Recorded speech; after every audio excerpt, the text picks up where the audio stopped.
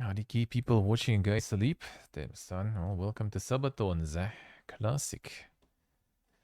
Classic. Yeah, quality content, man. Quality content. Like whenever someone is going on, like, oh yeah, you need to be like super gamer, super comedian, super entertainer or something. Yeah. Not really. You can literally fucking sleep, man. If you got your community, your channel in some spots, you can be anything. You can suddenly sit and watch paint dry, and there will be still a shitload of people watching that. It's that simple. It's that simple. But the trick is to get there, though. Alright, let's go.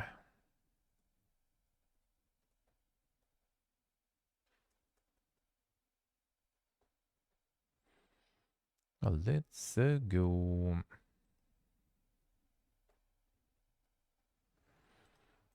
Done. Update it.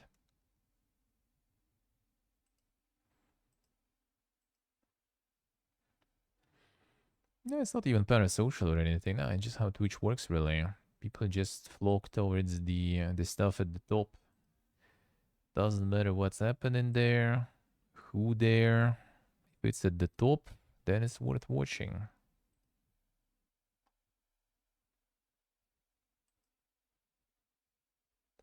That's the simple logic.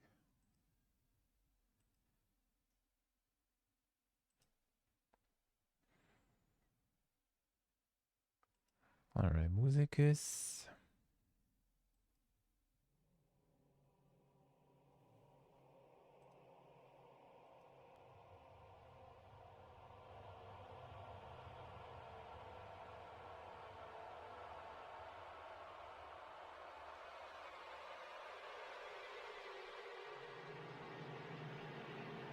Alright, let's go on. There we go. And once again, go to bathroom and let's start. One moment.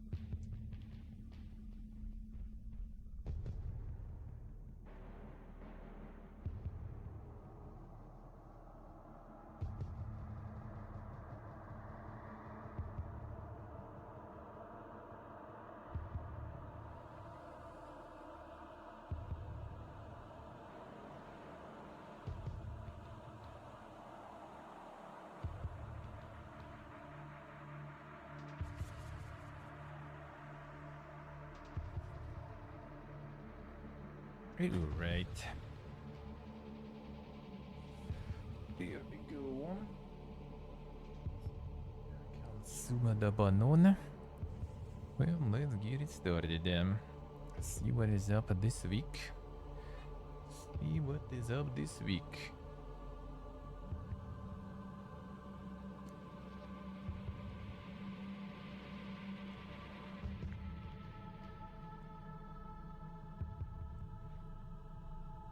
What is going on?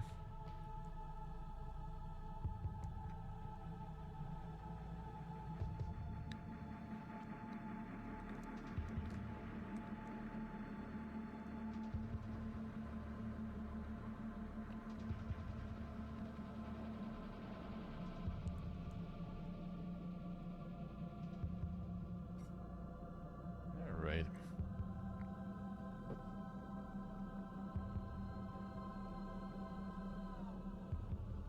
Now let's see.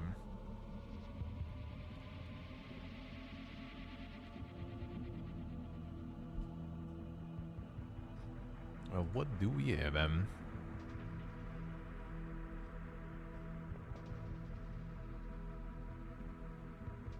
Oh yeah, the Gnorf is on sale too. I'll need to get back to it, but man, now it's also with YouTube streams. Time, man. The time. Where to find time for everything, Blasphemous 2 on sale. Oh yeah, Dreadgy on sale too. Dreadgy on sale, very nice.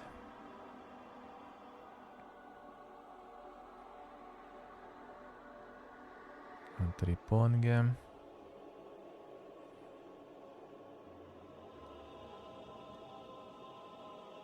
New releases.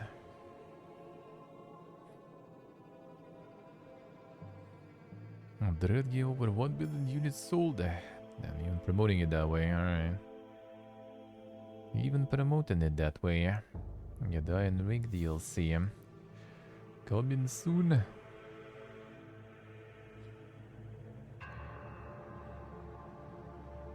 Now we'll see how that one go. I will see how that one will go. First DLC was alright, even though I'd say it was maybe a little small. But I think it wasn't actually even like expensive or something. I don't remember exactly, but yeah, I think it was kinda small and not really dink. Well, I mean, even like the bundle is like not that expensive there compared to the original game. The bundle is a couple bucks more. So that is still decent. That is still decent even though DLC was small. But yeah, new DLC is coming there. Wait, when was it actually? Oh, 15th of August, alright. Well, I mean, relatively small, relatively soon, I guess. 5 hours of content, so I assume it's kind of gonna be the same one, probably. A brand new side story. A new equipment. 8 new pieces of gear. More than 50 new fish gear. New tier of boat hull, bigger and better than before. That's nice. Enhanced versions of some abilities. 12 new achievements. Dude, by description, kind of sounds like might be better than the previous one. Well, a little more, since you're kind of getting the abilities enhanced. If you get the... Since you get some gear upgrades, a new hull and everything, that seems like it might be a little more impactful than the first DLC. We'll see, we'll see.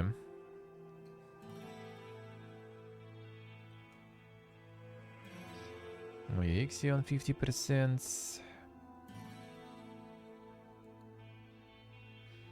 Stellaris on sale, damn son. There it is, dude. How much with all the DLCs on sale? Are they? Not all of them. An expansion pass is not on sale. Just $200. Then the steel. Free during the weekend, I see. The ultimate bundle is just $90. That's a steal, man. It's also, I think, because I already complete the collection.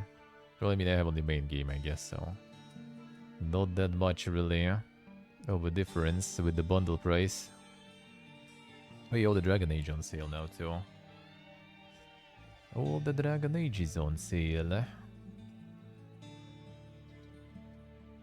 need to check Origin actually, like what do I have there out of them? Because I think some of the stuff was for free somewhere already.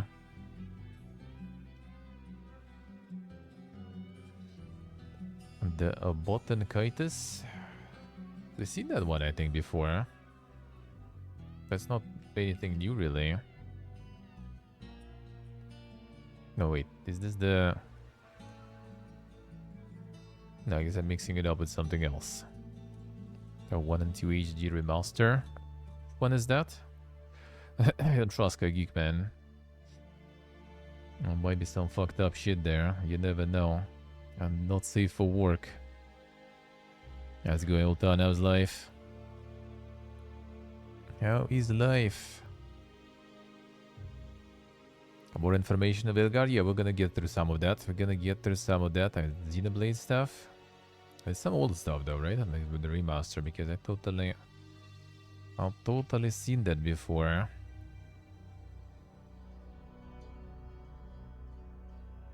Totally seen that. And just the fresh one, month 1 edition. Oh damn son, let's go.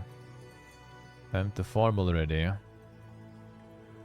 Time to farm already.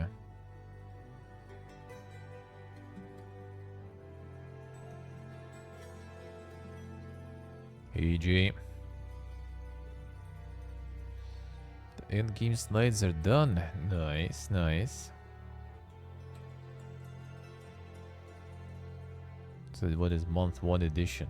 Main game digital art book. Alright. So you only get it if you get it a month 1? Insane. The value. Well, the value. So just weeb stuff, I guess. The usual.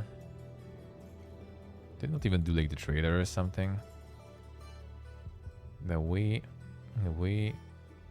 that you tell that they don't want to sell the game. It's just for their own audience. Or you know what the game is, then you buy it. Otherwise, you just skip it. I can't even see what it is all about. I guess there are some gifts though.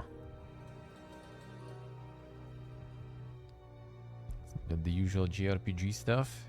Aspect ratio, I see. Graphics completely renewed and vivid detail. Menu screens. I see. Damn, not even like charging $70 for that or something. That's an interesting one. That's rare.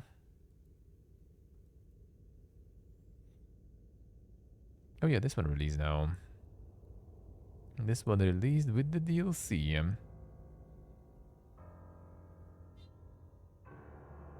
20th of June. I gotta get this one another visit. Well, need to. I mean, I barely even count the previous one as a visit, really. That was just a little glimpse there. To play it some more. And the dang simulations, man. My friend has like already like... Well, I mean, it was like 700 hours like a while ago. Probably already more at this point.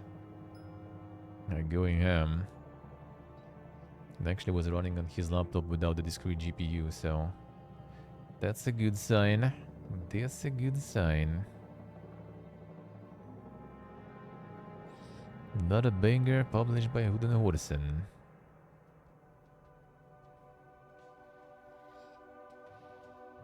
This was there. The Kingdom Come. Games baked in Germany. Damn son. The whole separate sale for that. They big there. Let's see. Did like some bundle in the whole franchise. I mean, I need to check what I miss, but nah, only separate ones. All right. To check what I do have.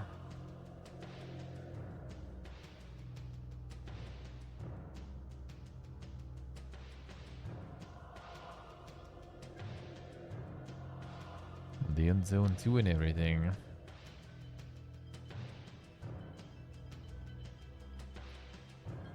A lot of things they did bake in Germany there.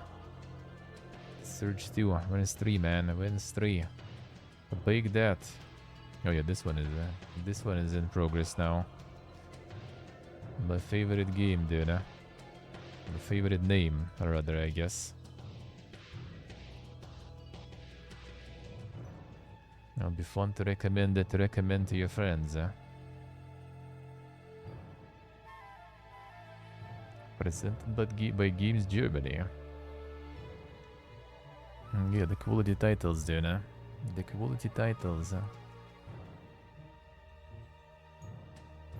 The planetary defense cannon. The classic German word there, yeah. Operate some cannons. Oh, they went like the full simulation on that one, alright. First one I just like read the description and it's from the... what was the name?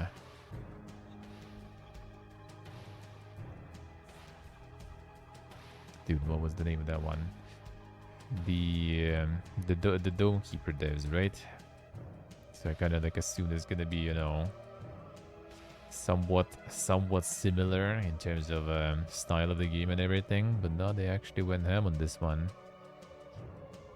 They actually went ham with some super simulations. The Dome Keeper, indeed. Hey, Steve, hello.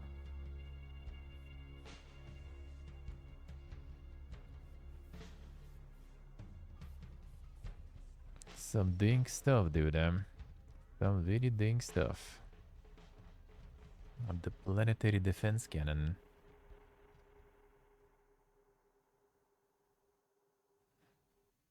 The planetary invasion from the comfort of your cozy bunker.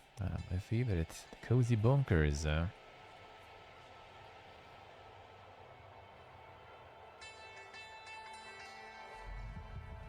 Press the right buttons and sip your daily tea ration. Good for you. And obey the superiors. That's important.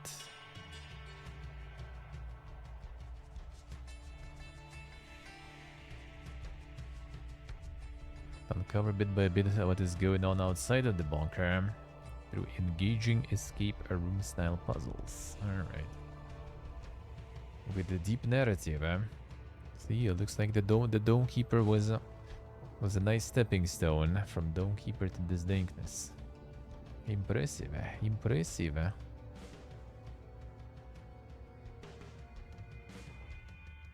But it seems like still going self-published and everything too.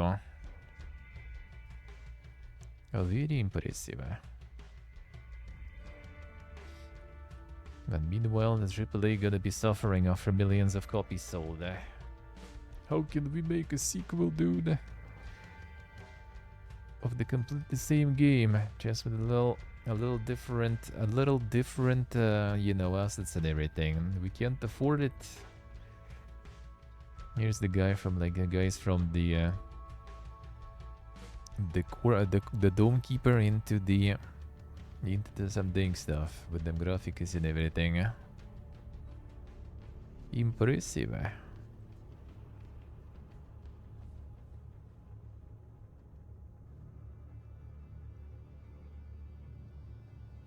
And this topic is out. Damn, 99%. People do like just making some cyberpunk environments out there. Yeah, with no specific goals. No goals, no management. Just creativity and dark, cozy vibes.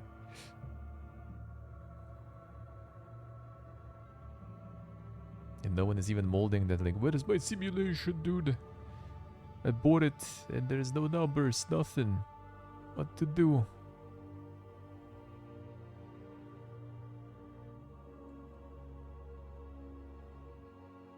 Let's see, find one. There should be at least one. It's 99%, so there should be at least someone. At least someone who couldn't read or something.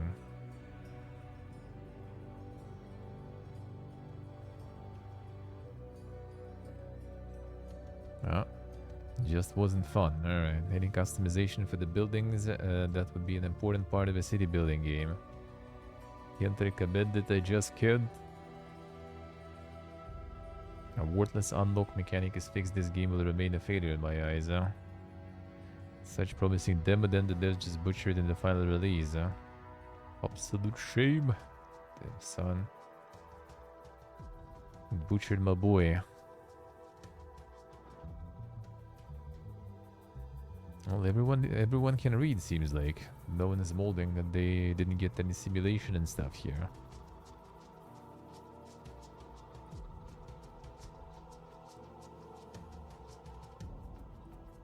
Truth untrue. That's the end game. That's the end game. Saying it like you don't want that. Why are you lying? Just waiting for one of the releases to actually succeed, eh? Then you gotta sell out. Insane. And 2 negative reviews, huh? It's like negative reviews actually that weren't completely PPG, seems like, though. Had a reason, but not so sure. But not so sure. Since everyone else kind of liked it, though. Interesting. That's good, eh? Yeah, kind of not my jam. Like, completely, like, you know, with no goal. Yeah, usually not a huge enjoyer of those, huh? Drug dealer sim 2, but mostly positive,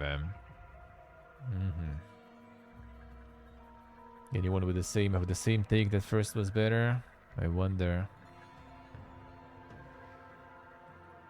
Yeah, many times the size. Experience tropical weather. Oh, 6 times bigger than the drug dealer sim 1. That's like the main problem, though, for me at least personally. Like, I would rather just have it, you know, small but with dang stuff going on. The parkour system. And the first game was nice. Massive downgrade from the first game. Alright, so I'm not alone. I'm not alone. Feels good.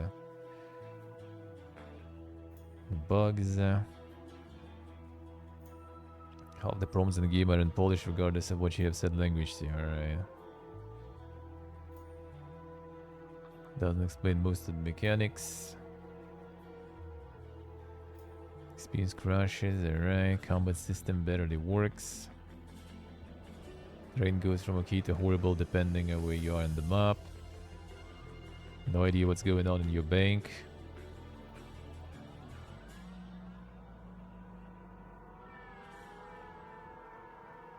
Reputation, you get it and lose it constantly. What does it do?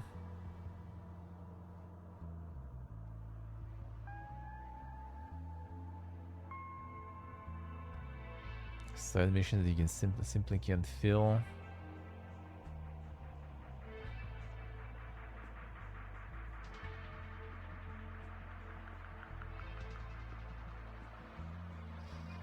Get ingredients for some of the drugs already. Alright, I see. But then, like, I didn't really didn't have a lot of like problems in general. It's just like, yeah, the first one was like more fun. Like all this like open world edition. Yeah, first game was way better. First game with co-op. Co-op system severely lacking.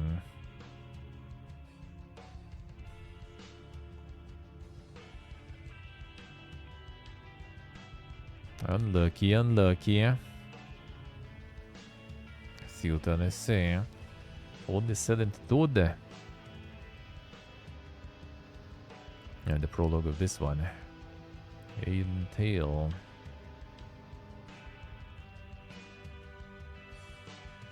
Cooperative first-person open-world fantasy tavern simulator. Damn.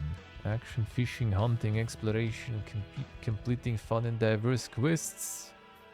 And of course cooking. Damn, son. Hello. Game has everything. I'm farming the reviews still. The prologue power, huh?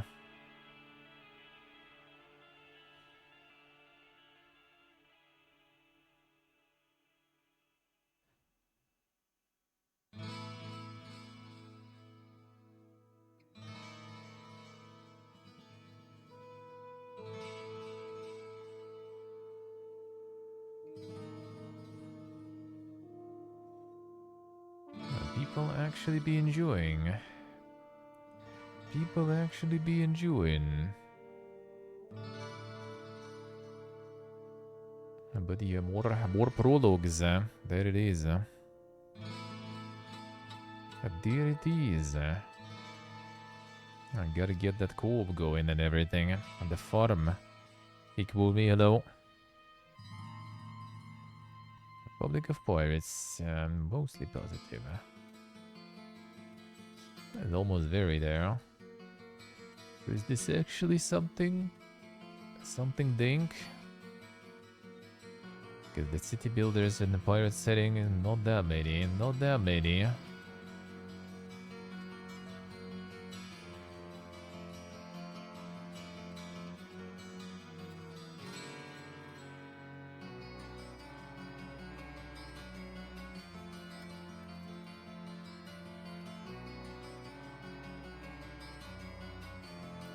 Alright, so another kind of like, I see. I kind of like, I don't know, like for me it's usually already kind of not really. Kind of not really that appealing, the Anno-esque system. Anno ripoff. Okay, son. Yeah, that's a lot of like city men, like, I don't know, maybe people just consider Anno as like, you know, the most successful one or something, but everyone is trying to get the same system. I assume it's just like the same stuff as in, like you have the chains of production, you have like some different like classes of citizens that you need to accommodate with different requirements that they have and everything. Like, dude, there's no one trying to get like their own like Tropico or something. Tropico still is kind of like the one and only in its own category. With like resources and other things, a little bit of the political stuff too. Everyone trying to go for like Anno and stuff, or it's some sort of like adjacency farming nowadays still. So like actually, you know, like I wouldn't really call them old, I guess, but like classic, basic city builders and everything, no one is doing anymore. Or like it's either kind of Anno or it's something like super like basic and boring. Well, actually, like they both kind of are already.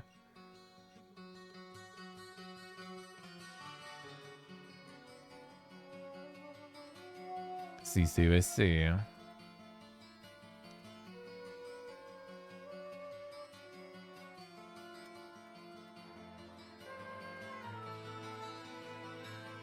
So it becomes kind of like more of a puzzle. All this stuff, not exactly puzzle, but yeah, you just kind of like need to plan your districts, so like the buildings that fulfill some demands of the population class cover as much as possible, you know, this kind of stuff. And so I like Tropico in that sense. Tropico is still the top tier. Still the top tier. Yeah, at least Anno is kind of like the main stuff, so they go all out with those mechanics. So they kind of like quite detailed and everything. A lot of those that are kind of more basic, well, like a lot of those that try to rip it off, they just make it in a very basic way. So it just kind of becomes like, oh, it's that one again. All right, there's new Tropico. Not so sure because I think they just recently got another DLC or something. Didn't they? The new DLC now available. Wasn't it like literally? Yeah, there it is. June 18th actually. So this week actually. Some diving center now. A vacation center, I guess. Diving suit.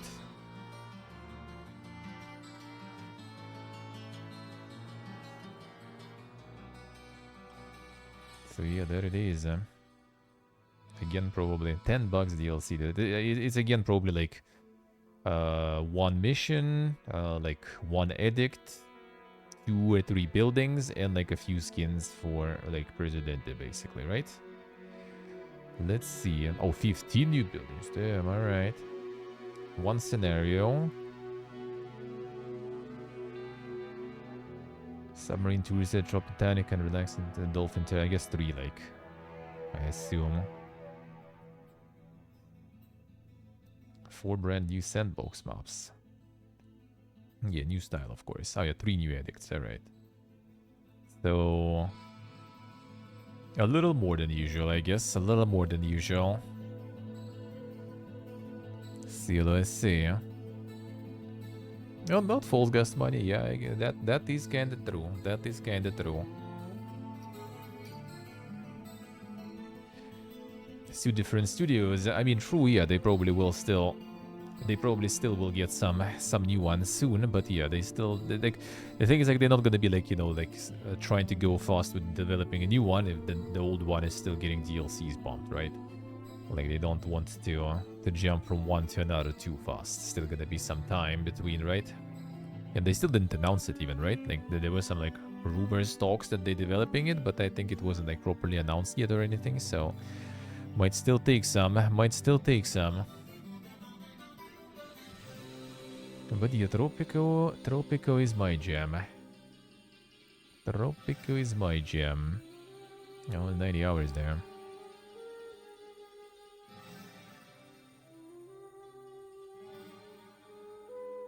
No, I see. Well, as in, like, you know, like, no trailers, nothing like it. Nothing like that yet.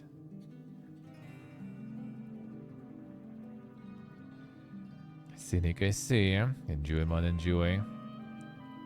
Enjoy XNDN.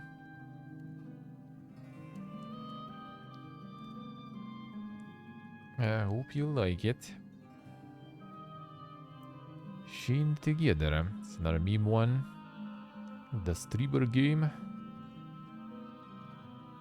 Climb chain to your friends to diverse worlds. Solo or co-op, try to reach the summit, discover what awaits you there. Yeah, that sounds like one. Hey, window. Hello. That sounds like that one. Like one of those. One of those. This game doesn't make sense whatsoever. Solo, yeah, I do kind of think so. Like the main mechanic is the chain. Like, why would you do it solo? What's the point? What's the point?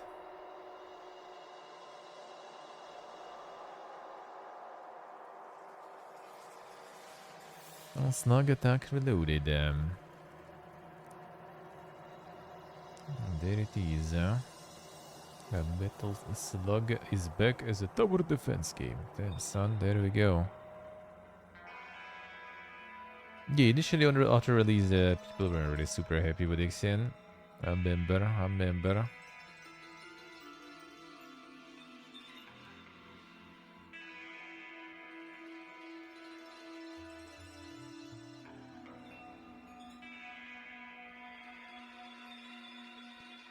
And the all-out war for 5 factions.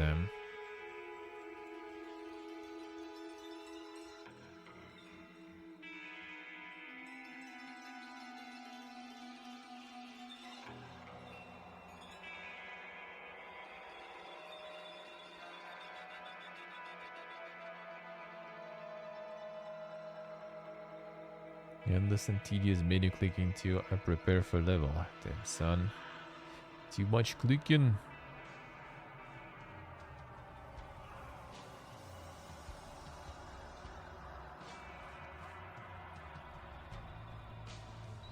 Terribly unbalanced, and most of the events aren't possible without the broken gacha units. What? Which aren't available in the base game. I fear they will be added as DLC. Huh?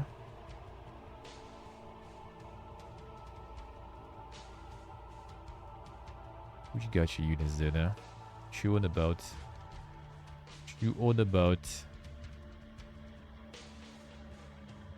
Does have online PvP-ness there, though.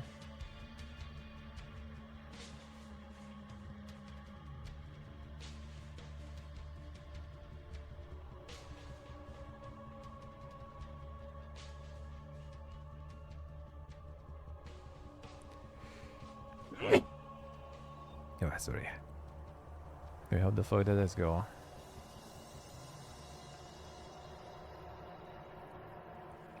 Train your favorite characters and build your unique deck. There it is. So you level them first, alright.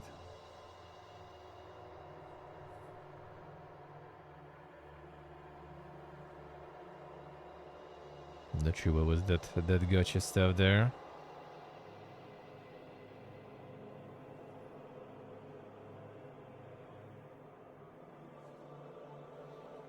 The broken gacha. But there is no gacha though. Click Simulator is fun and grindy. Love the graphics and the units. What I paid $10 for on PC is totally a mobile game. I mean, with 70 hours played though.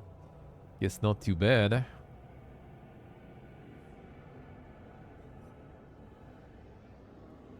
Alvirde. Thank you guys, thank you. Crime Boss on Steam now. Damn, mostly positive even. Going even towards the very maybe. Product refunded.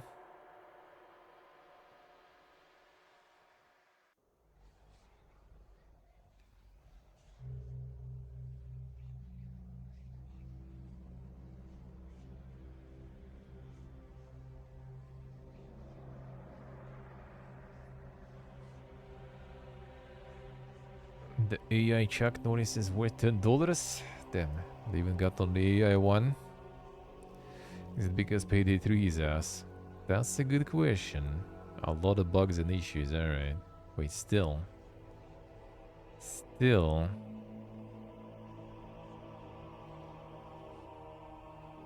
Unoptimized and everything.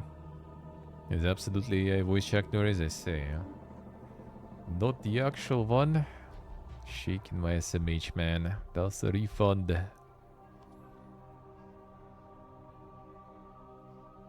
Buy the base game now, get all DLC for free. Limited offer only. Amazing. Amazing. Well, looks like on Steam at least they did a bit better than before. Well, that at least they did. Get that FOMO, yeah. A little bit of FOMO. Can we still waste the deep in the end? Seems like everyone's enjoying. Cats and Seek Kyoto, there it is. The actual releases. Only one this week though. This week actually some premium releases coming, I guess. Only one prologue and one free game. Okay, 2 free games, I guess. And the powder toy. That's this. Kind of like the physics simulations and stuff. Physics sandbox, I see. Stimulates air pressure and velocity, a heat, gravity, and a countless number of interactions between different substances. Damn, son. Quality gaming.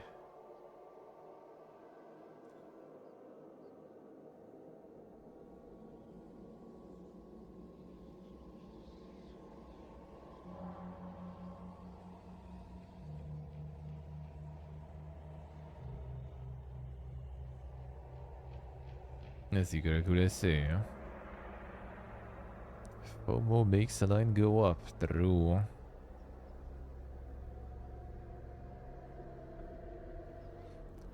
Free particle physics sandbox. There it is. Community creations. Open source. Feels good.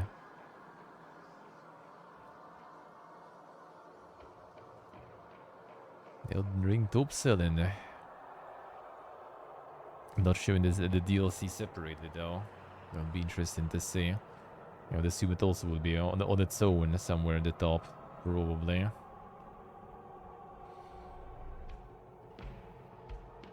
Probably. And darker. Dragon Eclipse. Kortspug.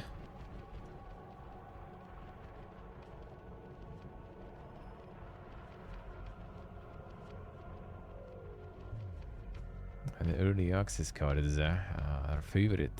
Our favorite 2406.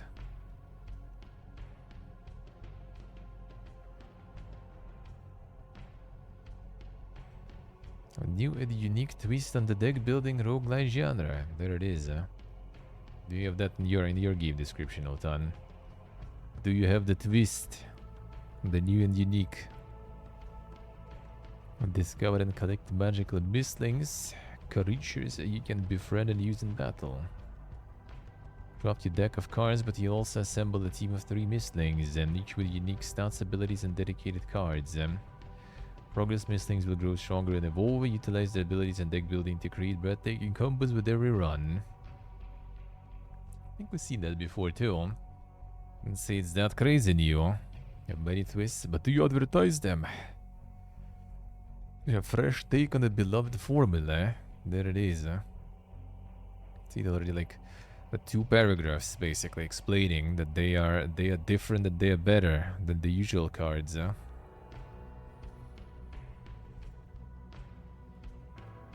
twisted it so far is the same again, yeah. I'm just mutilated now though. And broken.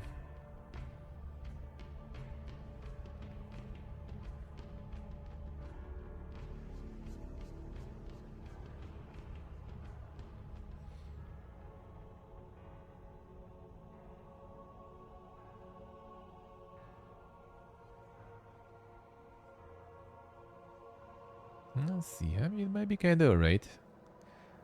Not you know, like just like clicking, and not clicking from just the looks, I would say. Dyson Fold also, I think, is from the same department there.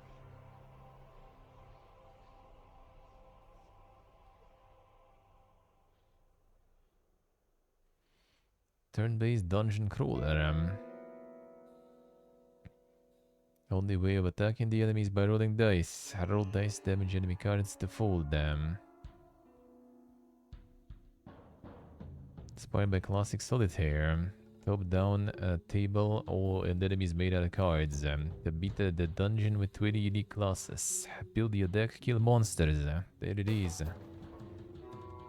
So I think it was like I seen like Twitter or like Reddit ads also. They farming quite a lot because I've seen that one many times already. That one I seen many. Oh, because they're Roguelike Entertainment again, interactive. They're the same who published the Pocket sponsors or whatever. That one I also seen ads of. Seeing those ads too.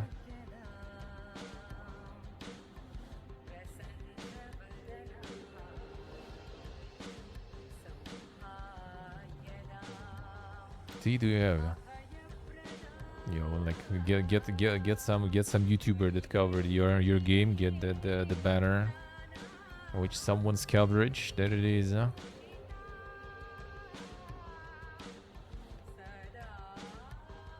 Solitaire with the dice.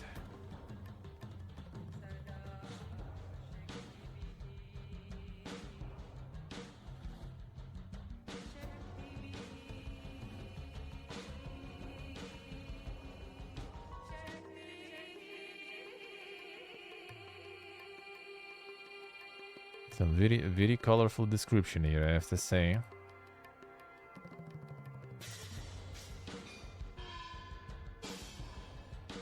We'll do our best to keep these promises. Please do not shop depending on the future update content. I mean, true.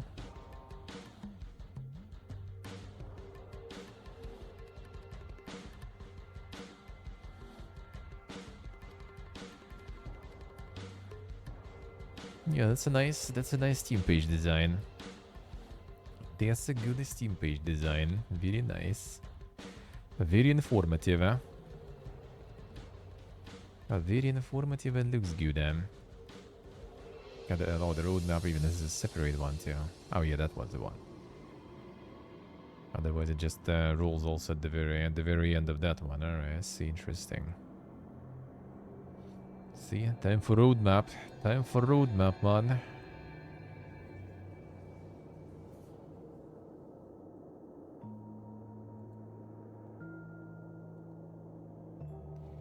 Ocean World Eden Crafters. Damn.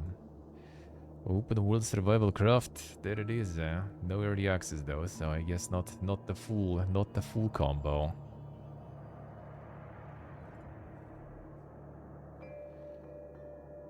A journey of survival crafting and automation. Free prologue. Hell yeah, there it is. Introducing one of the planets you can transform in crafters. Upcoming co-op open world game that challenges you to turn a hostile planet into a habitable haven for humanity. Better than Toad. Better than Toad already.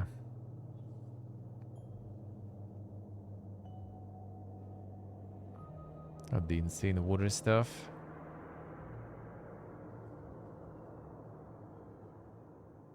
Can fly on the planet. Totally already better than Toad. Won't even do Souls like deck builder. There is one. I played the demo. It's out, I think, now. Well, I mean, they tried. You can clearly see.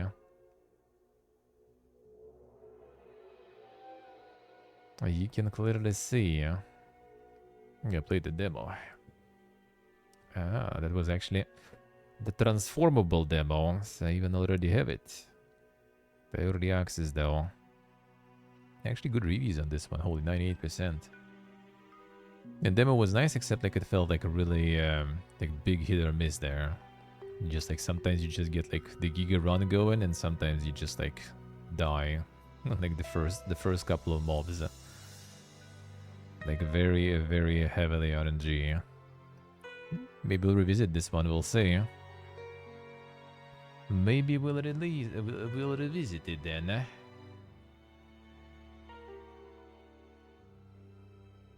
Might be, Steve, might be.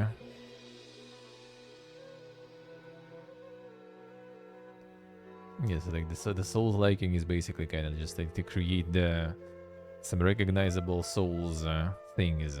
Other than that, it's basically the same still. The same deck building, really. I'll give it a visit again. I will.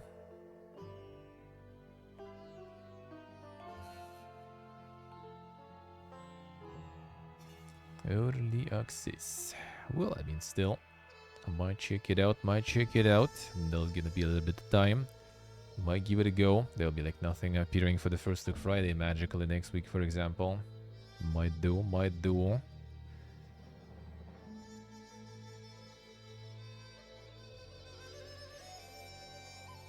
And the Souls-like deck building.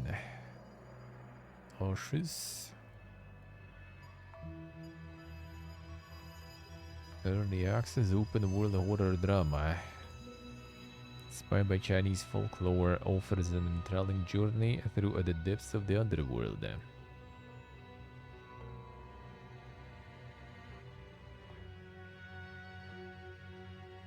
The early access horror, No, there are some dank Asian horror games. They do have some dank stuff going. Dynamic multiplayer now. Alright, I see. Online multiplayer. That's this kind then, I guess. Alright. Now that's a different story. Not a horror. Like the horror season coming in. Cooperative first person horror for up to 3 players. Oh, another one. Alright.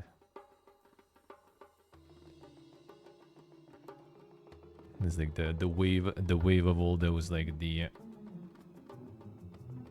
all those popular the co-op horrors coming through.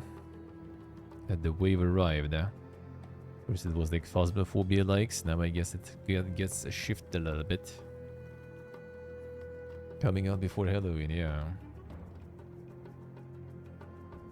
A little early.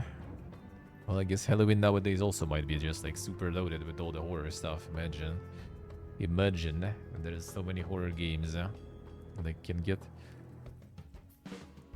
your schedule full on Halloween non-stop. Bomberito, another horror. Another one. Survive 5 nights in the heart of northeastern Argentina. The local farmer and reveal the truth behind the haunting tales of the Pombero. The world where folklore meets horror. insane. Developer and publisher Laura the Pitbull. Looks like the logo is also the Pitbull. Someone loves their dog there, dude. How shall we call our company? Just as a dog, eh?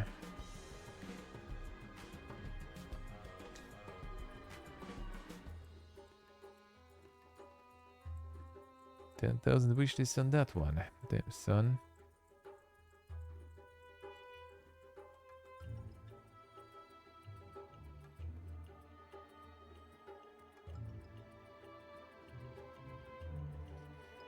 Gotta get the stonks, man. Folklore-inspired horrors in the rural landscapes of Argentina.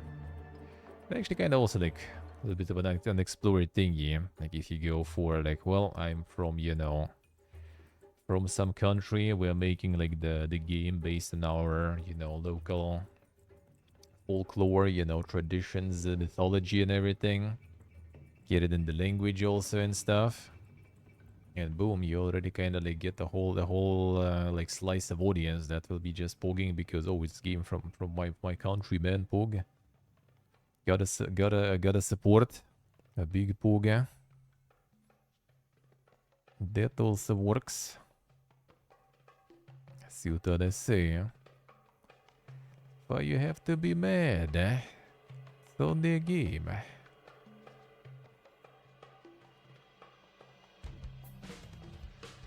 True window, true.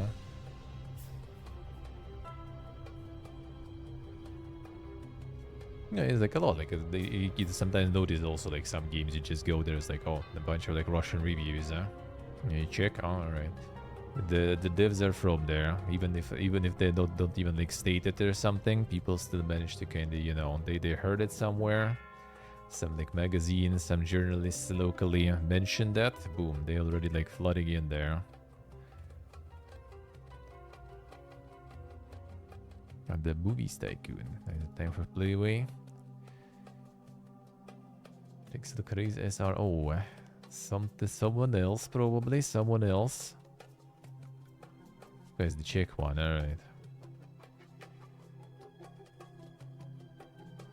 A more insane simulation going on. Alright.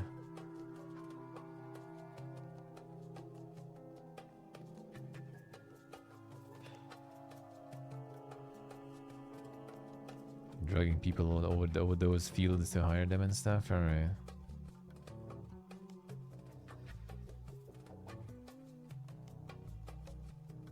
Yeah, the one I played on Next Fest, the Hollywood Animal, felt kinda a little more interesting. Not gonna lie. Not gonna lie. By Museum Treasure Hunter. Oh damn, another one. Another Playway I like, but it's not Playway even. Damn, son. I think Playway already has some museum simulator, I remember. Was it like not exactly museum, that was like archaeologist or something? No, there was something else. It wasn't paleontology, it was archaeologist, I don't remember. But yeah, I remember like cleaning some stuff you find there. That was an annoying minigame. Seems like this one also probably has that.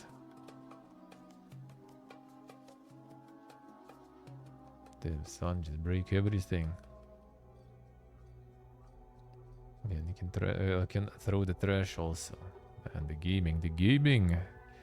There's the prologue too.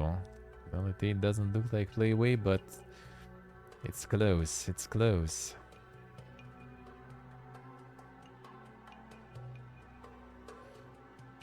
Ember Ward, could that be? The Distant Mazes with the Tetramino blocks. Deploy unique towers in this engaging roguelike tower defense game.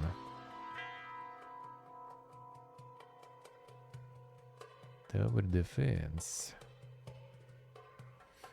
Yeah, Inakuri's on sale indeed. I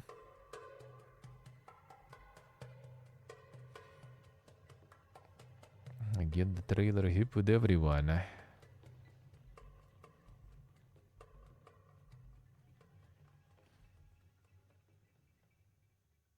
Alright, that was 1 second. There was what was the game?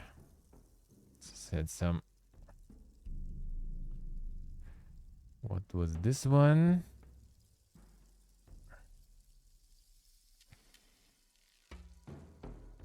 A journey through the forbidden world of Everween. More cards.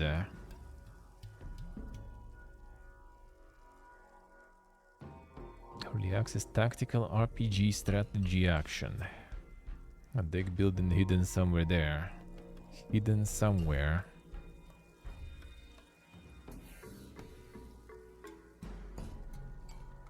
Similar to Run Goer there. But I'm gonna need to, after release, to check. There's probably like a bunch of other things that was out of that. The old scum's getting copied, yeah. I'm gonna get some new dink stuff going. The insane birds in there. The wolves and the furies. A little bit of everything. A little bit of everything.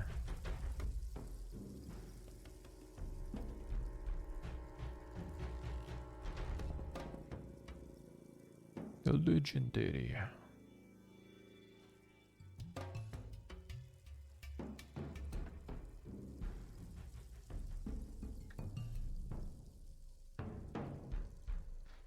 So what that exactly about? Collect cards, learn new strategies and new playable characters, embark on an adventure, single character, or assemble a squad of 4. Alright. Explore the world of Everwind, delve into the personal stories of the main heroes. Character positioning in battle. Let's see. Damn, so enjoying the performance there too?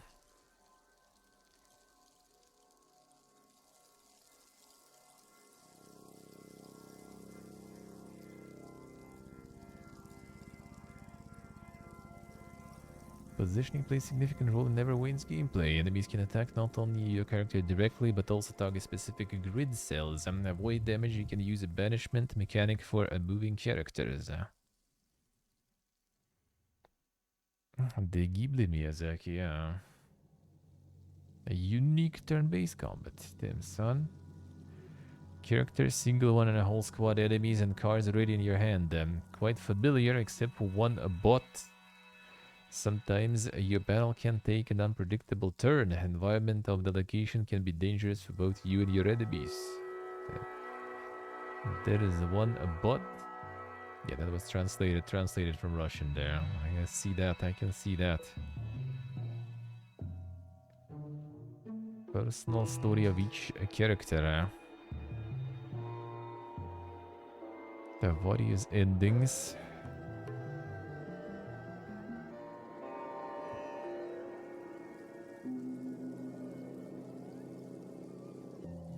Not having a Giga PC, then. How could you? How could you? Alright, another one. What was this? Was it Cyclopean? Yeah, boys. From the Islands of Caliph developer. Who's apparently a solo developer and father of 7. Dude.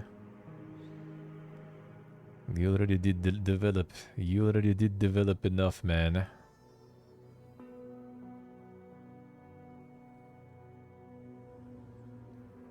Works in several games simultaneously. Yeah, there is like a few now, I think. Cyclopean, and there was like something else also. A work begins in Cyclopean actually in June 9th, so it just kind of started. Just recently started.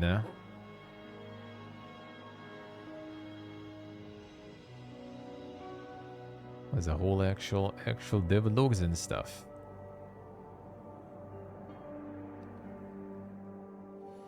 Well, I mean, with like seven kids also, you know. He used to develop multiple projects at the same time, looks like.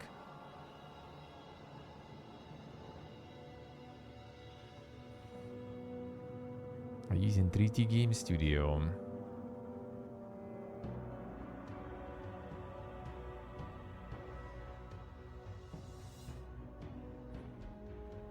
And maybe built on maybe. Ah, the full release version work. Alright, I see. Let's see, Steve, I see.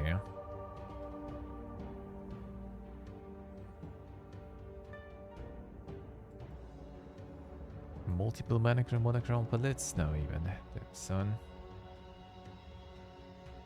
Got them all. Got all the different colors.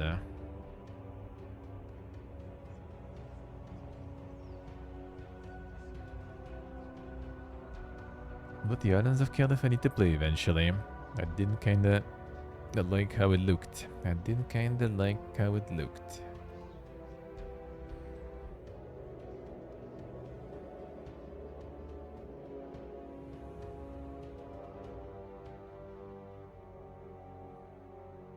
I beat Toad with a game with a shit ton of planets.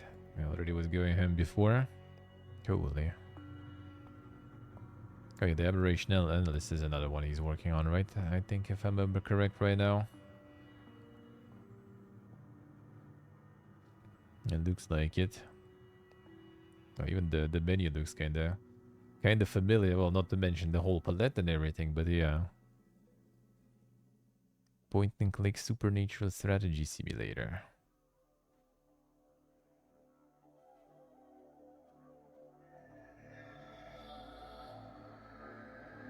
Anyways, this is the point and clicking. Let's see. 64 megabytes video card. 720p resolution recommended. Storage 1 gigabyte. Sound card, yes, if you want to hear anything. Other older hardware may work, but has not been tested. Ah, man, come on, dude. Why is not tested? How about you assemble something older? Actually, that's already quite a dedication there. XP Vista 7.8 server 2008, server 2012, 32-bit or 64-bit. DirectX 90C or above. Intel Pentium. There it is, man. Requirements, no, I would say even. There's no requirements, man. It just works. Per Linux, true.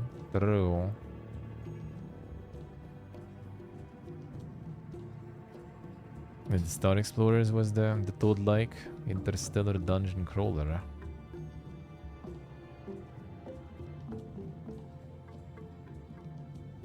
A lot of demos, which is very nice. True.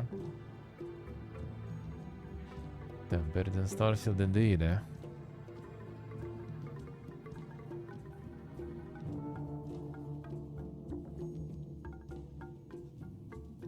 These players totally better than Starfield already. Even Neil Bowers.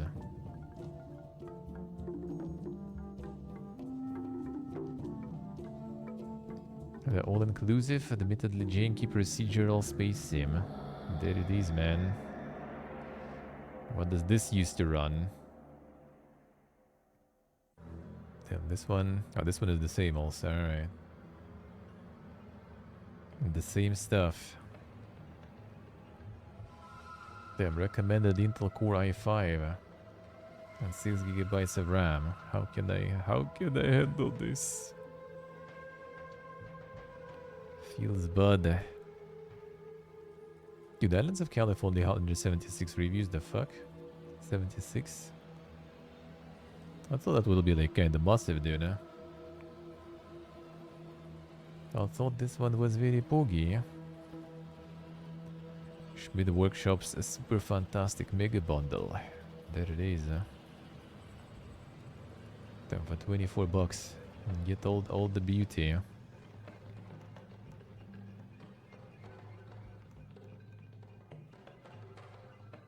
Damn, yeah, I thought this one did kinda better. Feels bad, man. Feels bad.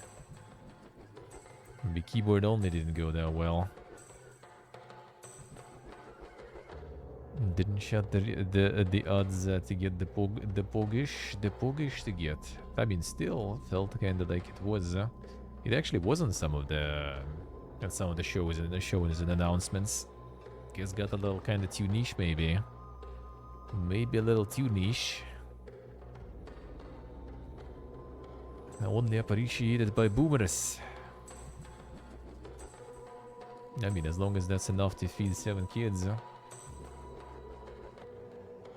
I respect that. I respect that.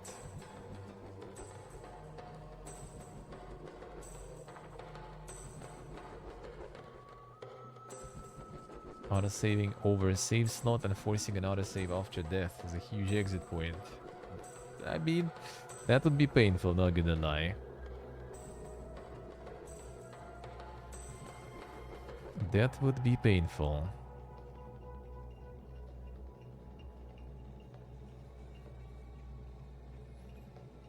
Got be built on, baby.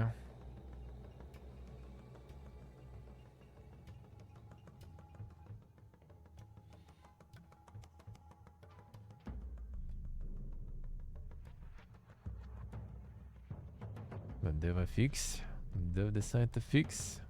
Good feedback, alright.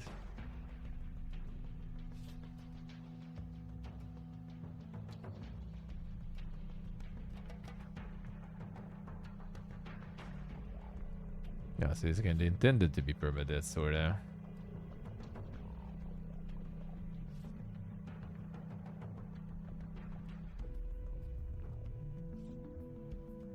Modern Magic Book 1, Bard's Tale, Legacy of the Ancients.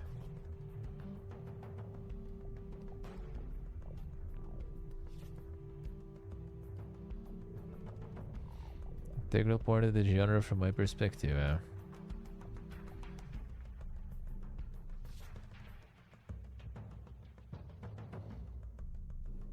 This aspect didn't survive the early days, and that was one of the things I have attempted to bring forward with this game. Let's see. I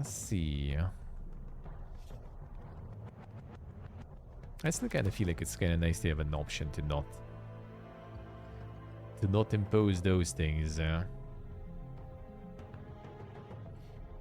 Again, like not even about, you know, like the mechanic and the idea being bad. It's just like, dude, you usually kind of like have some.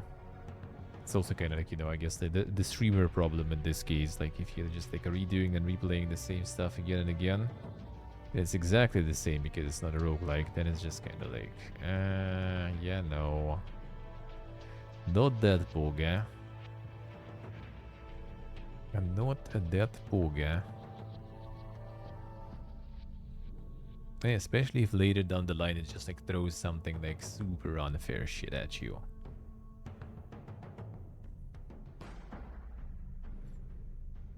Hey, Forever Blue, hello.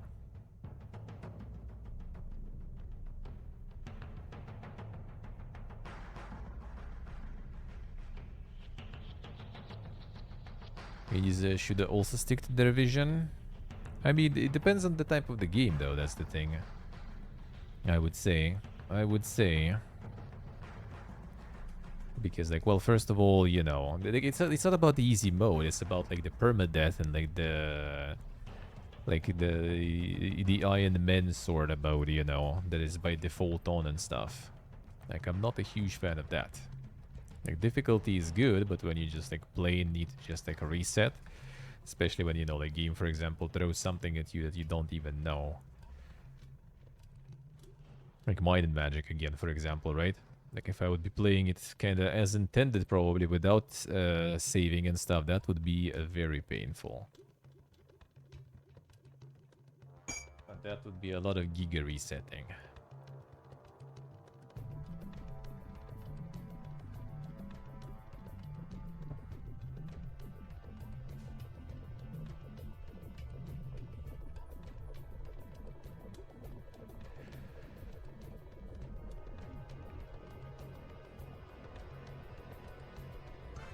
Trying to be original artsy.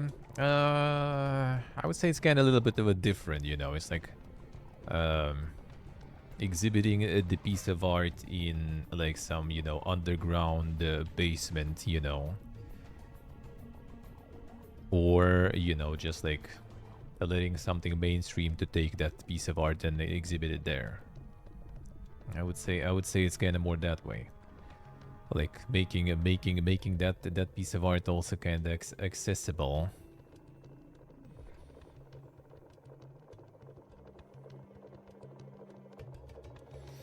Definitely underground basement. Yeah, but you don't necessarily need to limit it only to basement. Like no one forbids you from exhibiting in the basement. Like sure, stay in your basement if you like, no problems. But having an option to just kind of like see it somewhere else, why not? It's not gonna ruin how it looks in the basement. It's just gonna also be somewhere else, not just in the basement. That's it. I don't need to change the vision or something, or fundamentally to change. Kind of like Skull did, for example. You just go in the difficulty menu and you adjust a bunch of things the way you like. You want intended? There is intended. Just press the button. There is your intended experience. You want to change some things? There you go. You have the tools for that. Yeah, exactly, Steve. Exactly. Just like Skull did. Skull did that perfectly, actually.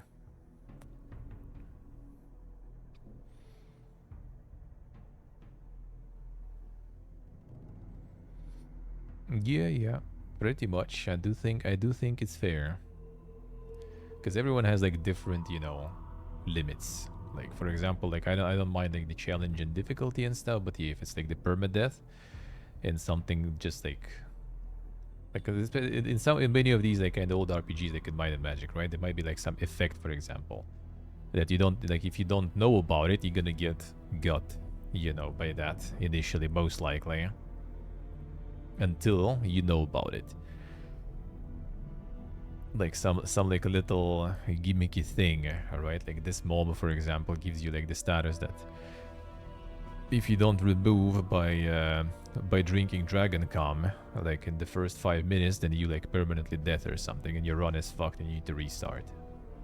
Like, all right, very original and everything, but yeah, like I'm probably most likely in that case, I don't know if I will be restarting. It's one thing if it's like also like kind of bite-sized game, right? Like why roguelikes are replayable, right? And people like enjoy it a lot, is because usually your run is like 30 minutes. What was that game kind of recently that I played? The roguelike also. Man, which one was that? Well, first of all, the last spell actually has that stuff, and there was another game I think also. It's just like every run is just like hours.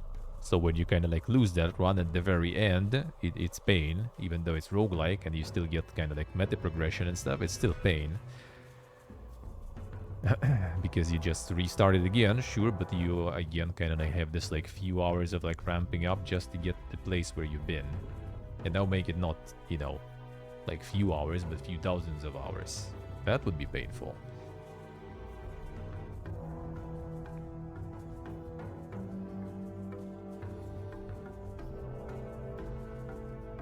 Every game is for everyone? No, absolutely. But that's the thing. Like, it already by definition is not for everyone.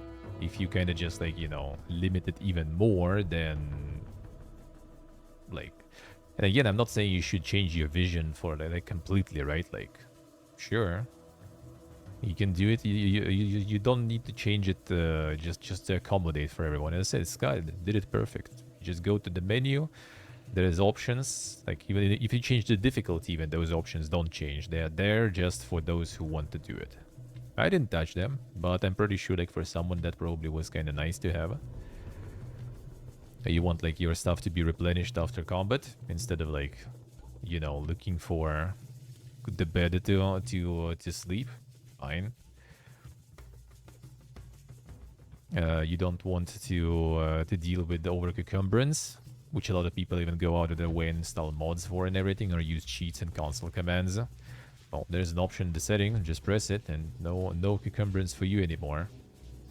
They make the game worse? Not really. You still can play it the way it was intended, like I did. Didn't touch anything there. Yeah, but someone can change it a bit, and it will be just way more pleasant. And it will be just way more pleasant.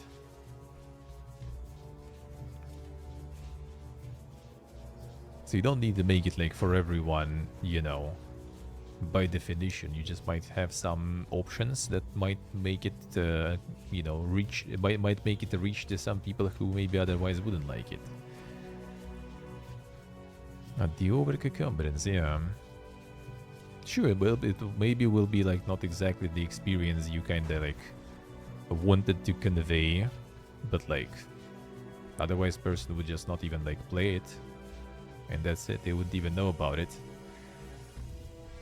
So you're still gonna have all the people who will get the experience you intended, 100%.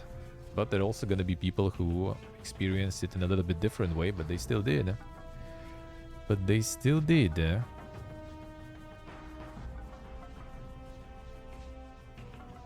So yeah, I think it's kind of like not a bad thing to have it as an option.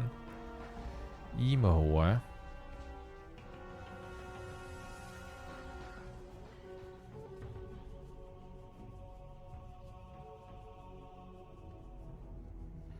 Like keyboard only input and only classic limitations to invoke that vibe.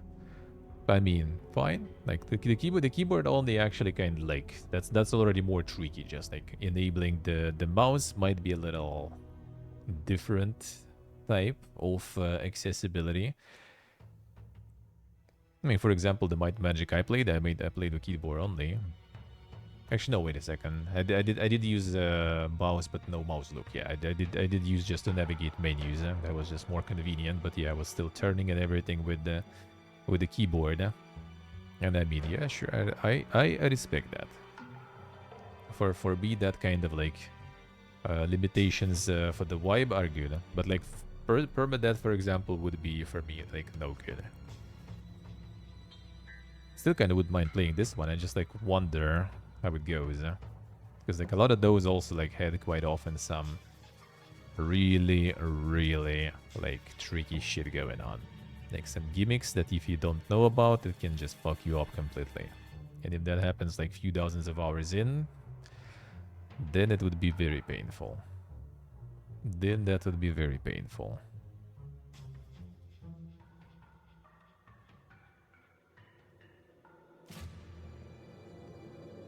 That would be very painful. It's also times are a little different, you know. Like back in the day, a lot of like some of the mechanics were also like partially made for like basically kind of like the padding, you know, of the game time and everything. Deliver the length of experience. Like even like all those like old, you know, like the arcade machines and everything. Like the goal was basically to make you suffer, make it super hard, and make it stall you longer. So you throw, you know, more coin in. So not all of that design back then was from some sort of like ancient ingenuity of the titans, you know, of the gaming industry. It was still the same corporate shit, just different way to milk players. It's just like over time you start thinking, yeah, that was the OG game dev, man, making things hard. Yeah, it wasn't because of the OG. It was just to make you throw more coin in the machine, basically. Pretty much. Wasn't that much of a pure intention there behind it. To be honest. And yeah, it was also kind of like more, yeah, ingenuity of Corpa, just different, you know, flavor of Corpa. And it was different market. There was less games and stuff around. So like, well, fuck, I died, run, reset. Well, we go again. Sure. Now, you know, well, fuck. Like 20 hours down the drain. Yeah, and I have a list of things to play, so I guess I just kind of move and play some other stuff then.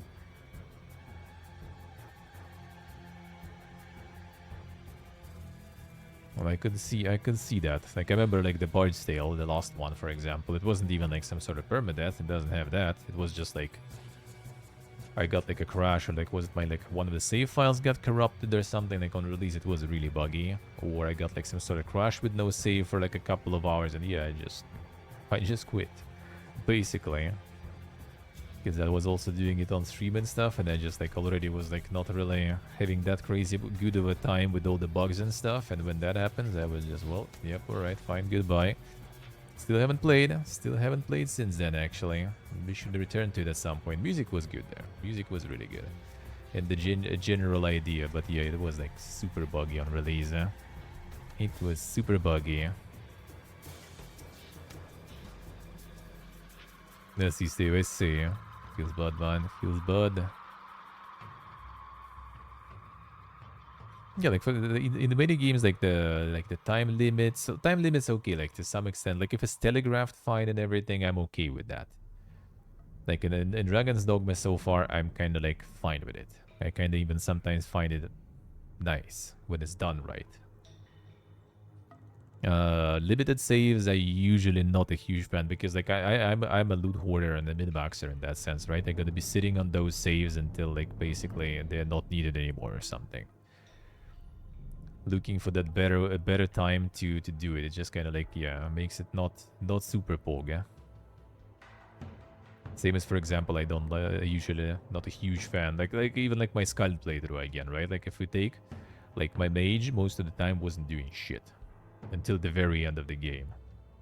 Like I barely used any like spells on the mages just because you constantly like sit on that mana because it doesn't regen. So you will need to kind of either use potions, which don't regen that much and you need to use a lot, or you will need to rest to restore the mana, which are also attached to like the play. Well, I mean, you could camp normally too, though, at least anywhere. But yeah, that just ended up with me like pretty much kind of like pretty much completely just not using the mechanic. Yeah, because you just sit on that, saving that money and everything. Mind and Magic kinda was the same also, to some extent, at least initially, until you become like super strong and can just like spam the spells like crazy.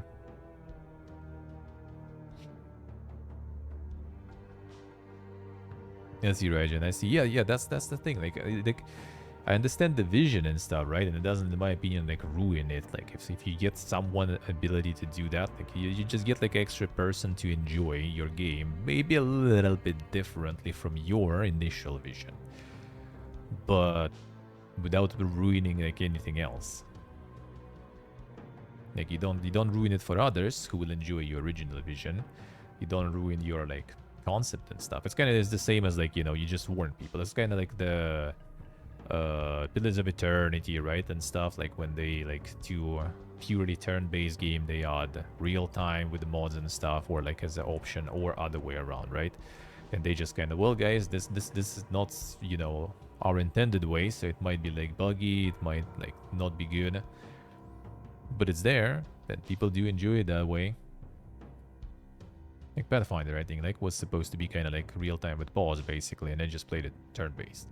Even though like later down the line they added it as an official feature because they realized that a lot of people kind of just want to play it that way. Not to mention that their recent game is fully turn-based already and no real-time option, which I wouldn't be surprised if like some modders already kind of did or working on it. So yeah, it's just like that's the thing. Like it's not, the game's not for everyone, but why not try to get closer to that singularity, you know?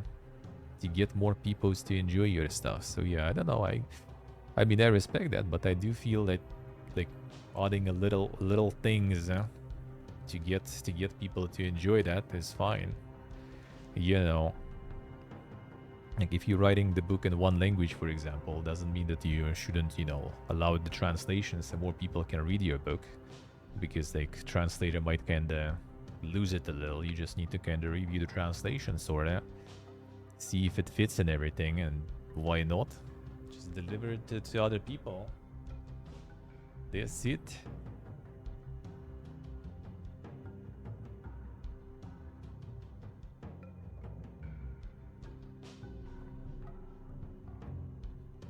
I lost 3 hours of progress there, I see. Yeah, losing progress, like as I said, nowadays it's way more brutal than it was before, for example.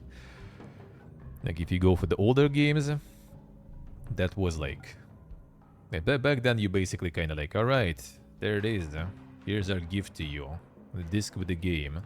And that's the only game you're gonna see for like months, basically.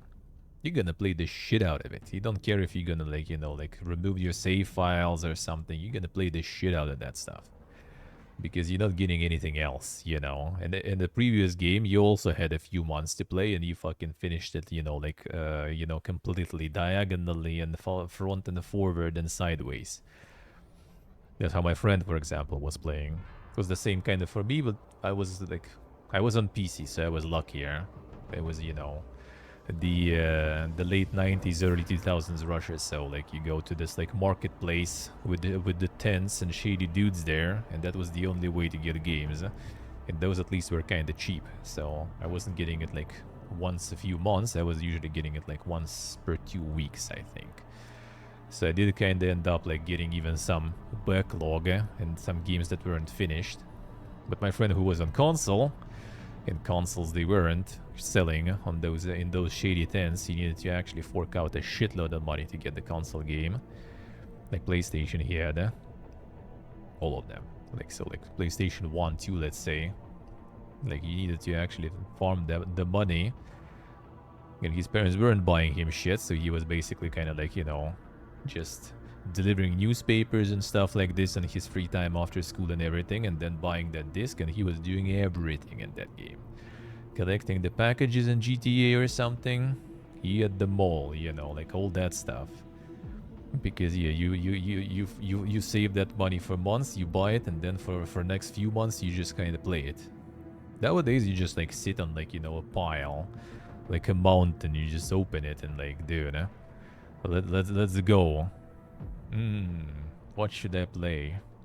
I lost like 20 hours of progress. Like I'm returning, or I'm just like gonna be, you know, going with something here, you know. So yeah, that is a little different, I would say too. That is a little different. That's only one store and stuff too. Like now it's another problem. Now we don't have time to play everything. And now you don't have to time to play everything. And then we kind of dig through like the backlog a little bit. It's like already, oh, that game that I wanted to play, but it's too expensive. Well, now I can buy it with like 80% discount dirt cheap, or it's free on Epic, or it's free on Twitch Prime, or like in Game Pass or something, and you can play that now too. So like you kind of like your backlog is refilling faster than you getting through it. Like even with me like playing that many hours like per week basically, right? And like take Stave for example, right? Who's in for now without Corpo is like already did like what 24 games since the beginning of the year.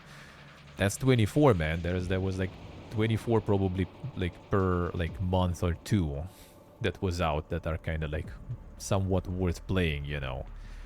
23, all right.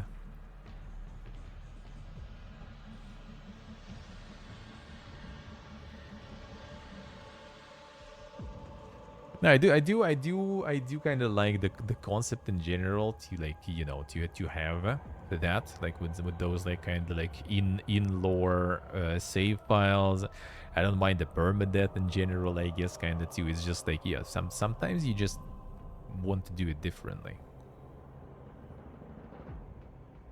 And like the difficulty of Elden Ring, for example, them not giving like some sort of easy mode, like I mean they did, sorta. There is an easy, like all Souls games, they have easy modes too, if you think about it. It's just not through the settings though. But yeah, it's summons, it's over leveling opportunity. It is always there. It's just not as simple as going to the menu and doing something, but well, summons are kinda close to that really, just not in the menu, but near the boss. So it kind of still does it through the in-game mechanics.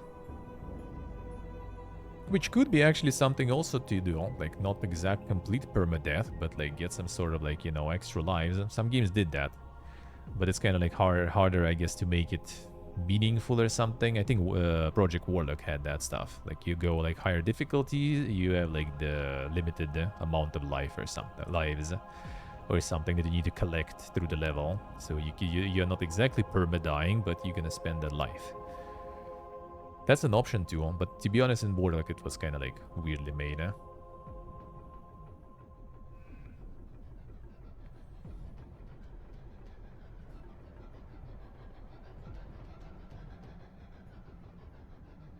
No reason to rush to play something new. Basically,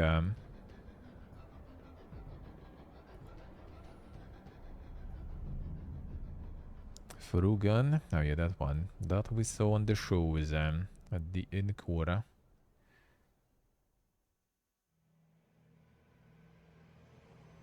More roguelikes. More roguelikes.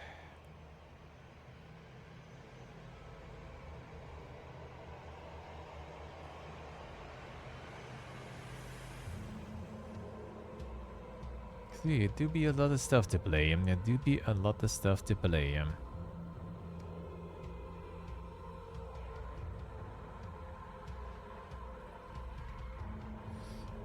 No, that's just kind of like how if the game design built around that stuff, like I can kind of see if you really built it around, like, you know,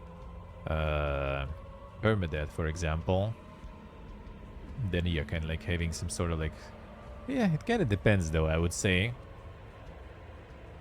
Like some things might get a little more weird, but I think mostly like it's more visible and more doable in like MMOs, for example, or something. Like if MMO is like permadeath centered and everything, then it's kind of like completely different like concept around it, completely different mechanics and everything, right? Like all those like full loot MMOs where you lose everything when you die, usually you don't have some sort of like a giga system with all those like super legendaries, sets and stuff like this, right? Like most of the time you just like run with like some kind of basic cheap, you know, shit that you just crafted because you can lose it any moment. And only if you like some sort of like bigger gamer in some super guild and you go on some like very important raid or something, then you're gonna whip out your like legendary enchanted armor that you will be also like, you know, like dusting off all the time, sitting at home in the storage for the 99% of the game. But outside of MMOs, I feel like the mechanics are not like that completely super different though, if it's like permadeath or not permadeath. It's just kind of like, yeah, when people have like the save file available always and stuff, and the saves come and in the hands reach, then I mean, yeah, they're gonna be maybe a little more like ballsy with their plays. They maybe want to be like, you know, gonna be like trying to min max more because now they can like, you know, check what this dialogue option does and then load in and try another one and stuff like that. But I mean, they know what they're doing. They ruin their own experience that way too, sorta. Or maybe that's the experience they want, so that's on them. But that's on them. As long as, you know, you kind of have the intended way, then you tell people that if they switch from that intended way, it's gonna be not exactly maybe the best experience. Then I think it's fine. Alright, Cyclopean and stuff we checked. Let's get to the news. The saves board into a mask. I would say that depends really also on the person, like, because for me that's usually like really bad. The systems like that, because yeah, I just gonna be like always like, should I save now? Should I do it now? It was that you could see that when I was playing Lords of the Fallen, for example, right? When you could like get those like the lanterns, whatever thingies, from those seeds. Like I started using them when I realized that there's a cap on them. When I realized that I'm maxed out on them and I don't get any else, I started using them. And even then, I started using them in the way that I kind of like, oh, there is one laying there. Okay, I'm going to go use this one. And then I pick it up, you know. And pretty much how it was.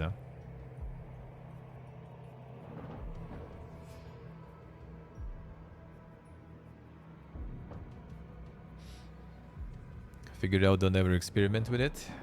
I mean, true, yeah. Experimenting is nice. Experimenting is nice. But it's also kind of like, yeah, experiment for the sake of experiment, just so, oh yeah, we do it differently, you know, just differently. We did it differently. We did it cooler. That is not that boga. Like for the sake of just being different, not just being better, being more like convenient, being more interesting or something, just different. That's not that boga.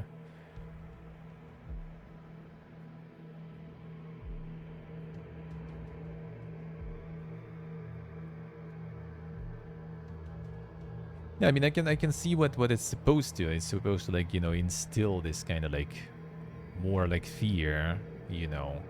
But you start playing less risky and everything. You play more safe. You kind of more like, you know, on your tiptoes and everything, doing stuff because you kind of haven't saved it for a while. So like if the system is well made well and kind of fair, then it's not a bad thing, in my opinion. I wouldn't be a huge fan, most likely, personally. But yeah, if it's well made, then that's fine. As the driving factor is not it. I mean, if it works, then why not? Some people like that adrenaline. Some people do like that adrenaline. It's kind of the same as in Souls games, right? Like you just kind of like already a bit far, have a shitload of like souls on you and stuff, right? And you like, oh man, like I'm out of Estus. I have a shitload of souls on me. Like I'm far from bonfire. What should I do? Should I return and spend it and stuff and then run again because mobs respawn, or should I try to push more and there's a bonfire and then boom, there is a boss fight and like, man, what the fuck?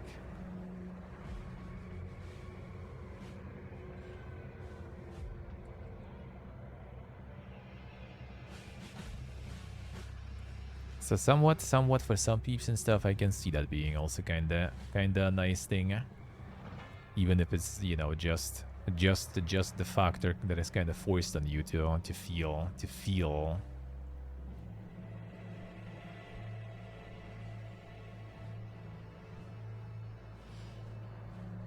That I kind of don't really mind. Like in Souls games, I kind of don't really mind that stuff. Even though, like, I do still really dislike when it's, like, with the... Like, I don't mind it for exploration. For exploration, I don't mind it. For boss fights, I'd rather have safe close, because I know that I'm gonna be dying, I know I'm gonna be respawning, I know I'm gonna be going in again and again and again and again, and I'd rather have my checkpoint close. Because running through the same, you know, road again and again every time, like, I think after Lawrence and Bloodborne DLC, when I did like a couple of evenings on New Game Plus, just like, you know, running on the stairs with the rock rolling down and everything, I had enough of that, like, for a while. I still remember it, like that stuff I still remember. Like you go from the boat, from the lantern, there will be first, I think, Hunter with like the whip or whatever it was. Then you get to the stairs, you need to aggro the enemies and start the ball rolling. You run to the side, the ball rolls over the hunters, you start running up, and then there's this big boy with whatever, like, it was like bell or was it hammer or something, getting out of the gate, and you need to get past them. Because sometimes some of his attacks, and if you time it badly, you're gonna get hit. And then you already lost some HP, lost some healing items, and it's already kind of like, man, might as well restart or something. Like, I remember this vividly still. I remember this vividly still. Like, for boss fights, I really dislike it.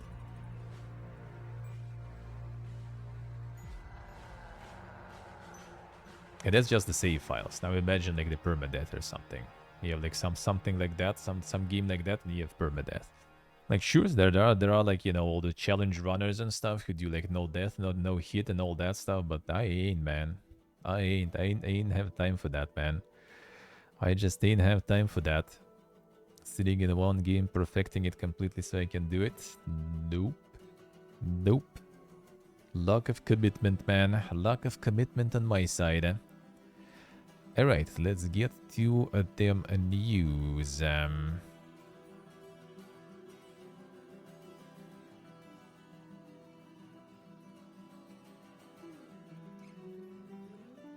Yeah, Thermat. No, in general, just like we're talking about the changing, you know, like having options to change the intended experience, or, you know, let's put it that way. So that's how it got towards the limited save files. That's how it got to the Soul games.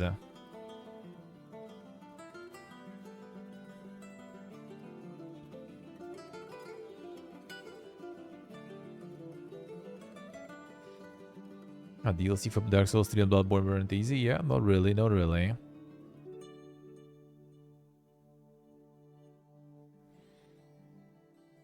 I mean, I do, for that, I do like more kind of like you can still do sort of checkpoint thing, but do it with like shortcuts.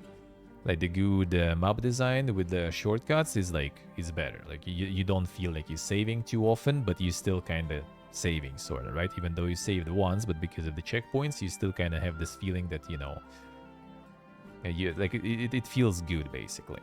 Like you reach the checkpoint, you don't feel like you just got like another save or something. You just, you know, all right, this chunk of map is out of the way. I did it without, you know, like saving somewhere else or something. I like that concept. I like that way.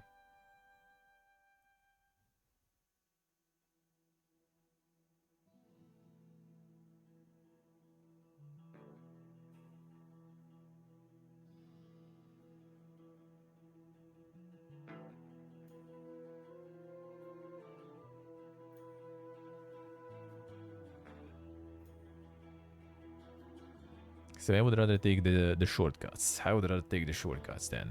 But still, like, it's gonna be some format of kind of saving, I guess. Alright, let's go. Let's get the news going too. I might need to try...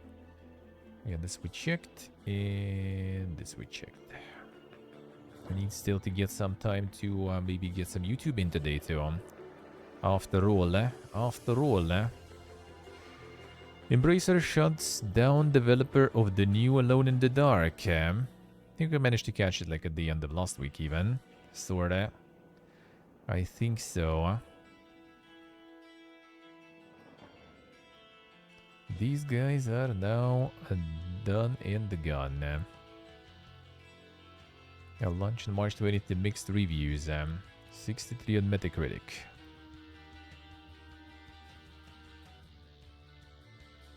Unlucky.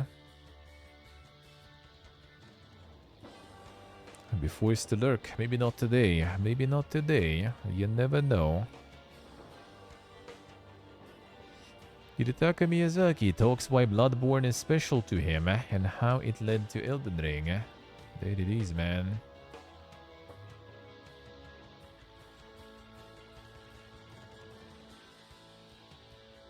Miyazaki directed nearly every game in From Software's legendary Souls catalog, including Elden Ring, Sekiro, and Bloodborne. A relationship between Fence and Defense started getting more fully fleshed out during development of Bloodborne. Became something much more fluid and active, I think, which was a very defining characteristic of Sekiro, and it's something I've been thinking about since Bloodborne. Perhaps in Sekiro it appears most obviously, or is the clearest form that I think that philosophy can embody. And personally, I think there is one more level we can crank it up to and sharpen that and hone in on that mechanic even more. But I think Sekiro was a big turning point. I mentioned Bloodborne was the first From Software game that clicked with me. Miyazaki smiles. I'm very glad to hear that. Bloodborne is a special game for me as well. I'm very, very happy to hear you say that. Now follow up asking the director why the critically acclaimed title sticks out in the vast pool of his other beloved creations.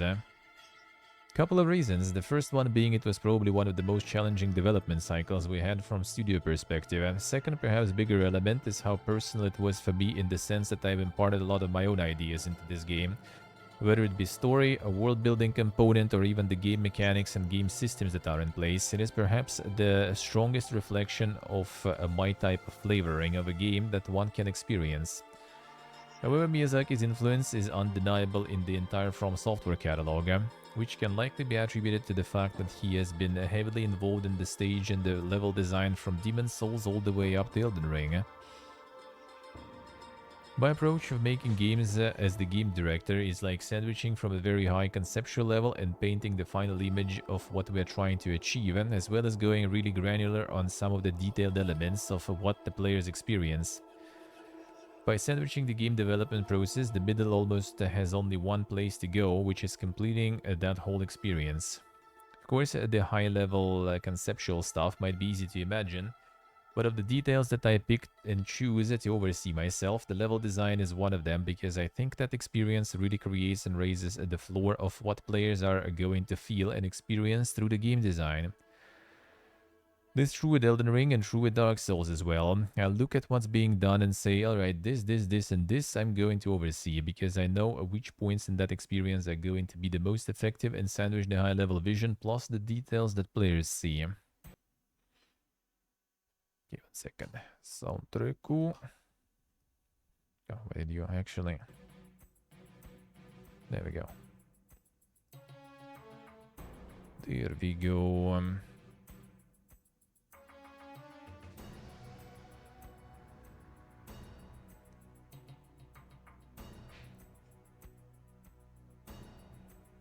In case of Elden Ring, there was a very high-level conceptual vision.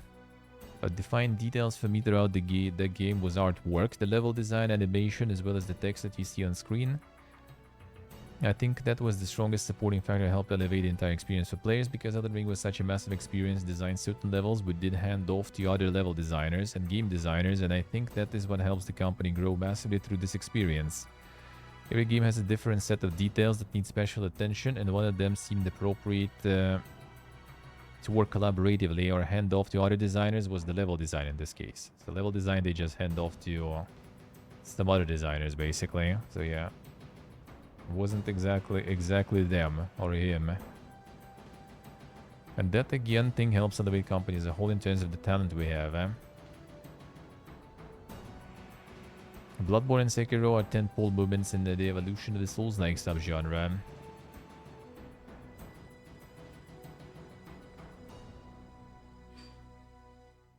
And just like the recaps there.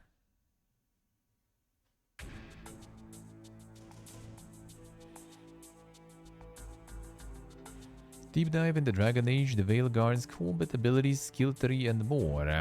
There it is. So that's a little bit of an insight on that stuff.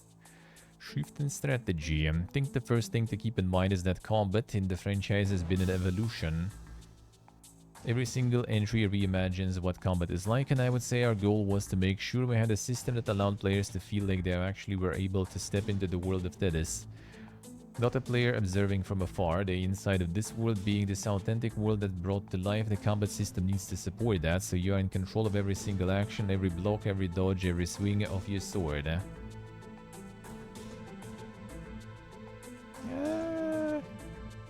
Debatable, but I guess.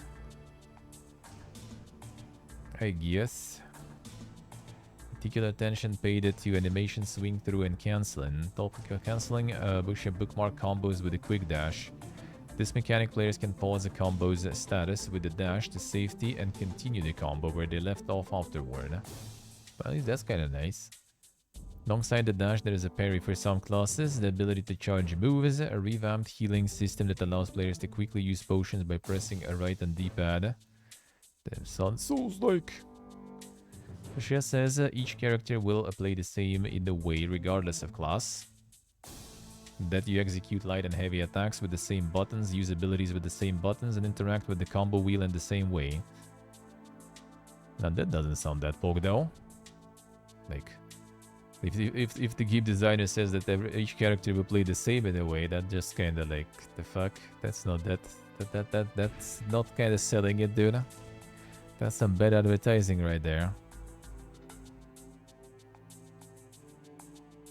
And then at one point we used a sword and shield warrior Kanari that hip fires and aims at their shield to throw it like Captain America while hammering down big damage with a sword. Pressing the same buttons as a mage might throw out magical range attacks instead of a shield. I see. Abilities like a Spartan-like kick from a warrior or a mage's firewall that deals continuous damage add to the player's repertoire of combat options. Warriors can parry incoming attacks, staggering enemies in the process. Rogues have a larger parry window, and mages can't parry at all, but instead throw up a shield that blocks all incoming damage so long as they have the mana to sustain the shield. So they kind of have like the same archetypes of the skills, I guess.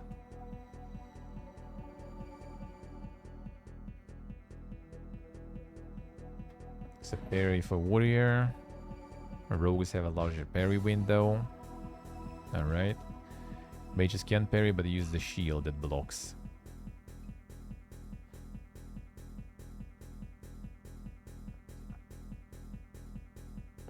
Got the baseline that allows us to get that level of immersion of I'm actually in this world, I'm part of it. But again, ability, strategy, linking my companions' abilities together to perform devastating combos, that is really where the depth and the complexity comes into play. Abilities and the skill tree. Champion, Reaper, and Slayer. Skill tree looks like a sci-fi game. Well, I mean, they're going probably for some, like, you know... Time to get some Path of Exile crowd on board. Look, we got the tree. There it is, man.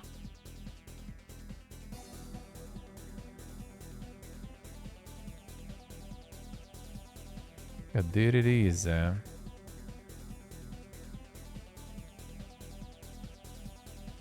budget into romancing. I mean, that's BioWare. I think if BioWare wouldn't do it, they're gonna get a lot of people molding.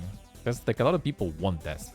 There's, like, a VOD article later, too, and, like, a VOD actually, like, said, no, there's not gonna be any romance. And, like, I remember when it was, like, last year, I think, right? And the people were molding. Like, the fuck, man? Where's more sex in the video game? I ain't buying, I ain't playing. Trash.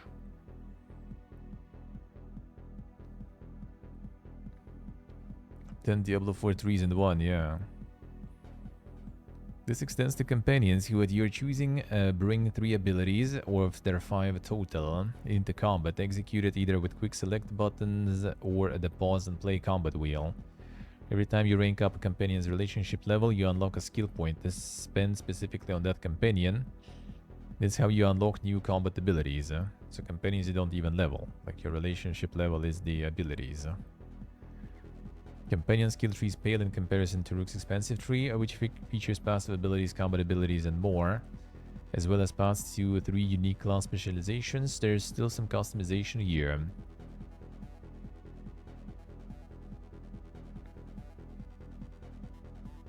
These are the companions ones.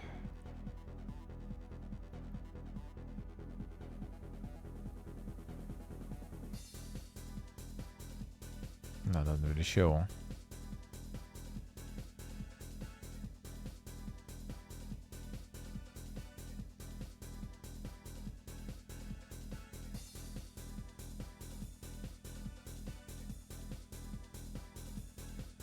Ability Wall of Fire. I'm ironically kind of interested more in these like little nodes. Because like whenever like you see these and like the node is like plus 3% defense or something, it's just bro. Like you don't need all this like crazy. It's just like all, but most of it is just like, you know, like you don't need this shit. It's just like the visual debate then.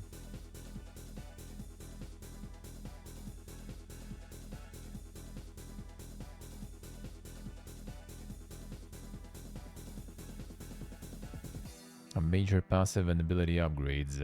Small hexagon traits, small circle, minor passives, and stat boosts. Okay, so there's a bunch of stuff at least. Alright. Let's see.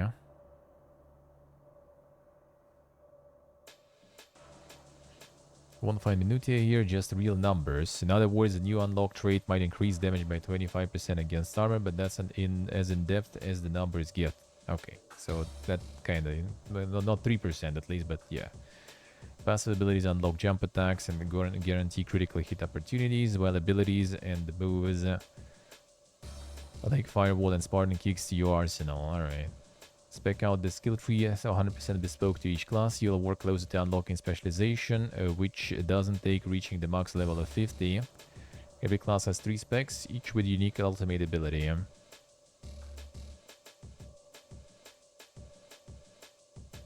Screw with the bear. Probably no bears though, I guess. Probably no bears. Well, there's some a dude with the horns. So that's as close as you get there.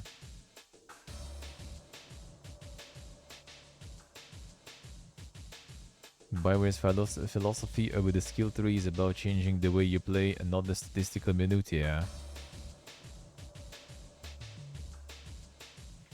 It's kind of fantasy aesthetic.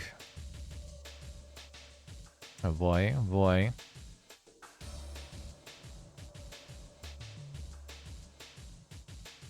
Trying to look kind of modern in style, let's see. You completely ignore the companions in combat, they will attack targets, use abilities, and defeat enemies all on their own. Companions are their own people, they have their own behaviors, they have their own autonomy on the battlefield, they'll pick their own targets. As the plots progress, they'll learn how to use the abilities more competently. It really feels like you're fighting alongside these realized characters in battle. So that would be like, you know, just the same as if they would be leveling, for example, just like you. Become stronger through that. See all the abilities Harding has, and I see everything that Bilara is capable of, and sometimes I'm using vulnerabilities synergistically, and maybe I'm pausing or slowing time with Bilara so that I can unleash devastating attacks with Harden. Also, like the pause and slowing down gonna be just an ability now instead of, you know, just having it as the tactical pause or something.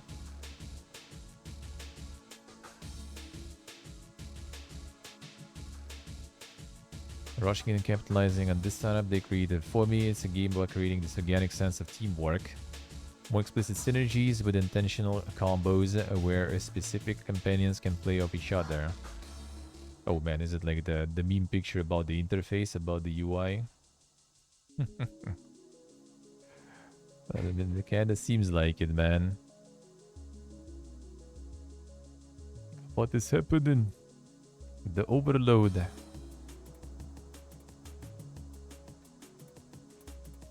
Information overload, eh? It did slow down, I think, at least when you get this stuff out, right? Wasn't it? So I guess that's kind of or was it real time still? If it's real time, that's ridiculous, man. Just even to see like the ogre's like vulnerabilities and everything, for example. That's some MMO stuff. This pauses? Alright, at least that's fine then. At least that's fine.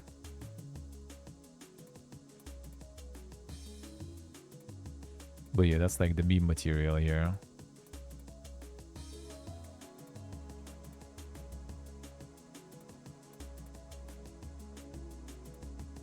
Sitter bara ska se.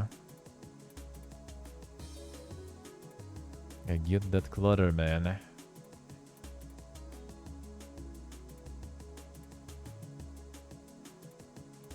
Yeah, that's why I also kind of like the RPGs like with some sort of like tactical pause or something like that, man. Especially with companions and stuff, when you have so many like skills and everything, it's just nice to have all like there. You just like press the button, see what everything does, and just do it. Done.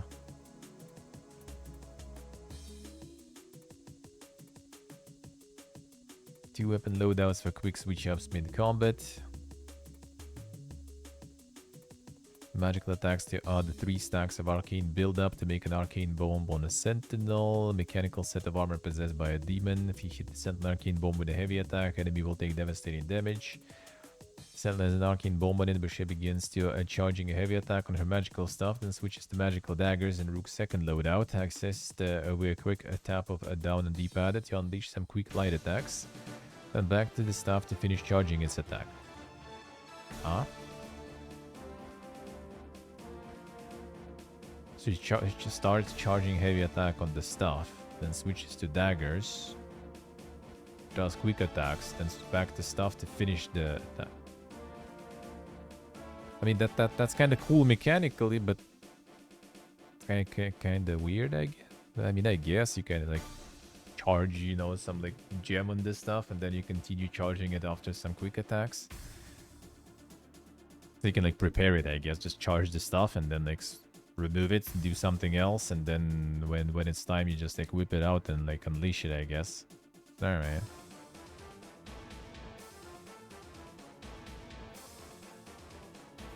No, it just charges, switches.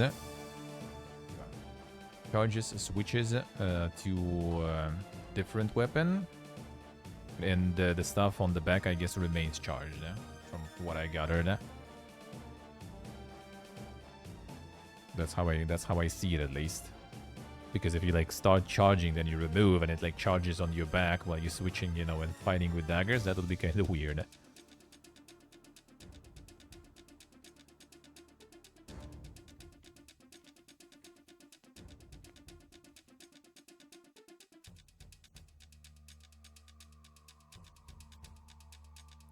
Combat system relies heavily on players extracting what they want out of it. If you want to button mash and use abilities freely when their cooldowns expire, you can probably progress fine. Although on the game's easier difficulties. But if you want to strategize your combos, take advantage of elemental vulnerabilities, min-max companions, and rook loadouts, you can do that too.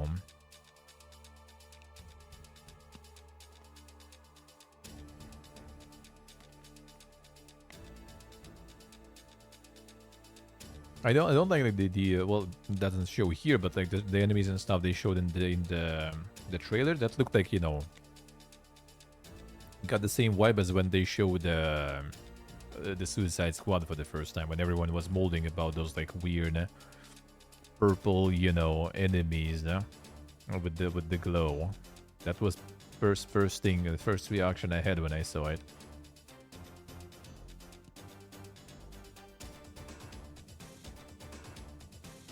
It's like the same faceless live service mob that you're gonna be farming per XP. Put the daily quest in the live service, you know.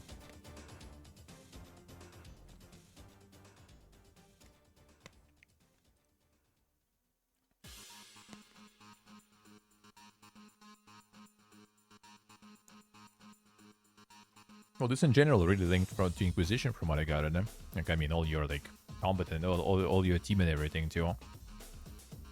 Hey, Endor.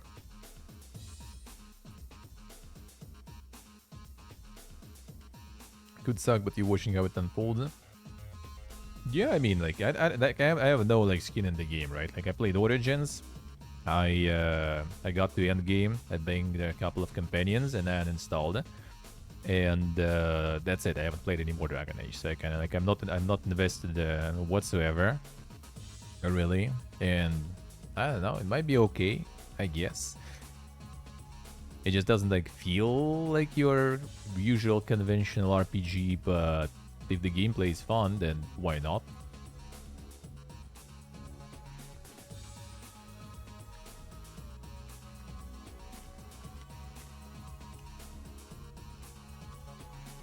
Like combat might be alright. Combat might be alright. It's just kind of like something else, you know, at this point. I just need to accept that the fact that it's, you know, like, alright, that's not the old Dragon Age whatsoever. It's something new.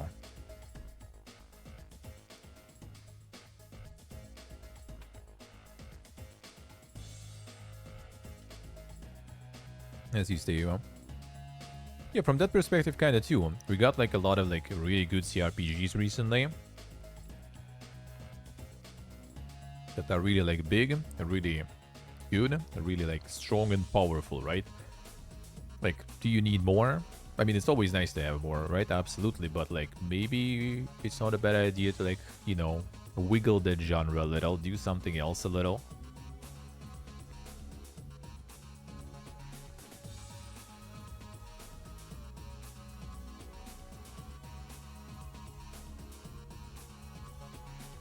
No, hundreds of quests to collect ores and herbs. Yeah, maybe it will be kind of like something more composed and concentrated in terms of like playtime and everything. Just, you know, you have like action combat, a bunch of action combat, and then you have like this like kind of like a bunch of like dialogue and everything. They get through the story that way, and then you're done like somewhat fast, for example, right? It might be good too, huh?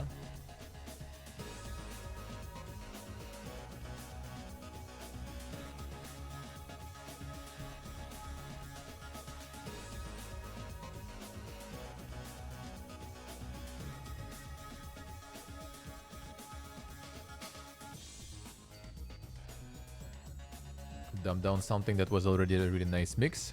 Well, Inquisition people already also weren't really like that happy. Some were happy, some were not very happy. As usual.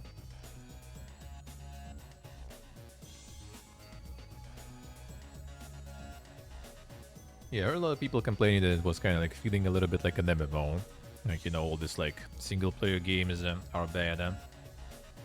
Concept still kind of being alive, I guess, a little. With a little bit kind of like MMO-ish like structure of some quests and everything. Some people were not happy with that.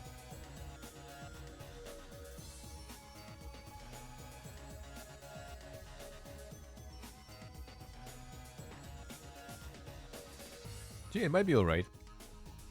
Will be different. Unconventional, maybe. But might be okay. Oh, you mean an actual gameplay? Yeah, they just switching, you know, the process every time, seems like. Like as Ender said, every game plays differently, and yeah, I think they mentioned that too, that they always like trying to change and like kind of massively change the way the game plays. I'm gonna go action, see how it is.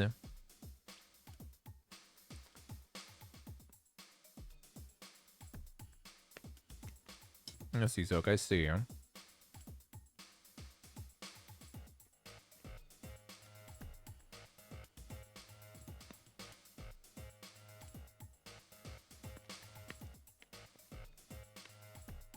Well, I mean, we'll see how that will go for them. Because, like, yeah, probably the move to get the new audience on board. The truth is, as Baldur's Gate proved it, is you don't really need to go like some sort of like, all right, we need to go like this specific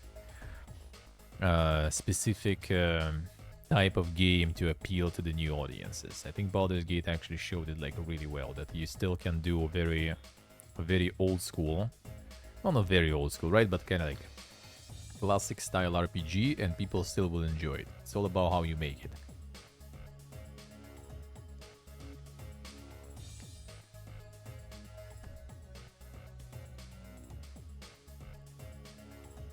Paradox Interactive closes Tectonic Studio. The same week it cancelled its first game, Live by You. That was a big question mark for me.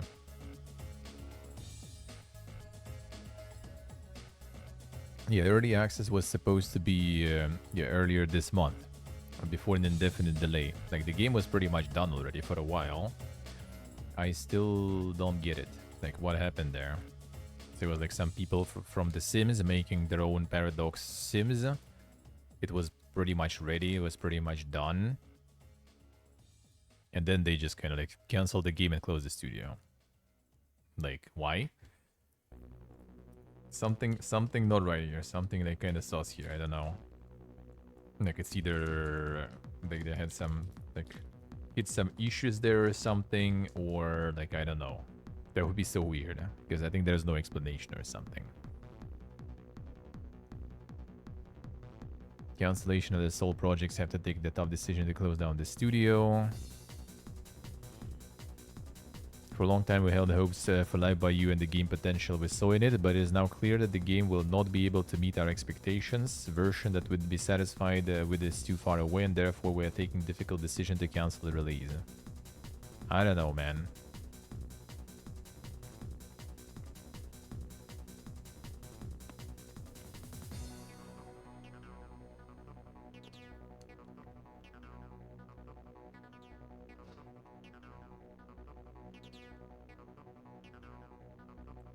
Yeah, I'm just kind of like, sometimes like, I understand, like, you know, it was early in development and they decided to just like, alright, fuck that. Just not even committing to it.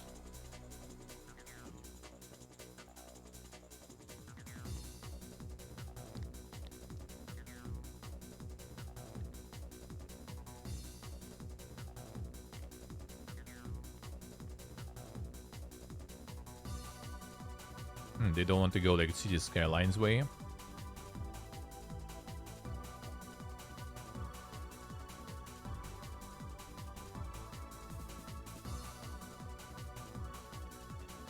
I mean, I guess.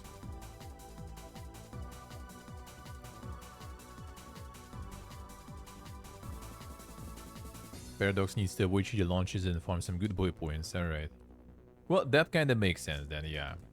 I mean, it's just like weird though still. Like, dude, like why? It was done pretty much, you know. That would like feel so like wasteful in PP Academy, I'm not gonna lie.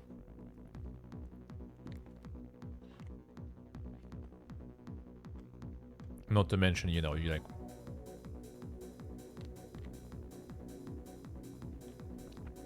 No, just canceling the game, you throw people on the street.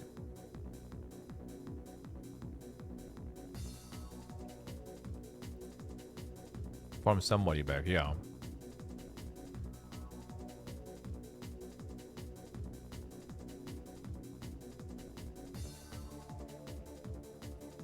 Just maybe like move it not to Paradox itself, but to their, you know, like the secondary publisher they have. Yeah, release it there in early access.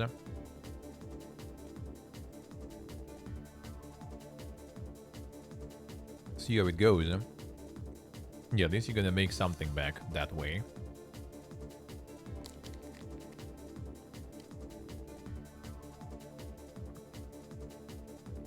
Potentially will make enough to keep, you know, studio running.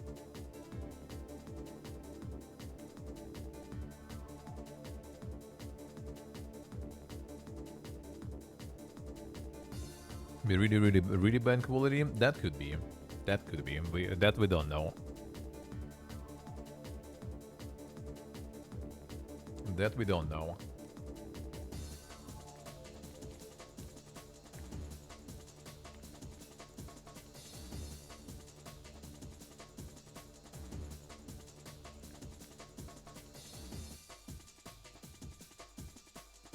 But yeah, just kind of weird, man. It's just kind of weird, huh?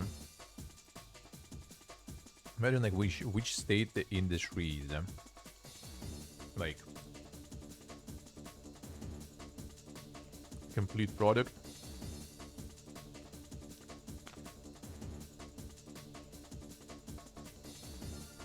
Albeit flawed, of course. But it's still easier to just like, you know, never release it.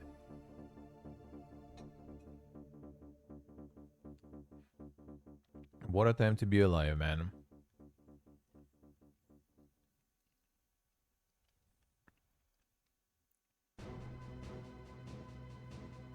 A roguelike shoot 'em up, A Star of Providence, is the next big mode game out this February. This February. Which month is it? I think this February is a little late already.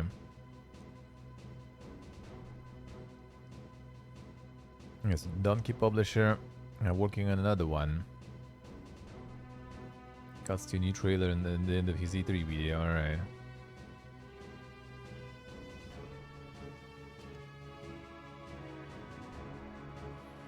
So Donkey just in general gonna be like farming the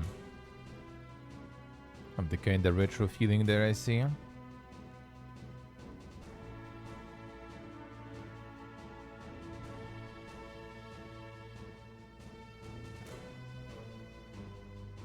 Hey, Zodiac.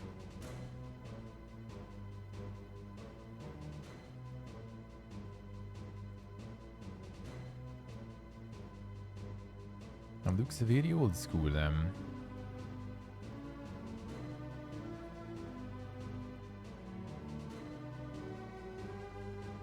like the actual aspect ratio or something.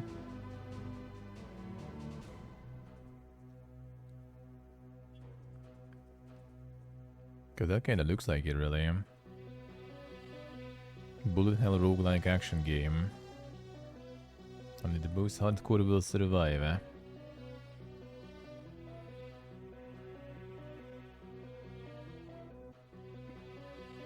No need to buy GPUs, yeah.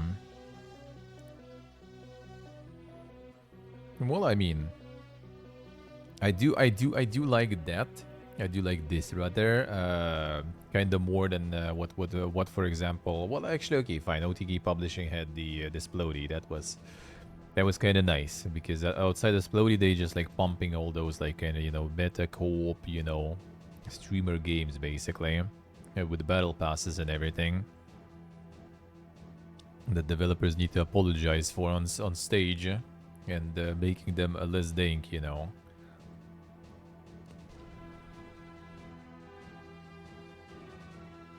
This at least like seems like more proper gaming, you know.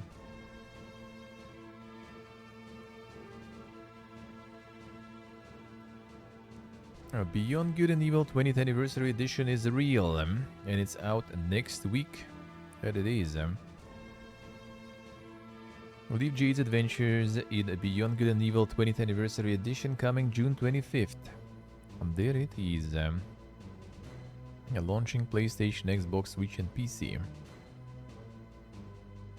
It is actually real.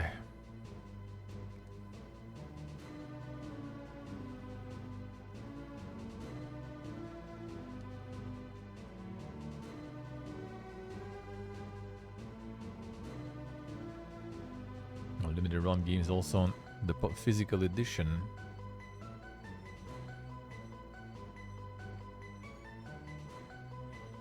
Oh, so they kind of like already posted that. Let's see. There it is. Wonder what that will be. 4K 60 FPS. Art gallery, other features.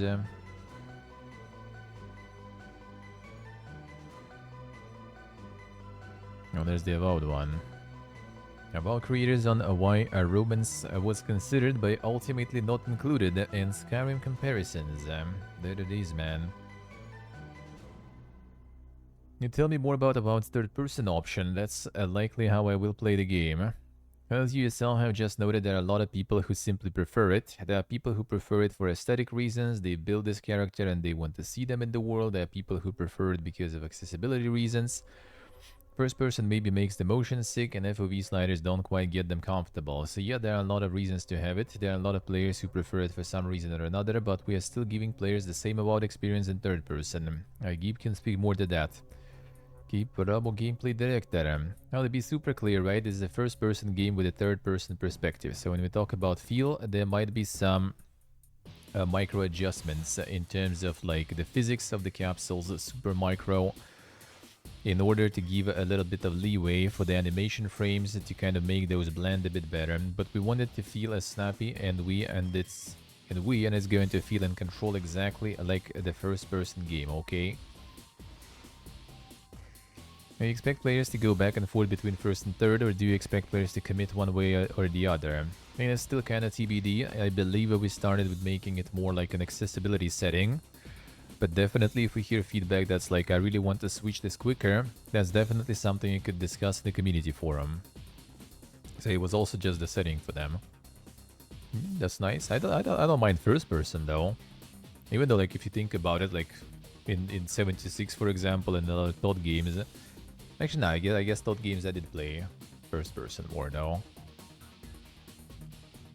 Yeah, I think so. It's mostly 76 and mostly because actually of movement, since when you have like the jetpack and everything and you just kind of like go so fast and so like far in different dimensions, then it's kind of like easier to have third person on.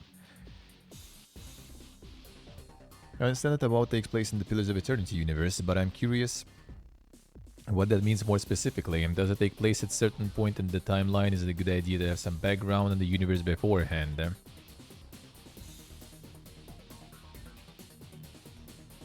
Yes, I see. Well, see that it just kind of explains that you need to like some special stuff for the animations to blend better and everything.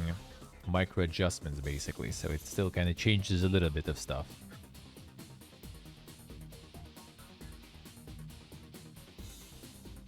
First foremost, you don't have to have played any of the prior Pillars games to play about them. Glad to have our returning fans, but we expect that for many players VOD is going to be their first introduction into World of Yore, and we are accounting for that. So VOD takes place a few years after the end of Deadfire, which was our game just before this. A couple of characters that returning players are going to recognize: Inquisitor Ludwin, a scary lady with the cool mask that we saw in the trailer. She was actually a side character in Deadfire. Plays much more prominent role in the VOD, as you can probably tell. Couple other more minor characters who make some cameos, and all of those cases you don't have to be familiar with those characters and don't have to have met them before in order to understand the context and the VOD. Approached a lot of details about the world, references to events from other games, references to locations. It is really just that. Returning players will recognize those things and feel the interconnectivity of the world, but it's not something that you have to have played. It's not at all required reading. As with any big fantasy game, we're giving the world a lot of context so that players can step into it. I want it to feel fleshed out besides the small slice that we're giving them. Yeah, part of the fun is setting is in the living lens, besides just the color of the setting, is that it is a location that we have not explored in any prior Pillars game. It's one that we've built up some lore about, but it was fresh for us as the dev team, and it will be fresh for players as well. It's like something also kind of like interesting in that sense, right? Like you kind of like working on the same worlds and stuff, right? Sometimes even sequels of the games, but because you also kind of like, well, we need to make it appealing to the new players and stuff, right? We need to get like more and more different players on board and stuff, and you just kind of like end up like every new game in the series in the universe, and it has like nothing to do with previous ones, you know. Like you take like Fallout 1, 2 Vegas, you take Fallout 3 and 4, and like 1, 2 Vegas together, 3, 4, you know, separately, and 76 even, take that too. Like, no connection. 3476, like pretty much like outside of you, just like recognizable, you know, factions, recognizable like symbols, you know, weapons, armor, you know, this kind of stuff, and like visuals. There is like nothing, no connection whatsoever. You're not gonna. You can hop in easily, without any background, but yeah, just I don't know. Sometimes I feel like you sacrifice, you know, so many like good opportunities to continue stuff and to make the story deeper and better, and just to have this like open door for everyone.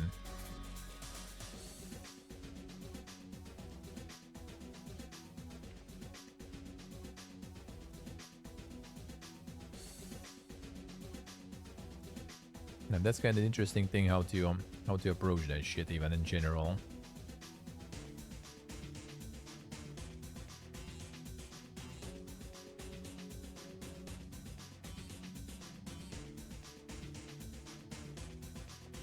Because on the other spectrum, end of the spectrum, you have like those like Japanese RPGs where you need to like watch like, you know, 5 hours of videos just to understand, you know, what's happening before you jump in the newest one.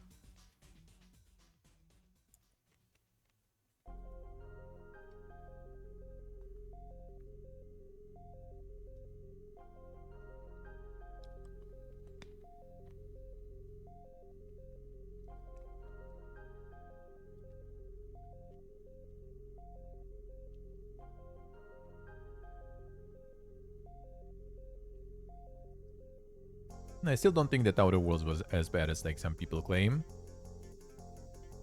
I don't think it was that bad. And maybe it wasn't perfect. You could see the lack of the budget, and the budget that was there was directed more towards, again, the appeal, full voice acting, you know, all those things.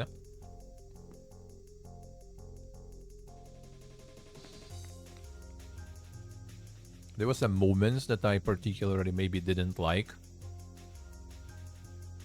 Not because they were bad, but because they felt undercooked again, probably because of the lack of the budget. Like even like the very first planet, for example, like solutions for, you know, the planet's problem. They did feel kind of that they were missing a few more.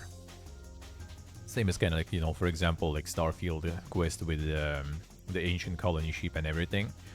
Had exactly the same feeling. Like it's such a good potential, and then that, you know, and then it just kind of like falls short.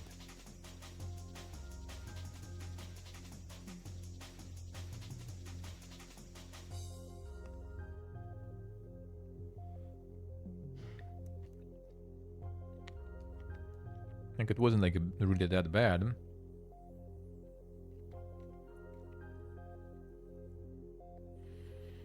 The only great choice you had in the game, that was like super limited though still. It was still super limited.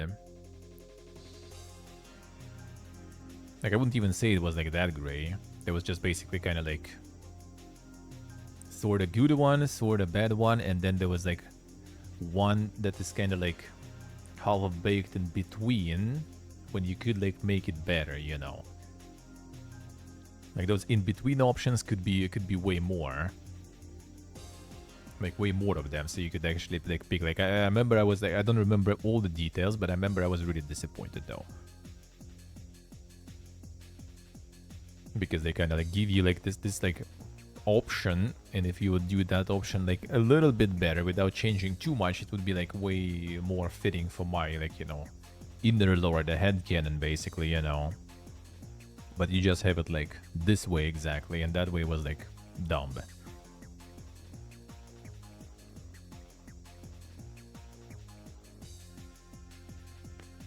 But yeah, that was kind of like, in my opinion, all the lack of the budget to work through more variety and options. In my opinion, maybe I'm wrong, but I feel like that.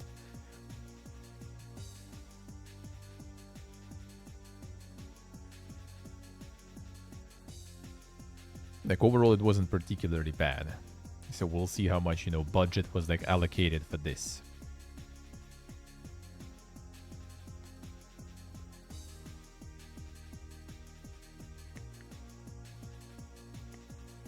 Yeah, I had fun playing it for sure. I did enjoy even like in the end everything, like the plot twists and everything in the end, like it was alright. I had like some weird fucking bug in the end that I also remember, but I still managed to get through it and finish it, and it was alright.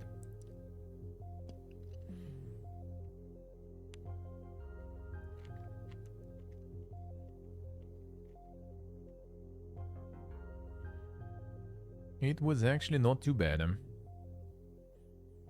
How extensive are the choices in the game and the narrative? Well, there we go. You're talking like multiple endings, and how many is it more detailed than that?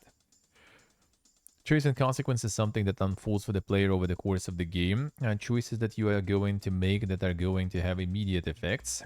Choices that you will make that will have effects that you will see maybe hours later, and some that you will make that you will come to see at the very end of the game. Kind of how those play out further on into the future. So like kind of like the old style there, alright. But along with that, you've got choices that are very intimate and impactful for specific characters, and some that really affect the state of entire settlements of the living lands and the living lands at large.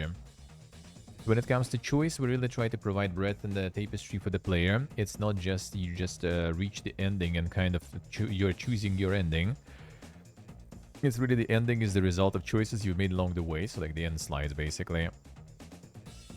Some of those are very intimate character focused, some of those are very broad and sweeping, but here you'll definitely have moments where the way you made certain choices or perhaps the way you treated certain characters early in the game will come back to reward or haunt you. More likely a bit of both a few hours later when you meet those characters, allies and adversaries. And you have a number of choices that is kind of characters will be willing to trust you or will be not willing to trust you, based on kind of cumulative combination of choices that you made up until that moment. So karma, I guess, sorta. If you're trying to ally with someone and you say, hey, you can trust me, I want to do this thing, let's work together, they might call out a handful of things you've done up to that point and say, I don't think I can trust you, or what, I think you're right, so I'll give you this chance. There will be subtlety in the conclusions, not just making your way toward one of the three potential endings. Correct, a couple of very, very big choices that players will make at the end, and those are very clearly telegraphed. The ending that they get is the result of what very big choices do they make, but also the numerous and subtle choices that they make along the way. Recent Xbox podcast showed that you can flirt, and you shouted the character Yatsley, who is very flirtatious. There aren't romance options in the traditional sense, right? You're not building romantic relationships, not marrying characters or anything like that, correct? Yeah, we decided to forego full romance paths in VOD. Something that we thought very hard about, and we talked about it as a narrative team. I think if you're going to invest in romance, everyone who's writing them needs to be absolutely fully bought in. And the other thing you need to do is make sure that if you're going to provide that path, you're balancing that with an equally meaningful and well-developed non-romantic path, because you never want players to feel that, well, the only way I really get to know this character or really get to form meaningful bond with them is if I commit to romancing them, which maybe isn't something I want to do. It's kind of not false. So for all of those reasons, we decided to forego romances, specifically in above them. But we still built a lot of content around getting to know your companions, forging deeper bonds with them, and coming to understand their stories.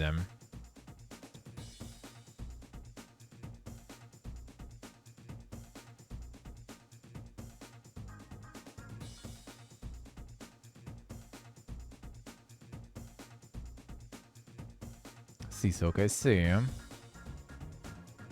But you can roleplay as flirtatious person. You definitely have options with various characters to flirt. Sometimes to be cheeky, to be a little aggressive. It's not something that... It's not as if every dialogue has a flirt option. It's all situational.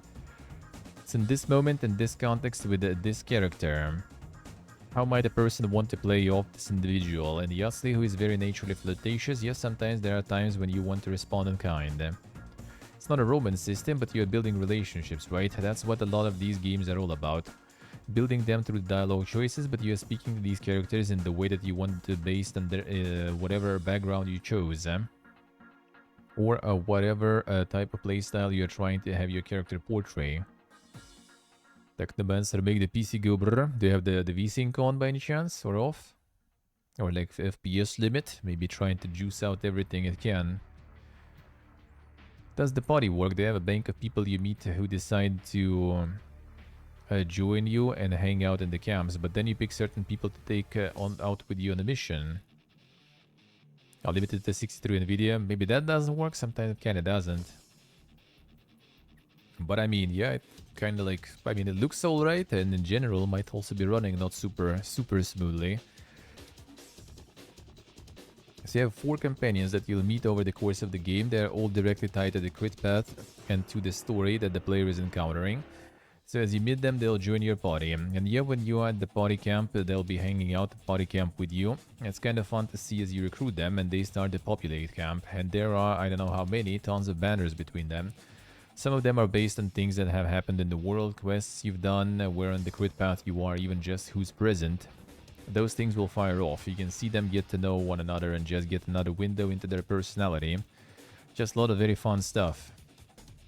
They will be present at the party camp with you, and then when you leave party camp, which is kind of your rest zone, you choose who ventures with you. And for almost all of the game, you can choose any 2 of the companions you have recruited. So if you'd like to switch it up and you want to get to know someone you haven't spent much time with, or see what kind of banters 2 other characters have together, you can bring them. If there is someone that you really like who complements your playstyle really well, you might choose to spend a lot of your time with that companion specifically.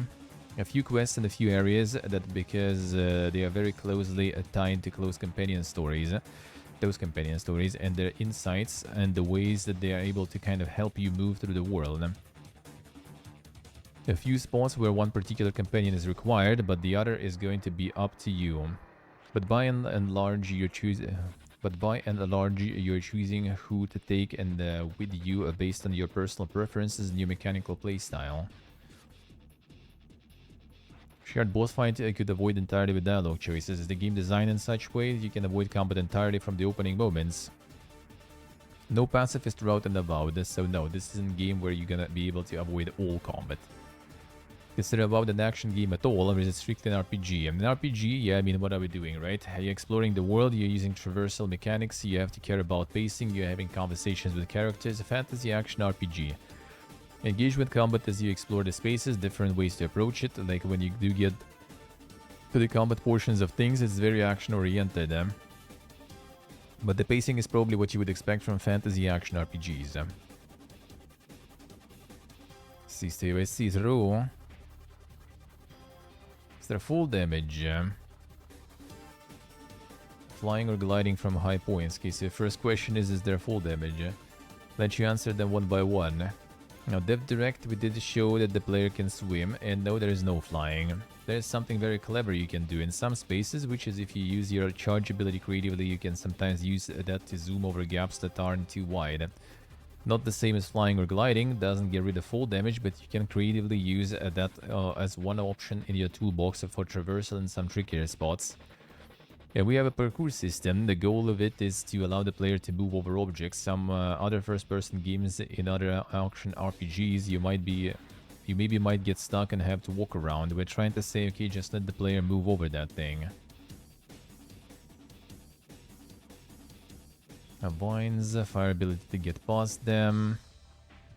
Lock and key mechanics. There's some lock and key mechanics, but they're definitely tied to the story beats, and we wanted, because again, we are big on choice and consequence. In general, we want to make sure multiple approaches and ways to be able to handle some of those scenarios. Companion interactions that allow the companion to help you get through some of those things. But also, let's say the companion's not with you, we wanted to give a player opportunity to use like a throwable that also can do that. There's a clever scripted setup that one of our area designers has created, another opportunity to shoot an object that can cause the thing to light on fire. So we did want to provide multiple mechanisms to allow the player to feel smart and clever. Embrace comparisons to Skyrim. I think the best comparison is the Outer Worlds. There it is. I think that gives a much clearer idea of the scope of the game and also the design and layout. The Outer Worlds WoW has a series of open zones that are connected and unlock over the course of the game, rather than one giant map that you can walk through from beginning to end. And yeah, in terms of the kind of quest structure, the narrative structure, it's a lot closer to Outer Worlds as well.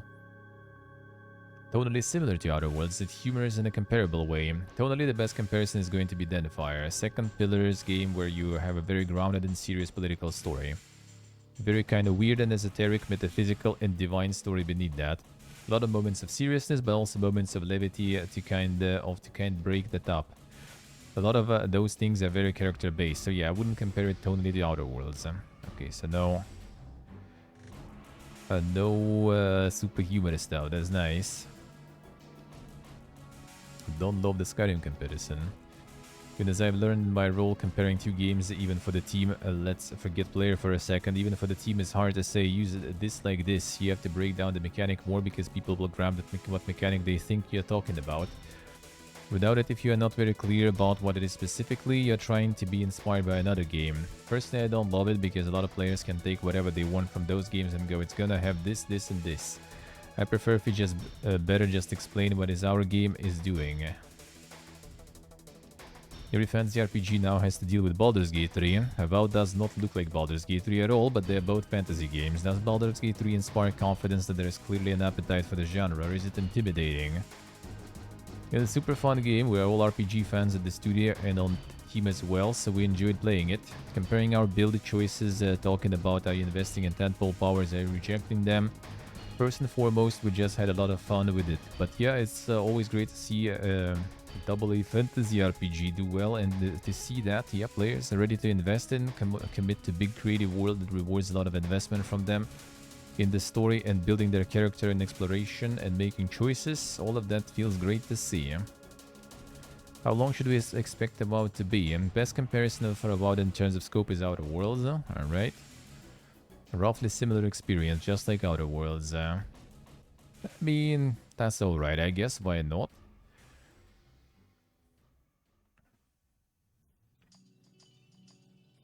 Yeah, good-like. I say like the lore stuff, whatever.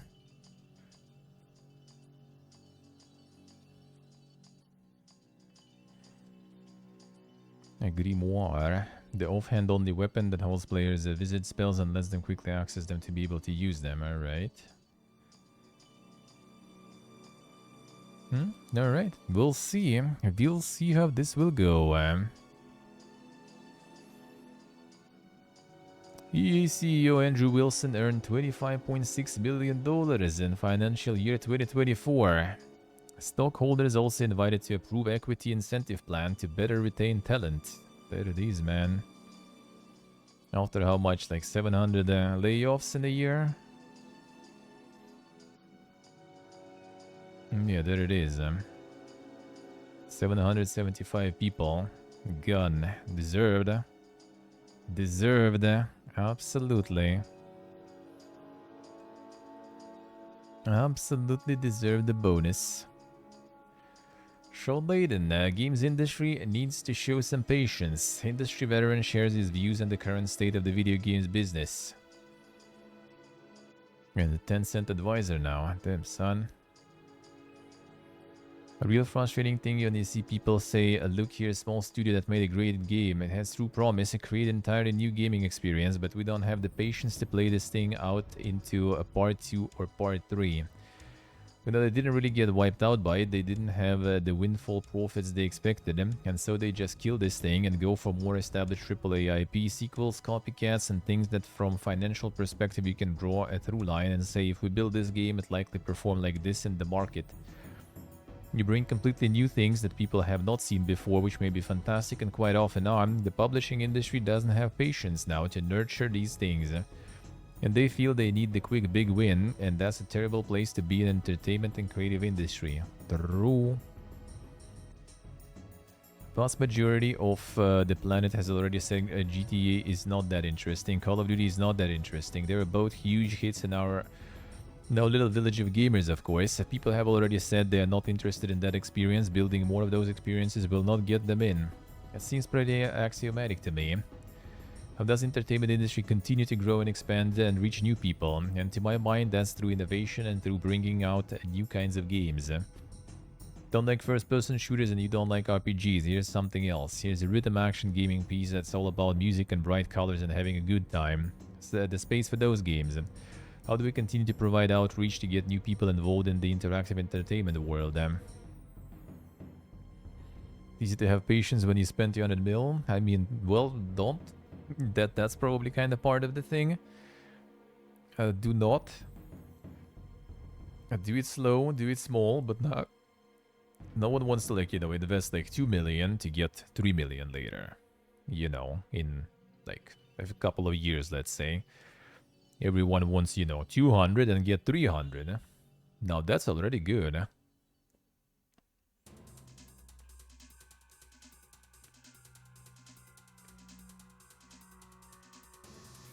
That I think is not gonna go anywhere. Well, there are ways to, you know, make 200 into 300 or more.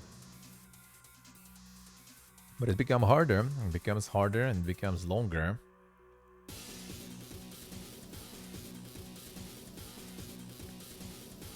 Now investing more also leads to taking more time. And taking more time leads to more risks.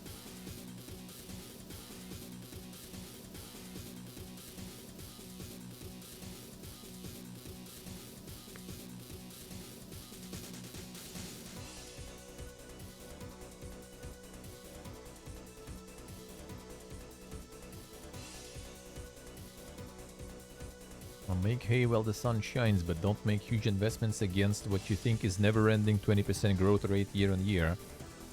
Because that's not continuing. People got excited in the moment, they didn't want to miss the opportunity, and so you bulk up. None of us knew how long the pandemic was going to last or lockdown was going to last. So I guess you do make investments to try to jump on the potential that may be longer than it turned out to be.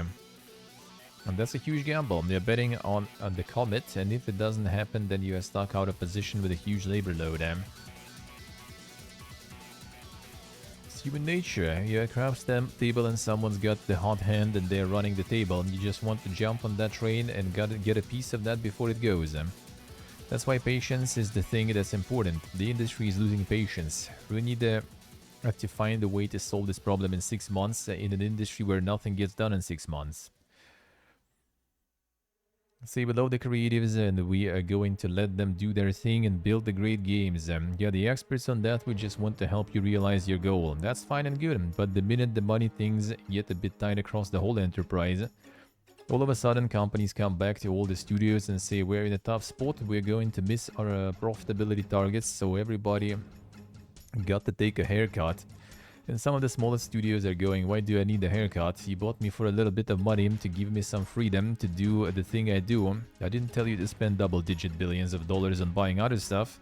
Which means all of a sudden we will be the sacrificial lamb because you've got to make that balance sheet work.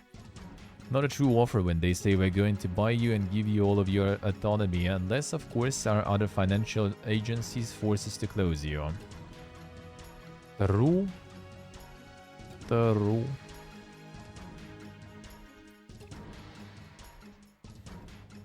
No, he keeps going to.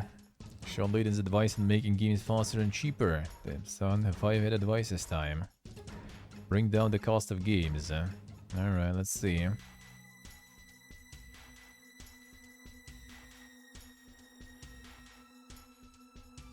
Large blockbusters and people swinging for the fences coming in at the 150-250 million bracket.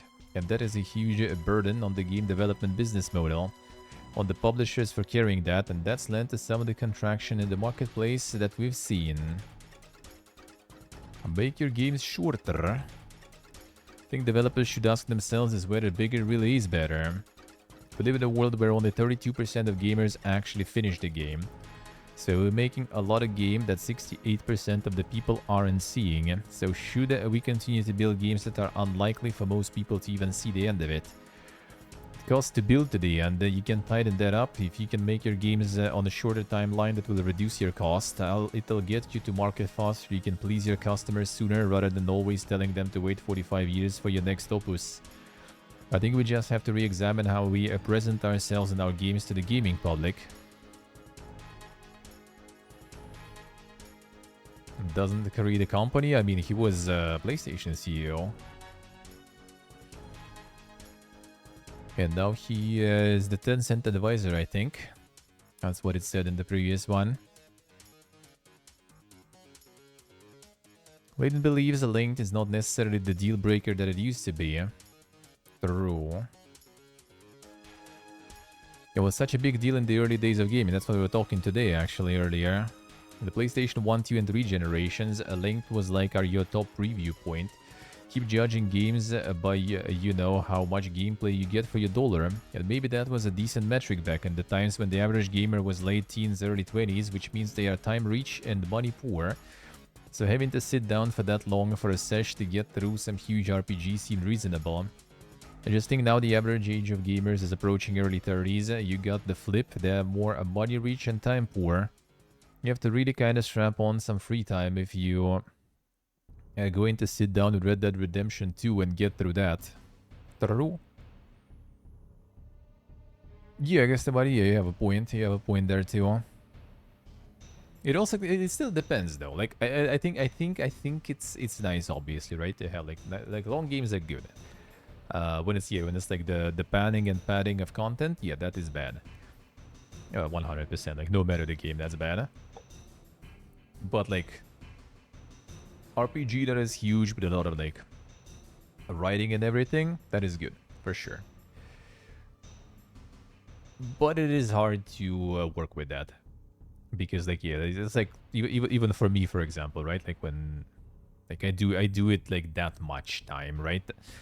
Per week and everything, it's still like going for some RPG is just a commitment. You just kind of like, all right, that's gonna be like another 100-something hours playthrough. Am I ready right now to do that?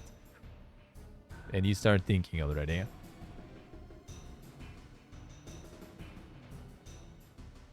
Everyone is reached with food inflation and whatnot. Well, that makes it even like you know, like now it's a bit of a different story. That's what I was talking about earlier today, right? Like money rich and time poor is not like probably the best explanation here, but now we all, you know, even those who are not really rich in money, like first of all, a lot of us are still more time poor.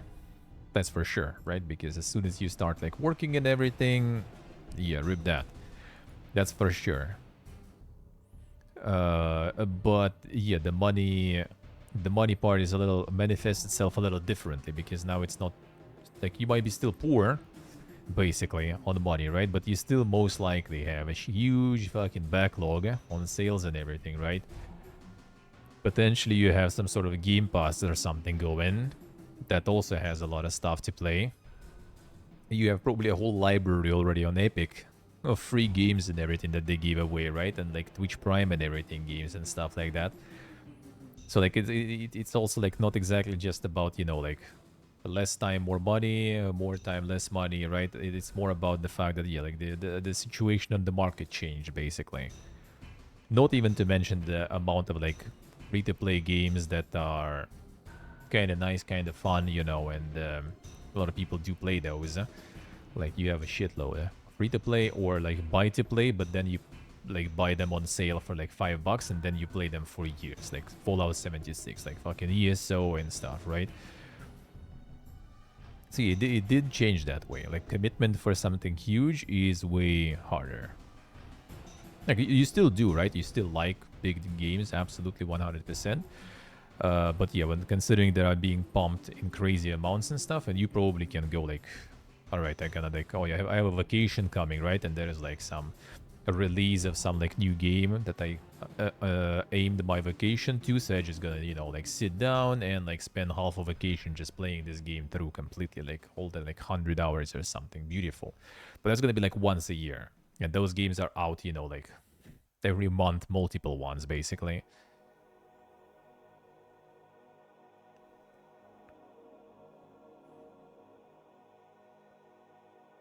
True, stay true, huh?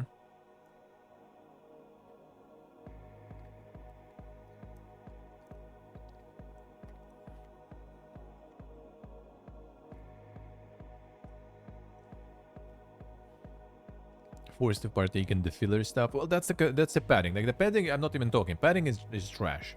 Padding is garbage, 100%. That's not the length of the game that we're even talking. Like I'm just like talking about like Gastamania said, right? Like long games, but games are long for the sake of it. Like just the long games, just the good long games. Like I don't know, take like, okay, good maybe not that good there, right? But like Skyrim, you know, Oblivion, take like Pathfinder and stuff, right? Like my RPG playthroughs, for example, of late, sorta. They huge, they massive, huh? That's a commitment.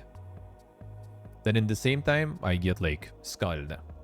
30 hours of really nice solid RPG experience. Take any Spiders RPG. Like, it's just like it's the perfect format, perfect size, you know.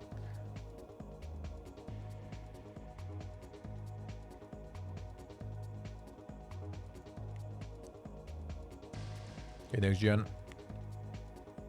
Not everything should be like that, but I'm just saying it's viable to make that stuff, you know. Like for example, for now, I would really appreciate like something that would be like not something like super huge, like a VOD, for example, right? Like the fact that they said it's gonna be like the same kind of scope as Outer Worlds. For me, that's a good thing. If they would say it's the same scope as like, you know, like, I don't know, New Vegas or something, or like Skyrim or some shit, that would be a like kind of, oof, man, I'll need to find time for that.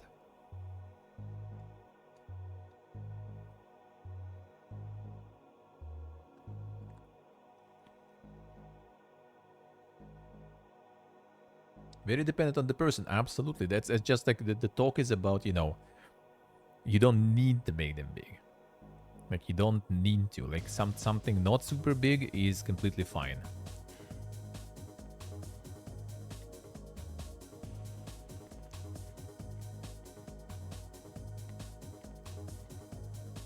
Yeah, actually, absolutely, I agree with you. I agree with you on that. But then again, it also, like, you know, if you want to play it good, it's still a commitment, right? Because like putting 100+ hours is a commitment. Amount of commitments you can take is limited by, you know, amount of free time you have. And people don't really have that much free time. Like basically like the newer generations, as like we saw like here in some of the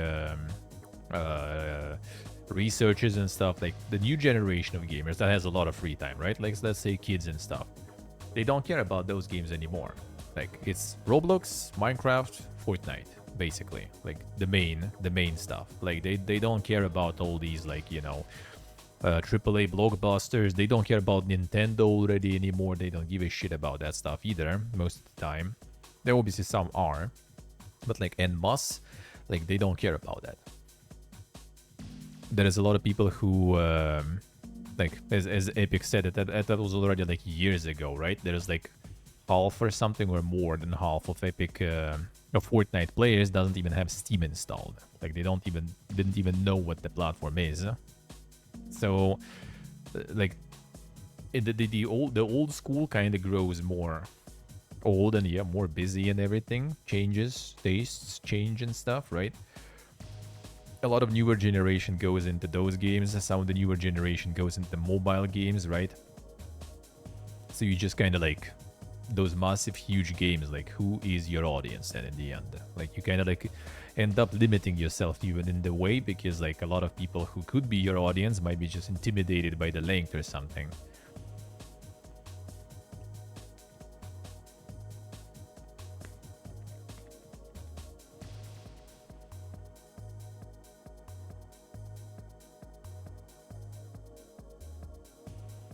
Yeah, exactly, Steve. True. Absolutely.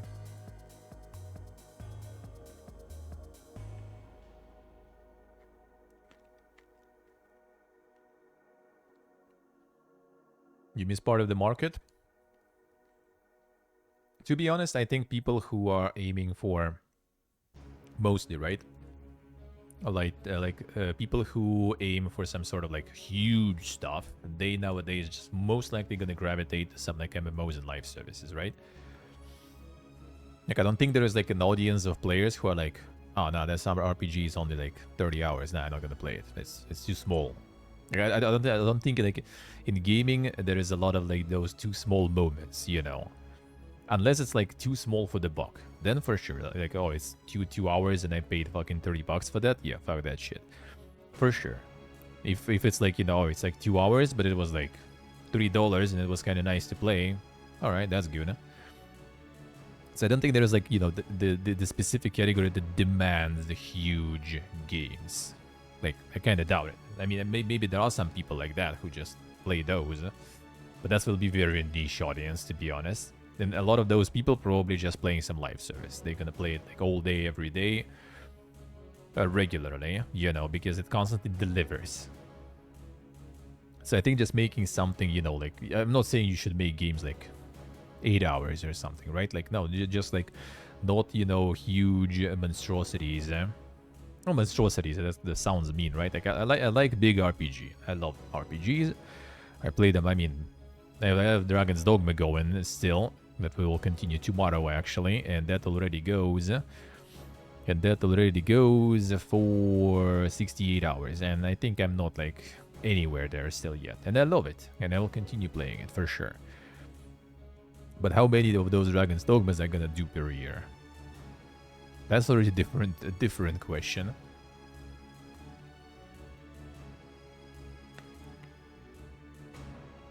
So, like, there's no need to make huge stuff. It's completely fine to have, like, yeah, as they say, to just get some, like, you know, reasonably sized stuff. Customer looking for, did they want a high impact, high enjoyment piece of gaming, which may not include large sections of the game, where you're going on a quest to find this blue rock to bring it to the red troll, and he'll open a door for you. Just kind of like a burning time. It's called the grinding for a reason. Which, again, grinding sometimes is good. Grinding sometimes is okay in some games. Sometimes is okay.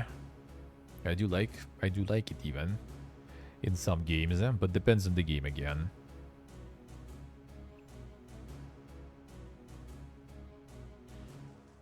It just kind of sounds that they, like, you know, advocating that everything should be small, but yeah, I do kind of like read it differently. I do read it that it's just like there is no need to make it big.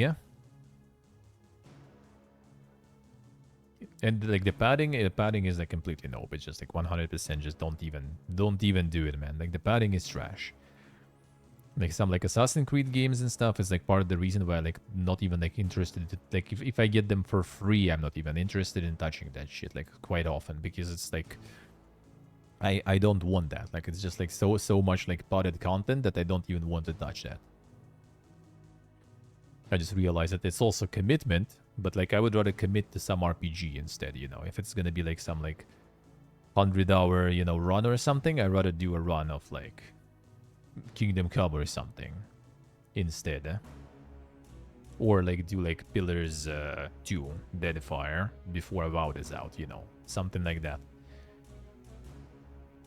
Stop chasing photorealism. Investment going into areas such as ray tracing, but now we're spending too much time, effort, and money on the visual improvements that the majority of our players are noticing. Made a lot about the visual quality of games, graphic quality, resolution, and near photorealism that so many games seem to chase. And our fans thought that was a way that was a noble journey, and we saw the difference between graphics on PlayStation 1, where Lara Croft is 800 polygons, and if you squint, kind of looks like a person. And now we get to highly realized modeling, but did it improve the gameplay? Did it improve the story? Don't believe you can get across the uncanny valley, and I think that will always be just 5 steps ahead. So instead of chasing that, let's go back to exciting game design. I love a good anime. I love highly realized animated characters. They are exciting because they can tell a different kind of story. It says that we are approaching a point where the improvements we are seeing on the screen are not even being noticed by most players. Console war began as a missile race, with each side trying to push the edge of the tech. People talked about the teraflops all the time without really understanding what it meant. You had all these different kind of metrics that people were throwing around. We've got to the point now where you have advanced ray tracing, and most of the platforms can do 60 frames per second, some can do 120, which your eye can register anyway. I think we're at the edge of that universe now. We are in the realm of differences that only dogs can hear. And maybe that's not where the emphasis should be anymore. So let's go back to what can I do that would be amusing, entertaining, and interactive. That someone would want to spend their money and time and enjoy themselves in a way that means they get value for money, and we can continue to pay at least living wages or better to the people who make them. True, Dharma's true, huh?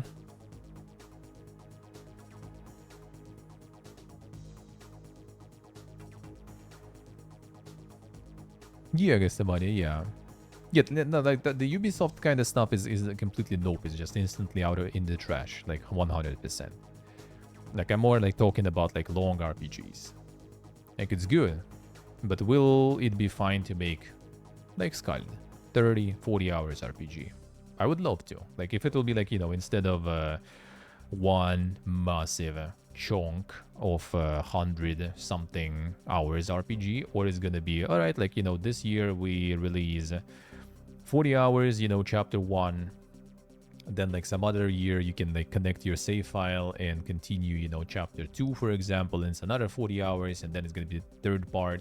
So like total it's still going to be 120, and you can wait for all of those chapters, right, I guess, and go through them and get 120 in one go. Or just do it, like in chapters like that or something. Or maybe it's like just standalone games, but it's like 3 of them that you made in the same budget in the same time as a 120 hours game, kinda.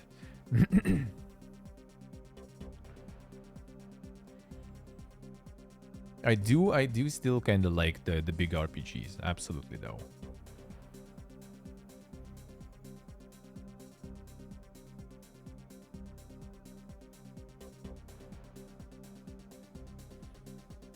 Releasing the game as a trilogy, but yeah, it's still huge though. It's still, every part is huge though, right? Again, like in RPGs, yeah, you can just rush them 100% too. Absolutely. But that's the thing also, like I did Skald, like 30 something hours, like 32 hours basically, right? And I did all achievements, I did everything. I could feel better there if it would be like 50. That would be kind of good too. Yeah, that's the thing about focusing the main quest and stuff. Like that is also good flexibility to have, yeah. So you can like, if you really want to, you can just like beeline the main quest and be done with it. That's fine. I'm okay with that too. Which again, like I'm talking from my perspective, right? Like if it's a game that I kind of just want to rush through, like the only way I see that happening is if it's like, there is a newer game that's going to be out, so I want to catch up with the previous one, and I kind of don't want to go too deep into it. I just want to go through the main quest rush, and I still kind of barely see that happening, because like if I commit to something, I want to do as much as possible, right? So for me, the rushing, like if it's a game that I would, just rush, I would just not even touch it most likely, because why? Like, why am I rushing it? Because it's not interesting or it's bad, then why am I even playing, right? My opinion, personally. So like rushing stuff, I don't even really count. But I guess, yeah, that works for people though. So it's nice to have the opportunity to do that. But yeah, in general, I do think like smaller scale RPGs, for example, are kind of underrepresented in my opinion. Go ahead, Hugh. Underrepresented, I feel.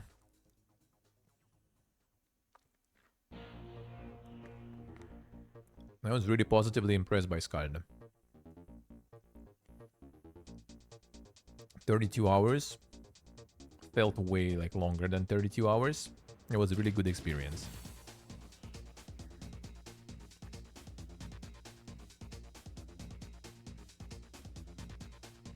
The only thing I could like change, increase the length by what is like adding maybe like more dialogue options and variety in some of the quests. And that could be nice. It wouldn't even increase the length of the game much, but it would maybe add, kind of like replayability and stuff more.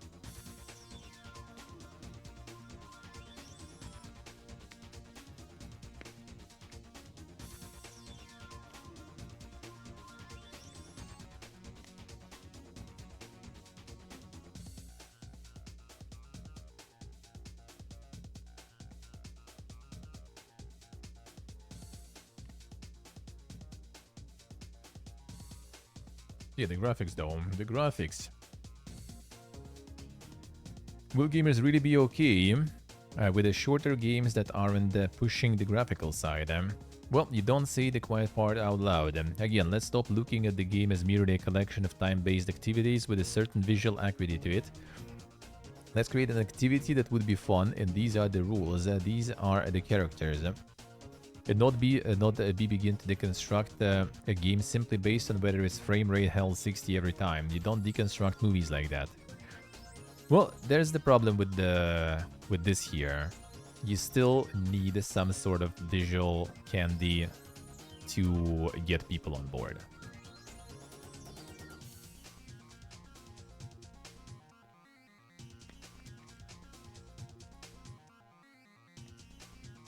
You need something to get them on board.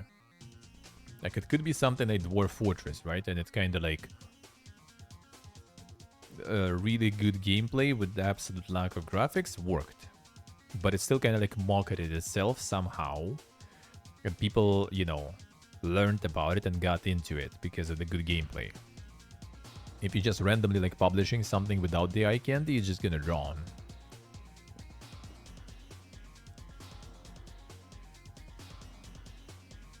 But it might be super innovative, super cool gameplay there and everything.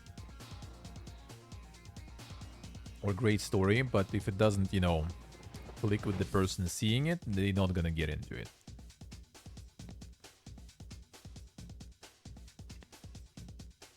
Yeah, next gen, I agree with you. I agree with you with that. Yeah.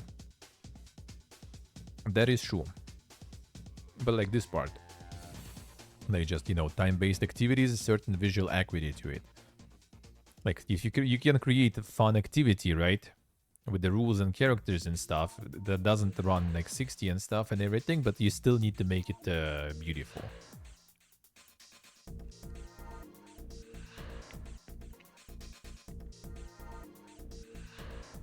Like, you will need to have some visual appeal.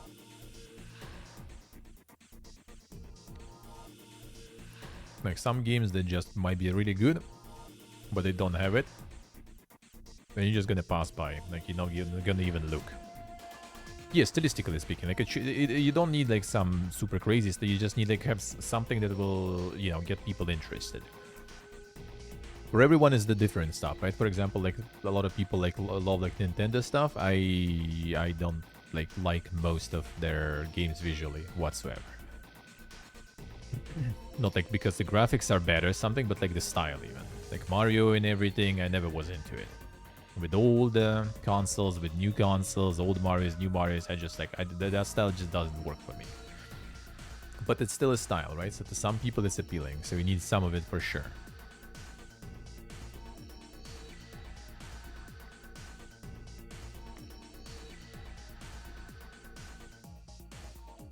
Kinda, Ultan, kinda. Like, I wouldn't... It doesn't go... I don't rationalize it that way, I guess, right? Because to be honest, when I was 6, it still didn't excite me much. Like, when I had this, like, Chinese ripoff, you know, NES, whatever, I wasn't really into it, to be honest. Like, I had it, right? And I also had, like, a really shitty, barely running 486 Intel, or 386 even back then, I don't remember. And I would much rather back then like go and like play some like Doom or something, you know.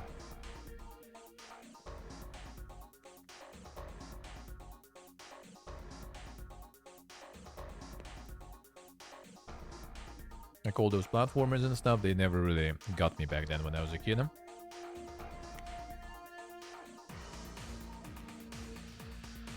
So I just kind of like, I don't know, just didn't like it.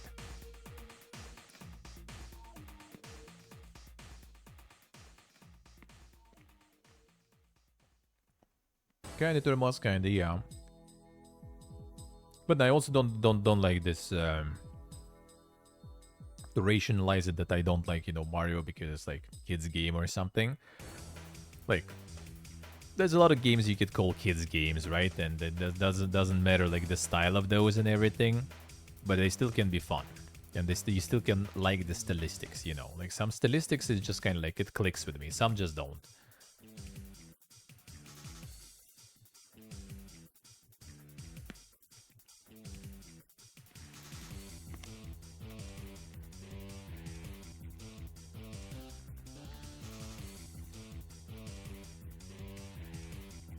As you stay, I see you.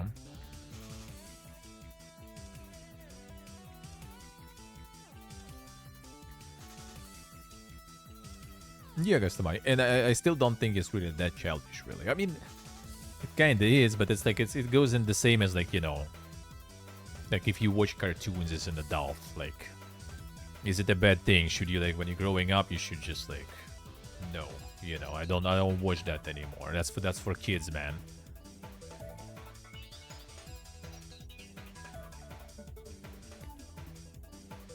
I think that's dumb. Like, you like something, the style clicks with you, why not? Is it for kids? Who gives a shit? You know.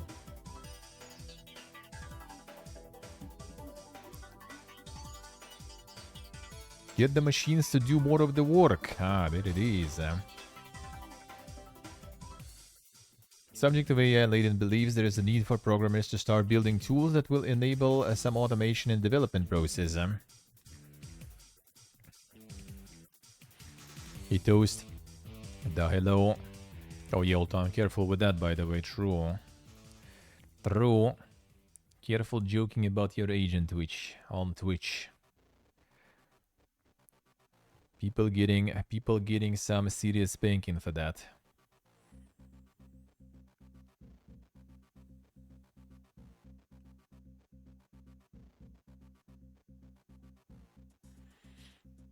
We will make games essentially remain unchanged in 40 years. When the game gets more complex or there's more heavy lifting to be done or we need more art assets, typically we're just throwing people at it. Or we hire some people in Malaysia or Eastern Europe and throw them at it. Labor has always been the default response for increased workload and scope of a game. People in the interactive entertainment business, certainly on the coding and programming side, are some of the smartest minds out there in computer science, and we need to make the machine do more of the work. Get more heavy lifting out of the technology, build the toolset, build the engines that can help. Look at what happened with the guys at Hello Games with No Man's Sky. A game with ultimately infinite scope, but it's essentially done by less than 10 people because they spend a lot of time building the pipeline, the toolset, which allowed them to create over and over, making the machine do most of the procedural heavy lifting. Need to get more of that into gaming. You know, that they try to get more indeed.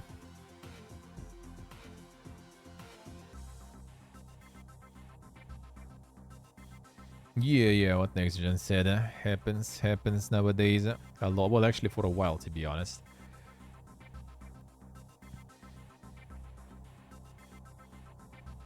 AI will be an assisting technology. Of course, we've got some large business consulting group claiming that by 2030, 50% of games will be all written by AI. That is not going to happen. AI only sees in one direction, which is backwards, and it puts stuff together to make you think you are seeing forward, but you're really not. You're just seeing a rehash of backwards. AI is kind of like the really eager intern that you can say, hey, give me 9 pages on something, and they're like, sure, boss, and they crank it out, but you do have the fact check. AI hallucinates and goes off the rails. It's a great tool for taking a bunch of knowledge into space and summarizing it in 4 paragraphs. It's really good at that. I think we'll see it doing more first draft work.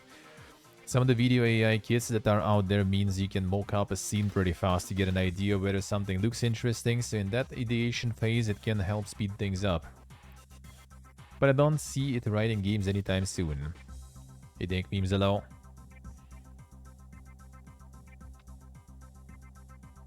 It's actually kind of like... kind of interesting way to look at it, really. That AI only sees in one direction, which is backwards. That kind of interesting take on that, to be honest. Even though, to be honest, I mean, it does analyze the past works, sure, but it also like combines and recombines it in a way that you know. Might be sort of the future. Not like we work any differently, quite often, right? We add something from ourselves. But is it always also something from ourselves, or it's something that we also, you know, seen somewhere, heard somewhere, just experienced it somehow?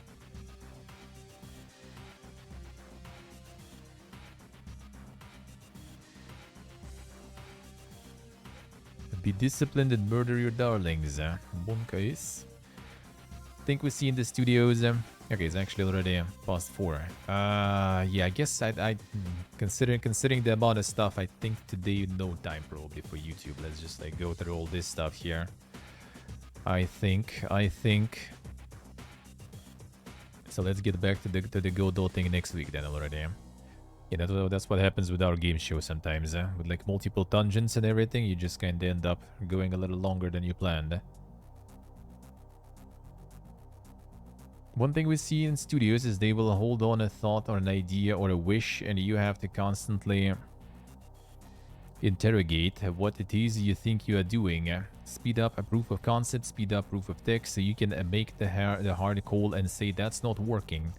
People who continue to try to make the thing work over an extended period of time, they're thinking if we just do a little bit more, we can get there. But the rest of your game is sometimes just waiting for that mechanic to be established, and it's going to slow you down. You got to have a disciplined idea of what you want to make and how you're going to make it. Hold your deadlines tight. Don't be sleepy on your alpha or beta target. Look to teams that do it right. Any team that builds an annual sports game.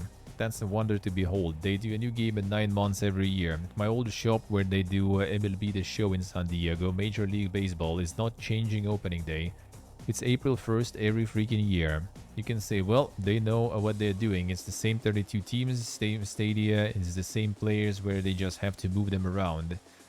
Yeah, because they've identified what their variables are year to year, and they have a list of things they can add. They take care of all the maintenance of moving the players around, updating stadia, getting new face scans. And then here are some new things to add, but there's date when you go, that's it, feature locked, we're done. You want to be able to have time for people to be inspired and come up with new ideas and really have a flash moment when they solve the problems of the universe. But you've got to have a strong hand in production management. It is that feature is great, but we've missed the window to put it in. If we do, it'll break all these other things, and so hold on to that, we'll come back to it. Ultimately, if we get back to making games in 3 years, the thought of dropping an idea or a feature becomes more palatable. If you can turn games around in 2 to 3 years rather than 5 to 6 years, it's easier to set aside an idea because you go, I'll get back to it in 2 years. In the current model, if you don't get this idea in now, there may never be a chance to get it in. True. Think about it like from the perspective of, you know, your career length and your lifespan. Like, I'm streaming for 6 years. 6 years and 3 months, basically, at this point. That's like one game, like, creation cycle, pretty much. Like, all I've done, all the times I went, like, live and everything, right? And all that stuff. All that is basically like one game, sorta, in time. And like take like the lifespan or something of a person, and when you start working and when you retire and everything, like what would be like our like active sort of like age? Like I would say, I don't know, like 50, maybe, probably not even. Like let's say like, I don't know, 20, 25. You go and around like 65, 70 something you probably already done. So like let's say 50 even, yeah, that's like what you're gonna get, like less than 10 games technically, right? With this amount. And that also taking, you know, like some first initial stage of being like junior and everything, so you don't even have the say in the matter, right? Then some like downtimes, like oh, you're working like on some project for like 4 years, like that Sims game and Paradox, right? You're working, let's say, like for 4 years, and then it got cancelled, right? And all team dismissed, and all your shit is under NDA, so it never even happened. So you're gonna have like, I don't know, 5 actually like solid projects where you have a say in, let's say, for example, right? Or some effect on it creatively and design-wise. So you just like miss one feature that you couldn't do or something. Like you're gonna start, you know, like grasping for those chances to get like something, to put something in. Like, it would fucking suck. You know, you just kind of like did some games and then never really like did all the ideas in just because there was never a time, and then you kind of like poof, retired. Like, I kind of have a feeling also like we need to probably like expect the fact that, you know, like with more Corpa coming into on the stage, it's also gonna be like a lot more strict with oh yeah, you kind of like this age already, yeah, time to replace this dude. He's like too old school and stuff, you know. We need some younger blood in the team. Get him out now. And then you can like kind of like hope you will be able to do something independently on your own. Maybe.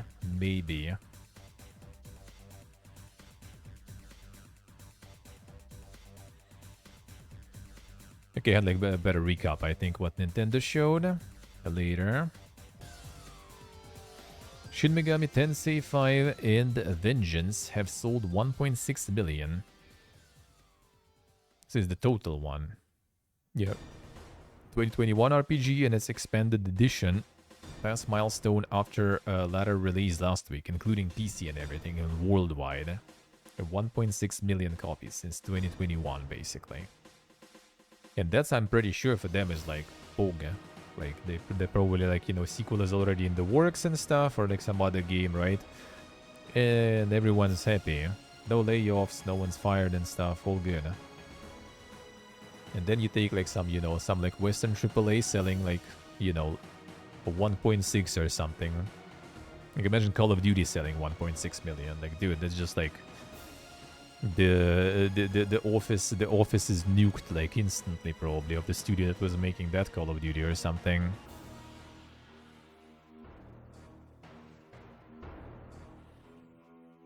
Singles, not albums. Guided to making smaller games. Another one. The Goblin talks us through the benefits and best practices of developing more focused and frequent releases. Well, we do kind of covering some game dev related topics today, so why not, right? Not on YouTube, but we do it here. Why not? 200 million just in the marketing? Yep. Most likely. Most likely. They'd maybe do it a bit less because they kind of, you know, the name in the industry. But yeah, what was there was like the documents on Microsoft buying Activision. There was some game in Microsoft. It wasn't disclosed which one, that was redacted.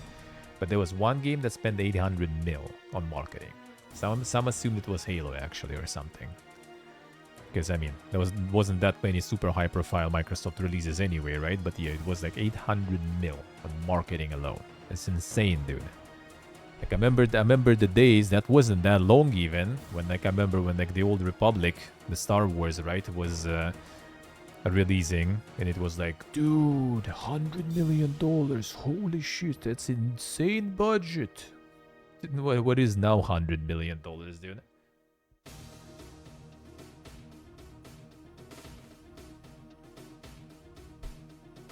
And on that 100 million, they got like a fucking MMO going.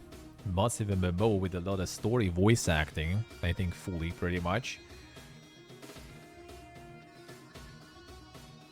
Yeah, exactly, not much else there. Not much else.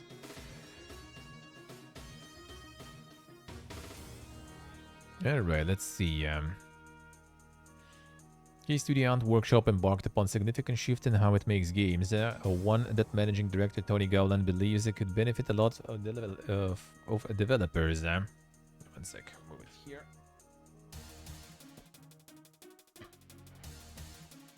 Rest my arm here properly. Ugh. A lot of space here at the table. Yeah, a sec, let me change the title. Yeah, so like YouTube then next week.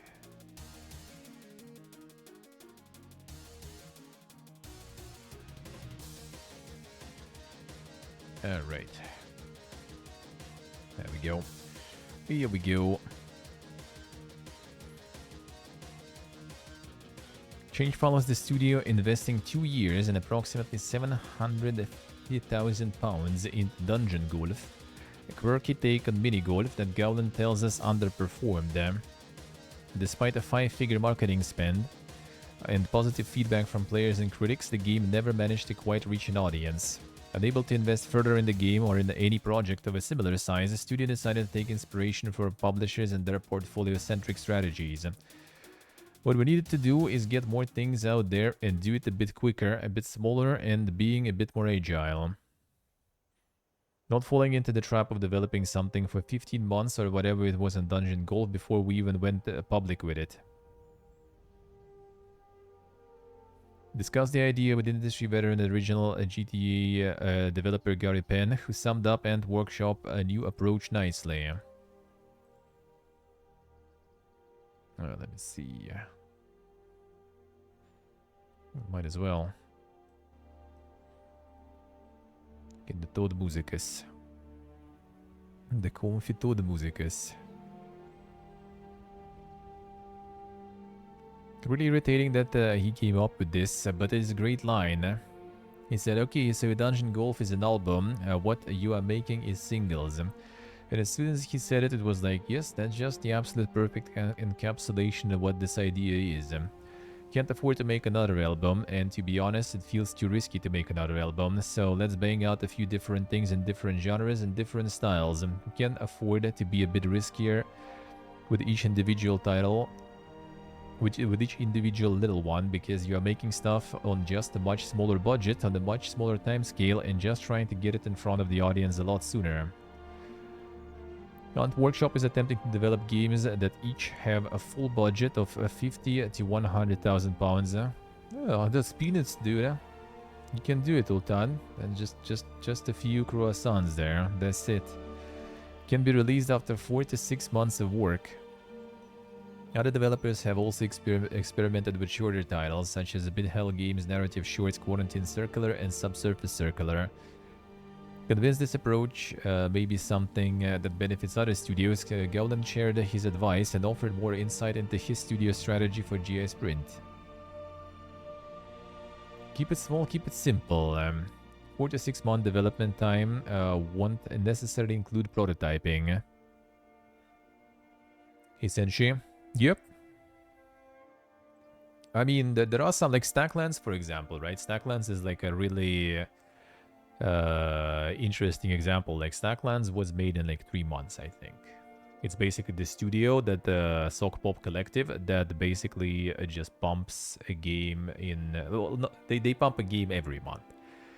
But they have like 3 people, if I remember correct, that each of them works on a game for 3 months. So basically, like every month, someone releases, you know.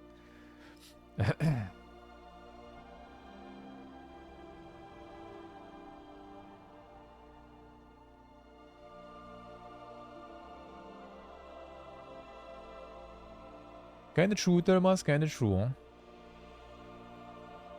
Kinda true. Well, I mean, that the Dungeon Golf, I remember, I think, even... like, it wasn't necessarily, like, you know, it wasn't just completely purely... your average golf game. Oh yeah, that did not sell much at all. That does not sell much at all. Looking at this, yeah, Ant Workshop, there they are.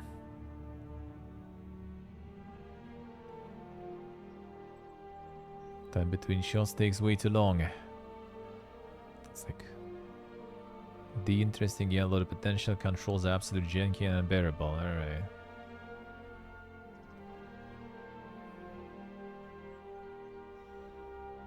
So it's kind of like the golf roguelike stuff, sorta.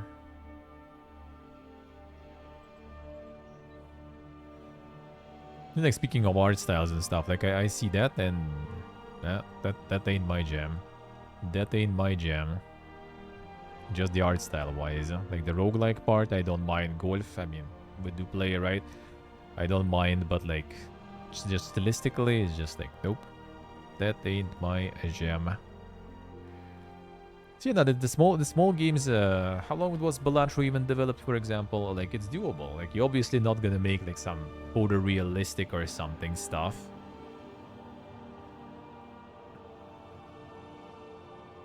Yes, either was, guys say. It is doable if you have the knowledge already, if you have some assets and everything prepared and stuff, then you can pump stuff quite fast. It's obviously not gonna be some like AAA shit though. Absolutely. Absolutely. Have those assets even, Steve, I see. Key thing with the single is that they are small games. I'm not trying, so we are not trying to make something that's totally feature-packed. I doubt that we would make an online multiplayer game as any of these, for example, because that's way out of scope.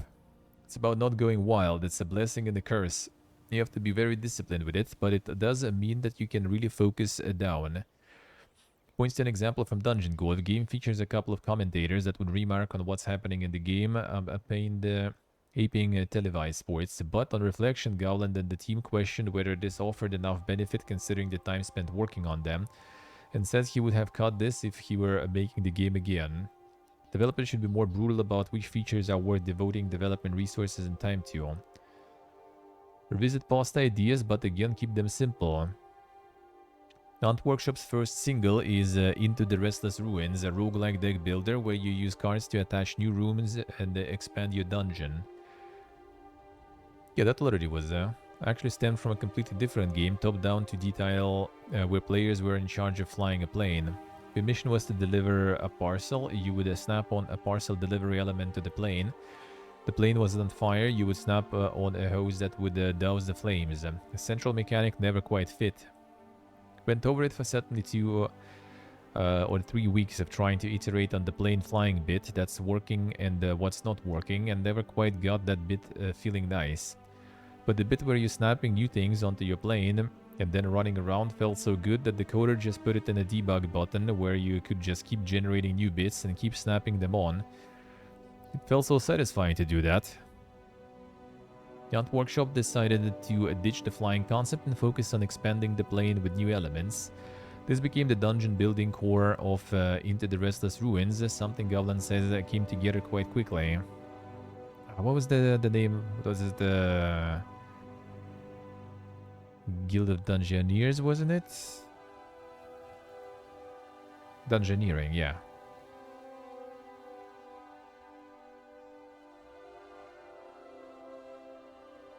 Where you kind of like also build the dungeon there. Yeah, you get like the room into the dungeon, some enemies and stuff into the dungeon. Sounds familiar. This one is kind of popular. Played this one on stream. Build something with legs. Smaller games do not have to be one and done affairs. Gowland encourages developers to think about replayability but also expandability. Idea of making singles is not to shun albums entirely, but to find the basis of what a future album might be. Every idea we're coming has to be something that is extendable. Something where we can rein the scope in for initial launch and sell for a cheap price. And if that game finds an audience, that's great. We can keep making updates for this. We could do free content updates or DLC, or we could expand it for a sequel and that kind of thing. True. Yes, see, you're right. Also works in co-development projects alongside its own games, but the scope of the latter can affect the ability to handle the former. During work on Dungeon Golf, taking on a co-dev project would have potentially thrown off the schedule, as devoting a few coders to external work would have delayed development. But when you're working on the much smaller things, if a couple of coders are needed for some other projects for 2 months, that's fine. You have plenty of other things that we are working on. People can just adjust their time and shift around and deal with it that way, giving us a lot more flexibility. Developers should not be afraid to pause work on one of their singles if it's not quite coming together yet. For instance, one of the titles Ant Workshop is working on centers around a street food van for monsters where you serve customers as fast as you can. But the initial version of that idea is good, but it's not quite working. If you're working on this as a bigger thing, you would be like, well, we've got artists that are making things, we've got coders, there's a machine that needs feeding here, and we need to just sit down and crunch through what's going wrong and try different things. But because we have so many different singles on the go at once, we'll just park that one for a little bit and then come back to it when we have an idea what to do with it. Tell people what you're working on. Crucial element of knowing which smaller games you should be devoting more time to is getting player feedback. This Goblin says was a key element to Dungeon Goal's failure, as the studio kept it under its belt way too long. The previous games like a Dead End Job, we've taken it out to little local events and shows, or even the EGX Res, which has gotten a little bit too much in our own heads of, okay, we'll keep working on it until we think it's ready to show people. That point of feeling it's ready to show people just stretched on and on and on, and ultimately, unfortunately, it just never managed to find the market. And I'm not sure that the size of the market that it would have needed actually exists for the type of a game that it is. Yeah, so they just wanted to make something without thinking about, you know, does anyone need it? You know, and they just made it. And then suddenly no one needed it.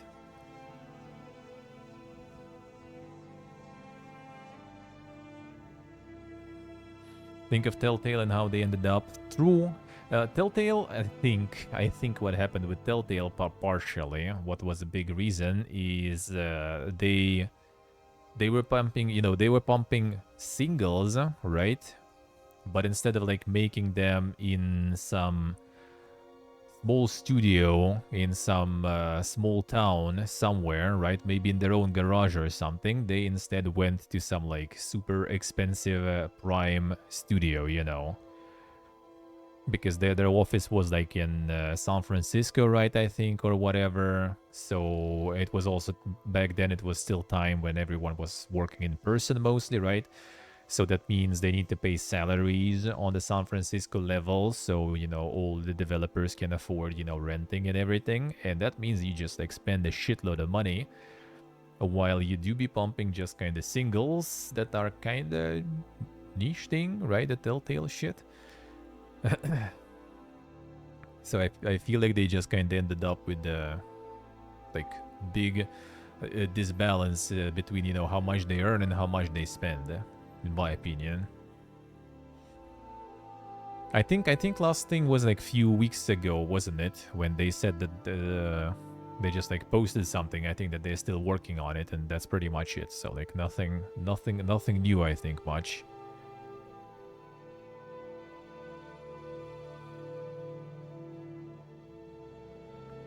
Could be safe, seems like it.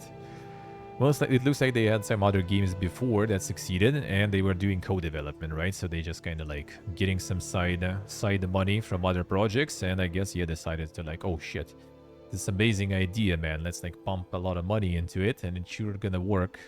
And then suddenly it doesn't.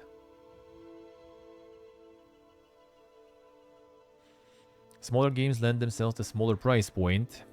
And Workshop currently planning to charge a maximum of £5 for each of its singles, and something Golan believes makes them more of an impulse purchase, similar to gamers' propensity for snapping up cheaper titles in Steam sales. I mean, that's not false, absolutely. He likens it to his childhood of taking his pocket money to the market each week and seeing which Acorn Electron titles he could afford.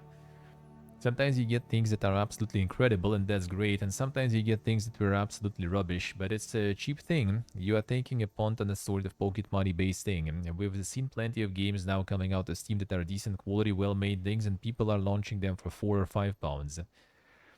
He adds that lower price point also keeps player expectations in check. With things that being cheaper, there's less expectation of super high quality, art fidelity, and all that kind of thing.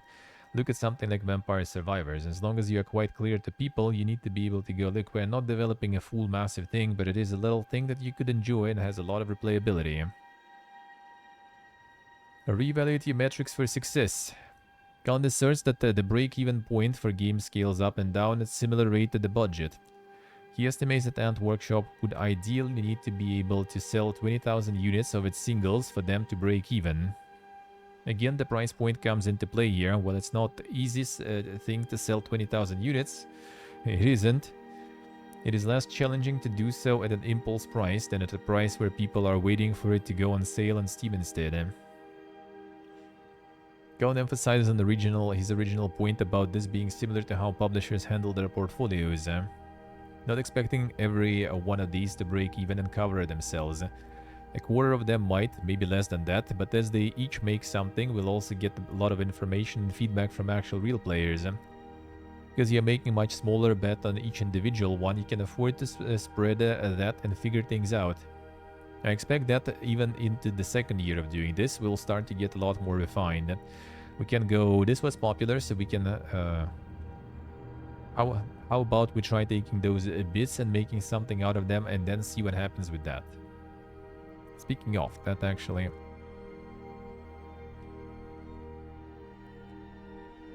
how's that going? I heard about their one of their new games. Because I think that's also kind of like has a point in the sense, like pumping a lot of like smaller things. Creates a situation when those like, like the tide, the tide, rising tide, lifts all the ships basically. So like having all those like super small ones pretty much just creates the situation when, 200 reviews on this one. When you just get a bunch of people just kind of learning about your studio and everything, just from all those like small projects and everything that you did.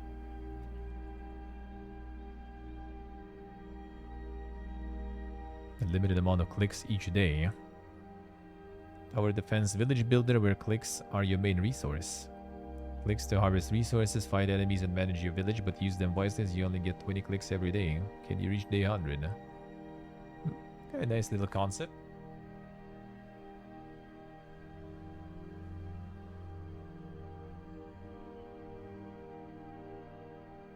What that? Soon.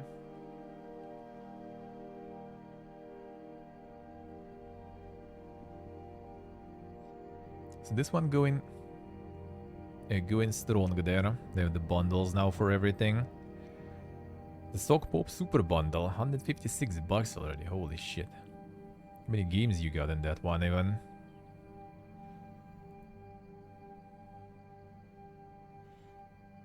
Yep. That's quite the list. There you go, man. Or you can buy one deluxe edition of some Ubisoft game. What's the numbers there? The sock numbers.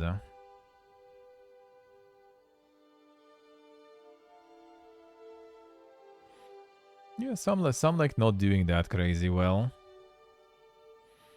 43% of 16 users.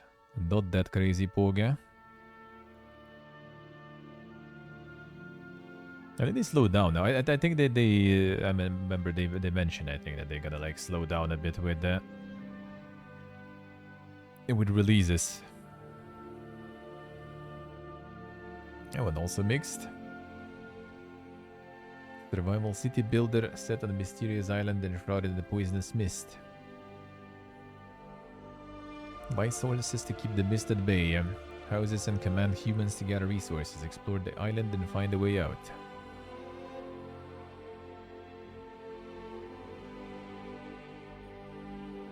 Oh, it's not even early access. Holy shit, alright. We got some early access going too. Frog's Adventure. Damn, the frog like still. The frog like the frog like was pumping, alright, let's see how it is. Frog-like was actually pumping there.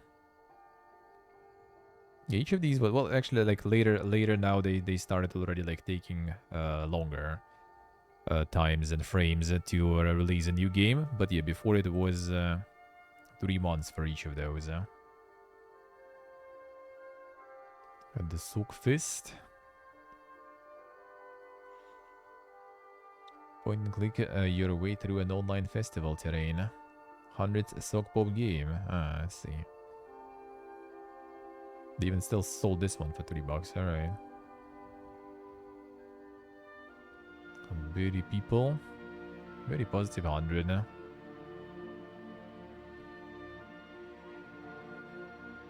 So they still be pumping there. Already slower though. Already slower. But like, I mean, after 100 something games, I would be surprised if they would still be on that pace, you know. Yeah, after Stacklands, they just kind of like, it didn't super propel, but I think before it was awards though.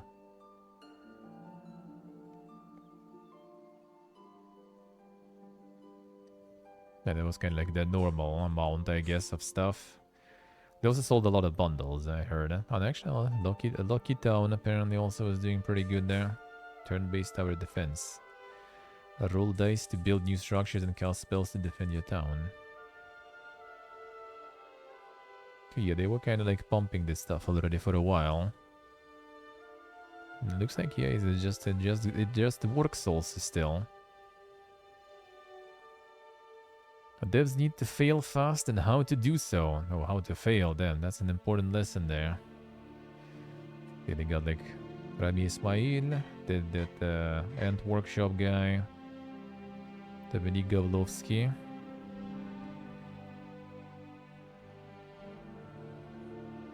Oh, just okay, they got at least like the text recap of that too.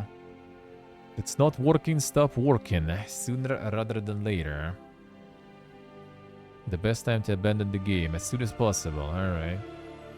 Maybe difficult to try. Alright. If it isn't fun to play it for 5 minutes, then we are done. Move on to the next one. And that's still what I teach. That's still what I do when I make my own games. If we can't make it fun in a week, 2 weeks, then we are not sure there is something at the core and it's time to move on. Need to have that hard and fast kind of cutoff. No, you can't just keep iterating on that, and you can't just keep throwing new things at it. We've set out with this has to be something that we can make. If no publishers are interested in it, we don't want to be in a situation where we spend 6 months of our time and money building something. If we can't get extra money in, it has to stop. Is it fun to play and to make? 2 things I look for. The first part, do people have fun interacting with it? If they get excited about what the game could be, those are indicators that we look for. It's not a science, it's very much a feeling thing, yeah? The other part that we'll look for is this. Is it fun to bake? It's a really big part of the equation. Assuming game takes 2 or 3 years, if you calculate the amount of time I have left before I'm 65, there we go, that's the calculations we had. I don't have that many, so I also want to make sure that at that point it's fun to work on it, and that takes a little bit longer. Don't waste time on the nice to haves while you ignore the must haves. People are coming into the gaming industry, they very often are married to this thing, such as fighting a dragon with a sword. So what they will do is they'll stretch out the part of getting there, and they'll focus on all the wrong things, like making it very beautiful or writing out the lore book for the entire story.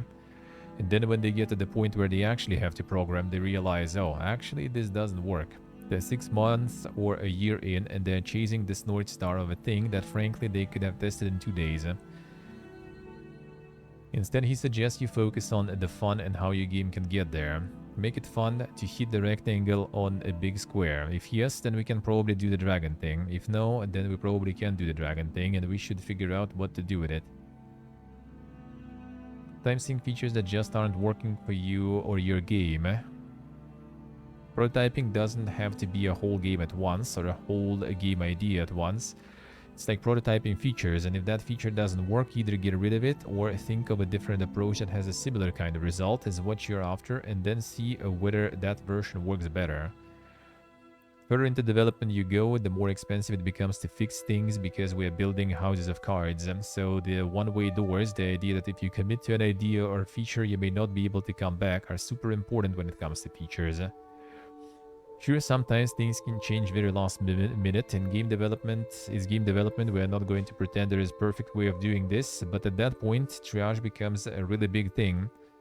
But I think that's an entirely separate sprint episode. Check and check again that your idea is worth investing your time and money in. Takes 2 to 3 years to make a game. Gavlovsky says that Meeting Three Lives has abandoned early prototypes with 20,000 external downloads because they were either not affordable or time effective enough to take into full development. So you better be extremely sure that this is something you want to spend your life on. Top 10% of games on Steam are pretty much the ones making all the money on Steam. The rest of that 90% aren't making any money, and are from studios that are either closing or have lost a considerable amount of money or probably never will make games again. This is why you have to be damn sure your ideas are good, because that what you're aiming for is to be in that top 10. You have to be in there if you want to continue to make games. There's no time to be wasted, you know, sitting on an idea and refusing to surrender that this idea is possibly not top 10% idea. You'd be amazed at how impossible it is for some people. To their own detriment, they will hang a noose around their neck with this terrible idea before sitting down and actually going, okay, maybe I should move on. People are just so married to their concepts. Kowalski likens video game development to the music industry, where she started her career, especially as more kids use software that makes it absolutely doable for them to make a playable game, encouraging a fierce competitiveness. There's still room for beautiful games to come in and do well. They're not making the multi hundreds of millions of dollars that maybe a game like Call of Duty is making, but there is still that gentle curve of doing well enough to possibly fund your own next project, where you can become self-sustaining, managing your business with a level of certainty that you have a future release for the next couple of years and make more beautiful games. Making more smaller bets rather than putting all of your eggs into one big expensive basket is a much better approach to things. Successful because it has done something a bit different and given people something new, but it didn't have or need the same budget as Call of Duty or Assassin's Creed or any of that kind of thing. Giving people something new and doing something that's cool and appeals to a bunch of people doesn't necessarily need a $2 million budget. For me personally, I think that's where a lot of developers should be heading. Try more smaller things and see what it hits. The last game, Dungeon Goal, spent a couple of years making that, and I'll be honest, it completely tanked when it came out. And it's like, okay, well, we can't do that again. That approach is just not sustainable. Smaller games and know your niche. Senior developers who broke away from their AAA studios to go it alone only to stumble at the first hurdle. They all fail, but making small things is absolutely the right answer right now. We don't mean small games and that they're short to play, we mean games that are easier to compartmentalize, to develop in a way that is fast and allows you to test quickly. If you look at a lot of the hits right now, you'll see small elegant systems. At the heart of it is something that you can prototype fairly quickly, and then when it works, they start spending time on it until it builds to something really good and something really interesting. Want to do something really complicated? You have the space to be self-funded, or you can get a publisher to do it, go for it, and not that much competition in that space because it's a hard space. But for the average indie developer now, I think that's the right answer. And then you can always figure out what you're doing, you know, like early access or live development. I love the strategy of just putting it on itch.io. If people respond to it, you immediately have feedback, you immediately have a direction. Gavlan stresses the importance of knowing your niche. I think that's why the survival stuff really exploded recently. Get that core bit of gameplay, and then after that, it's extra content in terms of monsters, passives, your abilities, and stuff like that. But it's so systemic to build on top of that, and very quickly you can end up with a game you can spend 200 hours of your time on. I think if you're making smaller things, or the development costs are lower, you don't have the appeal to the same size of audience that Call of Duty has to appeal to in order to recoup development expenses. If your version of survival is you're on farm and you're a weird frog, maybe you only need 20,000 people to be into that, and well, that's way more achievable than however many copies of Call of Duty Microsoft needs to sell this winter. Even when you do everything right, things may still go wrong. And they probably will. And they probably will as usual. But that's just how it goes. I think you can see from having listened to everyone speak that failing fast is not only a good idea, it's the only idea you should be sticking with when running a small studio. Even if you do everything right, success is never guaranteed. We are never buying certainty, we are entrepreneurs, which means we are taking risks. Even with everything aligned, with the best processes, making sure you test your game on itch.io, get a publisher, build the game efficiently, quickly prototype, you know, break eggs, make omelets, develop the game carefully, make it well, make it expendable, modular, whatever way you do it. I tell my team you're buying points, you're buying coins. At the end of the whole journey, you get to flip the coins. And if more than 10, 15, 20 of the coins land on heads, you might make enough money. So every right decision you are making is not buying you success, it's buying you a coin flip, and then at the end you flip it. Not false, not false. Well, and that's on the other end of the spectrum. Embracer Group repays $300 million to lenders. Repayment comes from net proceeds received from Take-Two's purchase of Gearbox Entertainment. How much they still own?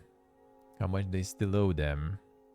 Yeah, last month, Embracer full-year financials showed that the group still held debts of $1.5 billion. So they like sold fucking Gearbox out of everything and got what, 20% of the debt that they had covered. So they still have 80% of the debt there waiting after all the layoffs, after all the stuff they sold and everything. What a beautiful, sustainable business model, man. Xbox to attend Gamescom 2024. Platform holder claims it'll be the biggest booth ever as it returns to Cologne from August 21st to 25th. The biggest one. We'll be able to play a WoW, I think, and stuff too. Seems like might be some good stuff there. Xbox's Mad Booty suggests leadership change was a factor in Tengu Gameworks closure. Exec confirms Hi-Fi Rush did well for us, but factors behind previous success may not all still be in place.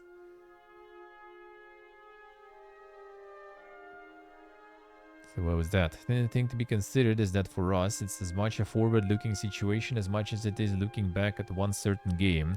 A lot of things that go into success for a game. What leadership do you have? What creative leadership do you have? Is the team the same team that shipped something successful previously? And we have to look at all of those things together and then ask ourselves, how are we set up for success going forward? And while there may have been factors and situations that previously led to success, they may not all still be in place as you look at what you're doing going forward. So still a bunch of nothing been said, I guess. You fired the devs, yeah. That was a lot of things said, but nothing was said, actually.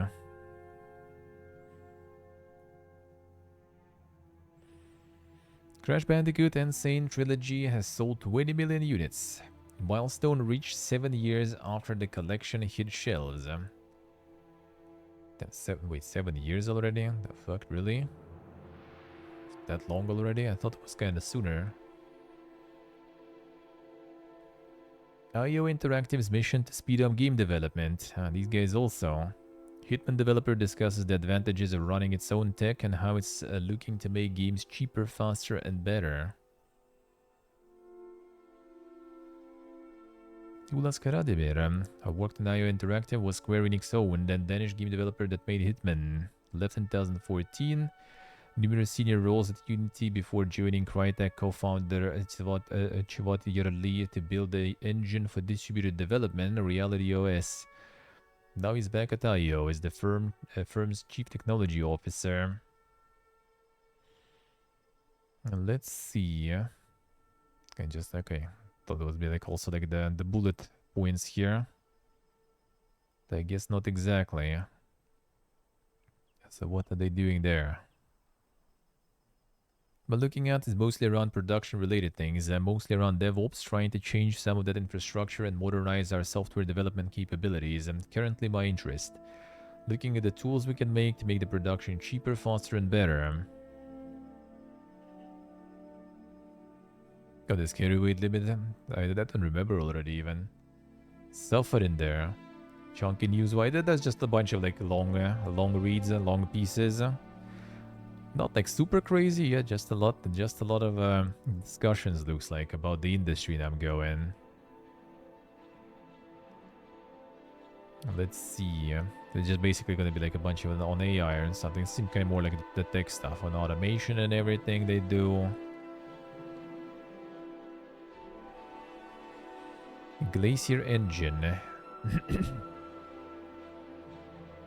Main advantages to using your own tech: can make quick decisions, can change direction of the technology, feedback cycle of user to developer is very tight.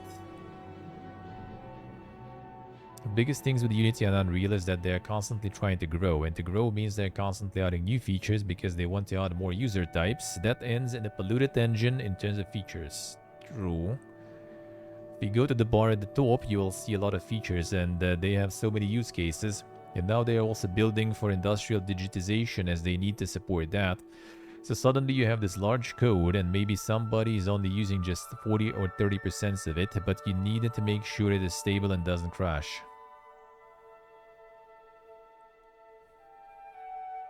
Not many closures or layoffs. Well, the Paradox Sims cancelled and the studio laid off. That was one today, right? For now, I think that was it, right? For now. Oh, well, that was kind of like, I think we covered that one already at the end of last week. The Alone in the Dark Studio 2. It's kind of true about the engines, though. Like, if you have the capability to make your own, it is indeed kind of nice. Because you do have a lot of, like, unnecessary stuff. Unnecessary stuff in the engines that are for the Moz usage.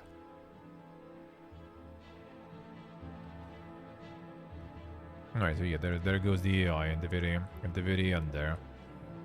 Oh, this one was more technical, so kind of like...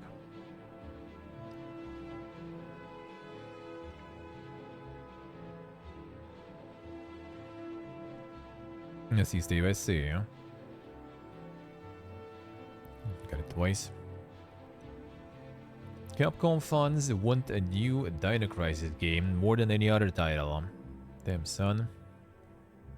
The Capcom Super Elections, a global undertaking with people from a staggering 220 countries voting on various questions and propositions. One key question was written to ask Capcom fans worldwide what series they'd like to see get a sequel or new game, and Dino Crisis won by almost 20,000 votes. Damn, son.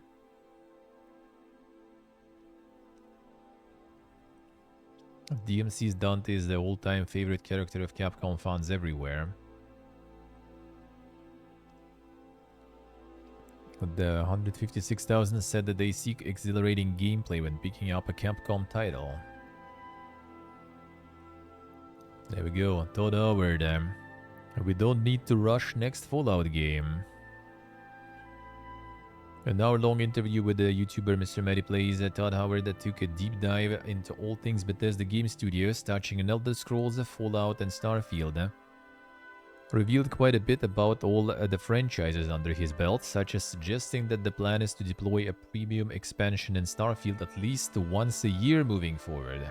Damn, son. The Starfield becoming live service now.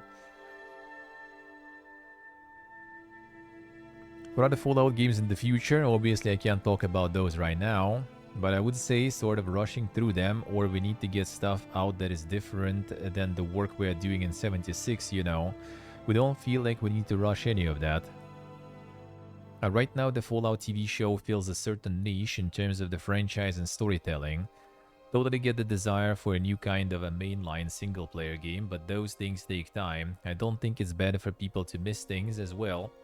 We just want to get it right and make sure that everything we are doing in a franchise, whether it's Elder Scrolls or Fallout or now Starfield, that those become meaningful moments for everybody who loves these franchises as much as we do.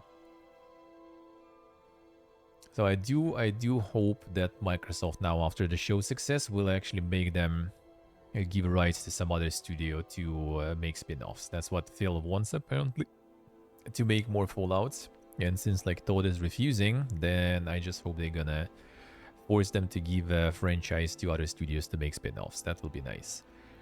Because like, that's like a big gap when he says, you know, we have like 76 now and stuff, because they don't do shit with 76. Like all the resources went in fucking Starfield. 76 like seems like on the skeleton team, and even like for the show they didn't prepare. Like the only thing all the Fallout franchise did for the show was basically like Fallout 4 HD mod that ended up being, you know what ended up being pretty much completely like useless and just breaking shit. Like 76 got like 2 skins. The hat and the... 3, okay. That was the backpack, right? That the Lucy had in the show when she left the vault. You could get that backpack for Twitch subs, basically. And the Ghoul's hat and the duster, basically. That's it. The coat. 3 skins. 3 skins for the show. New season started now. They even added new content now. New update. And that season is not connected either to the show nor to the new update. Completely irrelevant, different topic. So like I don't know, man. And when he says they do 76 and stuff, that's a big cup, because that feels that it's not really being done that much.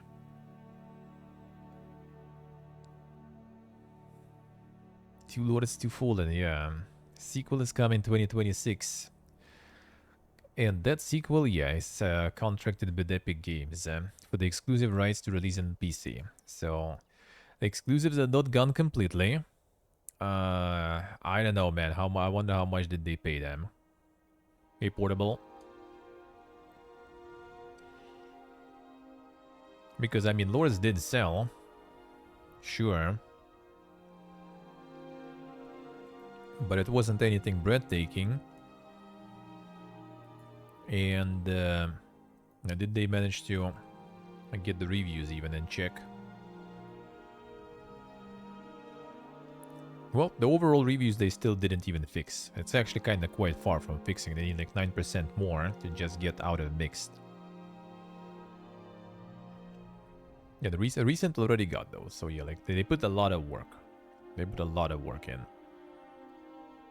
Yeah, randomizer mode was supposed to be there, some sort of speedrunner mode, a bunch of other stuff. Nice portable, nice. Sounds good, huh?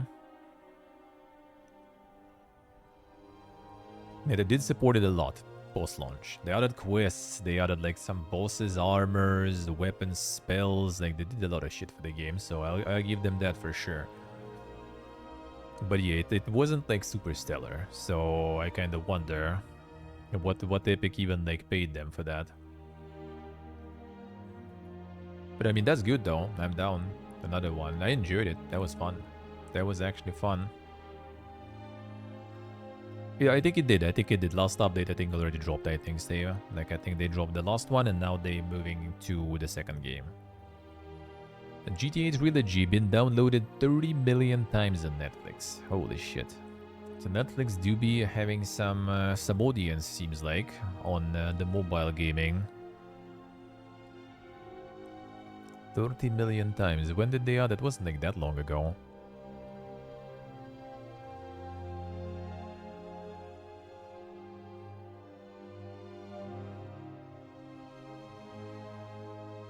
Not so sure. But yeah, seems like the Netflix actually be pumping there too. Yes, he's there, alright. Baldur's Gate 3 mod support, likely the game's last major update. So after that they're gonna be moving on. But the big things for us, and the one that we are really working towards now, is the ability for players to mod Baldur's Gate 3 themselves, because then they will be able to make their own things. And I think that will be the point where we're going to say, okay, now it's yours fully. Team is excited to move on to work on new games. Can't wait. We'll see what that will be. They're making something sci-fi? Oh man, I'm gonna poke, man. I'm gonna poke. Habbo Hotel Origins is taking the game back to 2005. There it is. Time to close the pools and all that. From tomorrow, Habbo Hotel Origins will be available to play, taking gamers back to 2005, simpler times, as an old version of the game is unlocked for all. There it is. From June 18. You can actually get there. And some interesting odds there they have, alright. Free to play, built to accommodate 3 different languages, English, Spanish, and Portuguese. Hop into Habbo Hotel. Todd Howard wants annual Starfield expansions. Well, heard that now. Current plan is to have a new story expansion each year. How long that continues, hopefully a very long time, but we are planning for the one after this, so there will be another one. Alright. Hopefully for a long time, but we're planning only one, because we don't fucking know if anyone will buy our shit, honestly. I guess that's the answer, really. Follow up to previous question interview regarding answering lingering questions from the game story. That's the goal with the expansions, isn't to answer all of the questions players have. Sort of look at it and say, hey, what's a good angle? What do we want to add to the game for as far as an experience or a tone? I mean, House of Varun is kind of interesting to check, sure. It's just like, nothing else is interesting. So, from like, I'm looking back and like, I don't want to redo any of that, dude. Honestly, I don't want to redo any of that. Like, I feel like I've seen it all. Like, even like different branches and the quests and stuff. I don't even feel like they're gonna do that much different from me.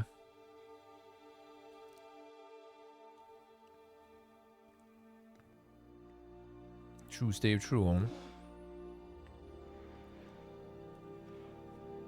DLC is gonna be at least okay. Well, Bethesda has one good DLC for their games, usually. That might be even better than the main game. Like the Far Harbor, like the, what was the name? No, not, or was it Point Lookout? I don't remember. The Swamp one in Fallout 3. Or was it Point Lookout? I don't remember. But actually, it probably was, yeah. It's like one good DLC usually. Like Far Harbor was really good, for example, so there are chances, Don Howard said Bethesda hears the feedback about paid for Starfield mods, Uh-huh.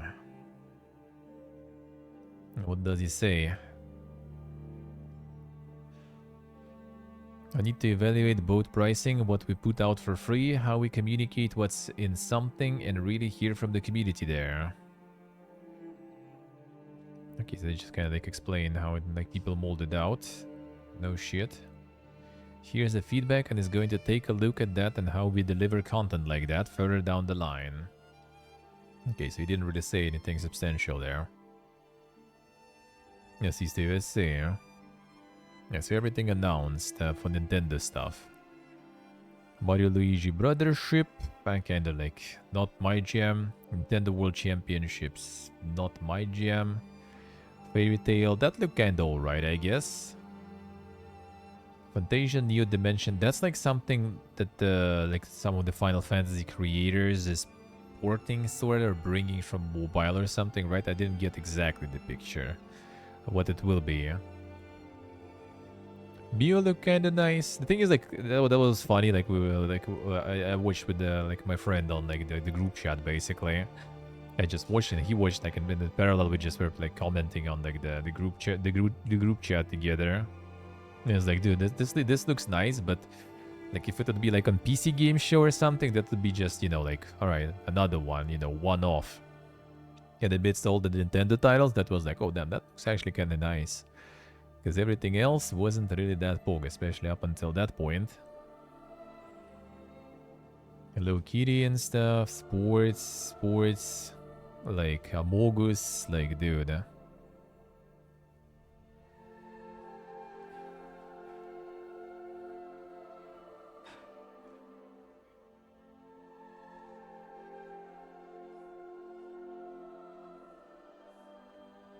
The combat like Sea of Stars. Yeah, that did look kind of like it, yeah. Donkey Kong, I mean, it was like a shitload of remasters and everything. Things I kind of don't really like care about much whatsoever. And yeah, multi-platform stuff. Yeah, the Capcom Fighting Collection, I guess, nice. A lot of people kind of excited for that one. Marvel vs. Capcom and everything. That's good. Yeah, like Mario Party and stuff, I don't really care. Zelda look kind of interesting. It's again like not exactly my style, even though this I kind of like more than the regular Mario style, to be honest. This looks kind of more, I don't know, like fully rounded up or something compared to like more like more finish on it, I guess. Let's put it that way, more polish on this style compared to like the usual Mario stuff. I kind of like it more. And like mechanics, like a lot of their games had like really like they do still experiment with mechanics. Basically, they still try to make something like different, make something new, which I respect. Like I might not like the style of their shit, but at least they try to bring something new in their games and not just, you know, like let's repeat completely the same. Like they repeat same franchises, sure, but they at least do try to bring something new to those franchises, which I respect. Alright, so Adventures, Trace, like ports. Shire, Just Dance, yeah, like even Ubi didn't show this stuff. These guys did. Like, the fuck is this, man? Yeah, Ace Attorney for the fans. Another, the Monster Saga. Yeah, Metroid Prime. That looked kind of interesting. The thing is, like what's like I'm not Nintendo like person whatsoever.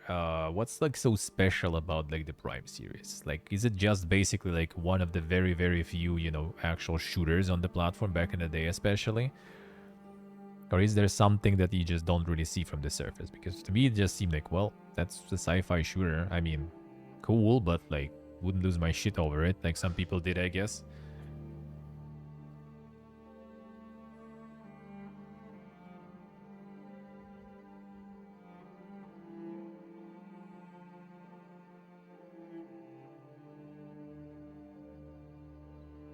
Prime for like 80 years, alright. But there is something special about the series in general. Or just the fact that it's like Metroid and stuff.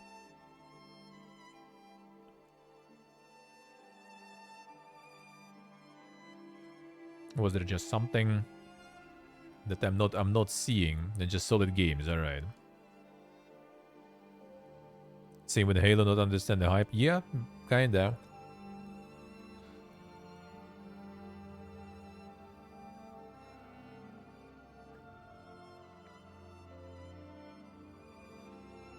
Just like not a lot of like, you know, exclusive, you know, shooters and stuff on those consoles. So they kind of, you know, have bonus points because there's not much competition. Out of the box thinking, some unique parkouring. Alright. Alright. We'll see. It did look nice. Like, I have to say, like, visually, it did look, like, for Switch standards, that looked good, actually. Let's put it that way. Especially after a lot of things they showed before, that looked really smooth. It did look really smooth and nice in terms of visuals. From the trailer, at least. Now, time for bad news, eh? From Software might consider total co-op for future games, eh? Hidetaka Miyazaki hinted at the potential for a seamless co-op experience in future games, eh? Expressed that seamless co-op experience is definitely not something we actively oppose or want to downplay, wanting to go through the whole game together. Okay, what's with the titles, man? Oh, okay, maybe later. Not to say we won't consider other ways, like you and your friend played from beginning to end, total co-op. That's not to say we won't consider ideas like that with our future games. It's just like, I don't know, like I read total co-op, I feel it's, you know, like just the game oriented for co-op, like basically co-op only game or something, you know. That what it says about is just basically the seamless co-op like mod that people use for Elden Ring, I guess, right? Just like on the game level from the beginning, so you can just play through it in co-op. So it's like, dude, I saw different things reading title.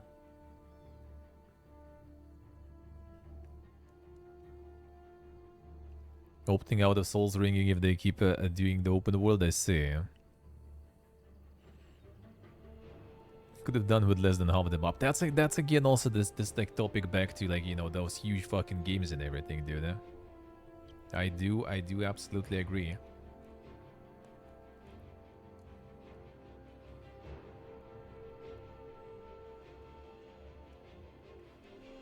Shadow of the Erdtree is now the highest rated DLC of all time.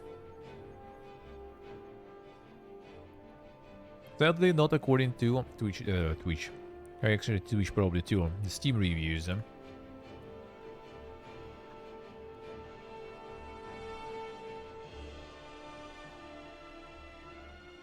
Of the mob doesn't even have a single boss or an item to find. That sounds weird, dude. Why?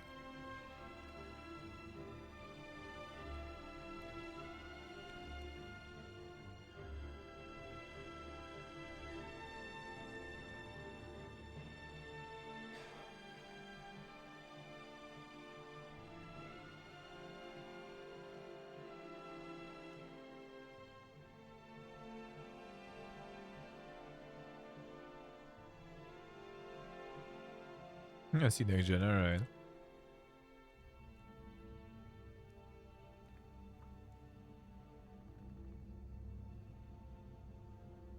That's a lot of bucks.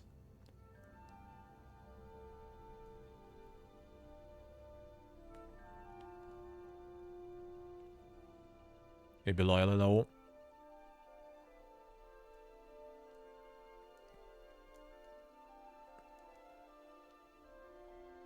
Liking it?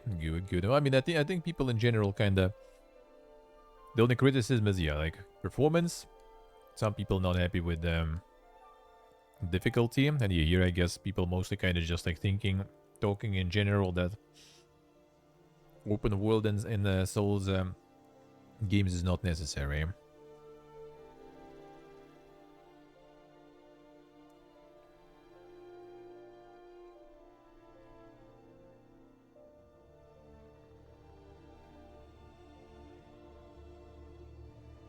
Ubisoft is facing exploitation accusations for new AC Shadows contest.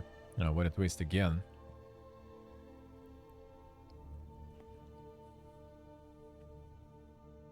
Assassin's Creed Shadows a dubbing challenge. Contest for TikTok. Boog. Alrighty, Nick. Thank you, sir. Have a good one. Have a good one. Yeah, it was. There was.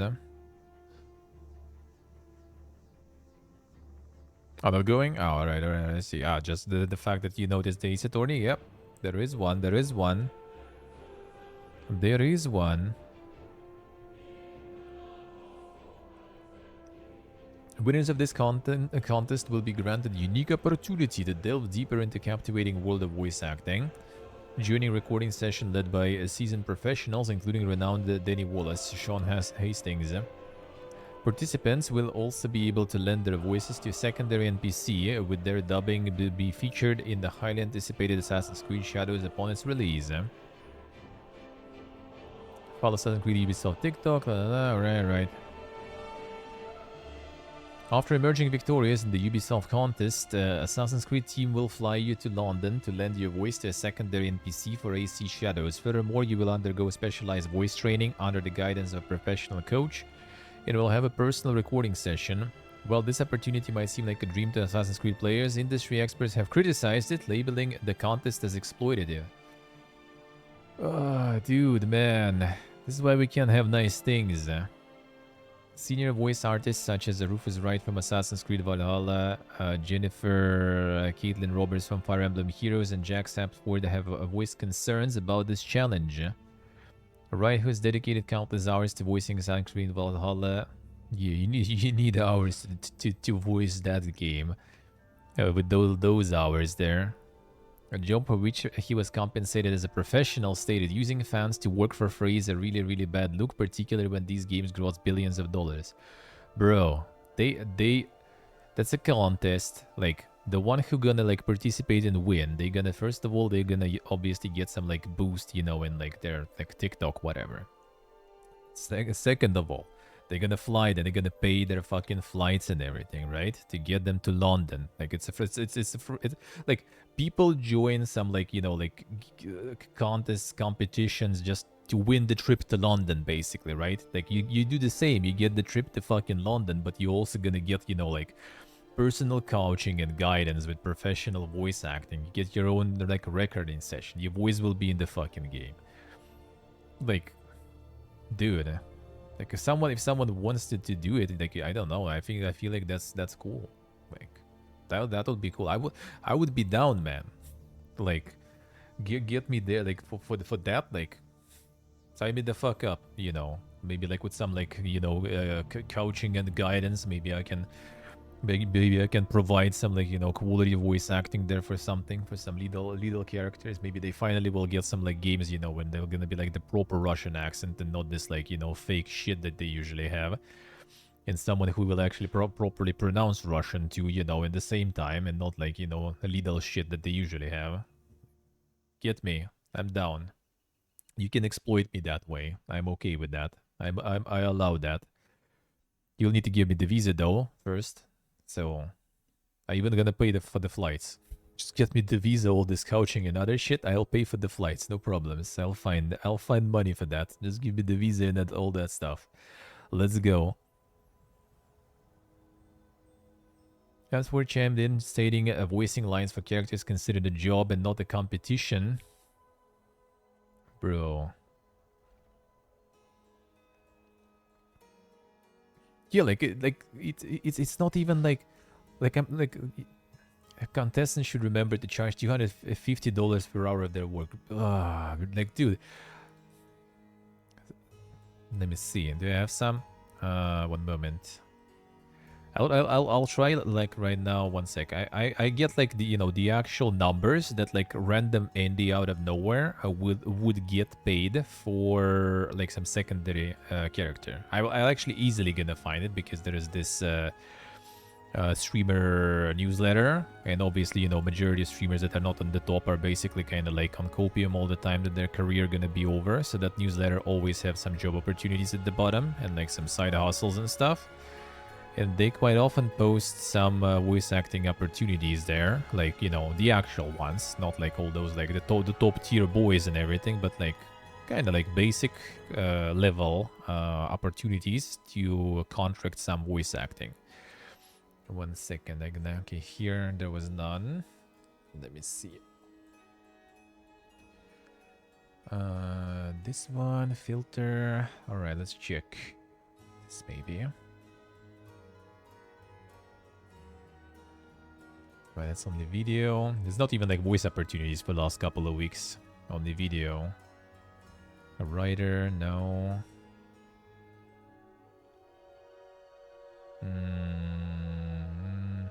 Narrative intern, no. Okay, already going like back like a month or a month and a half. There's no voice acting opportunities whatsoever. May 13th. Okay, voice actors at Cabernet. Let's go. 2 male, 1 female. Alright, let's see. Let's see the actual stuff. If they maybe they don't post it here. I read the doc. Okay, doc might be gone already though because the deadline is over. I assume doc is dead probably. The load in. Alright, 1 second. So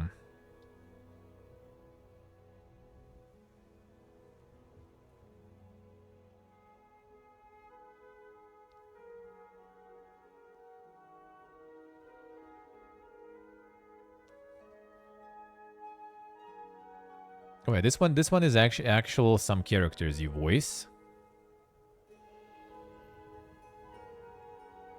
This one is actually like more try hard. That's actually proper stuff seems like here. You have applications, 3 different takes per every line you need to record.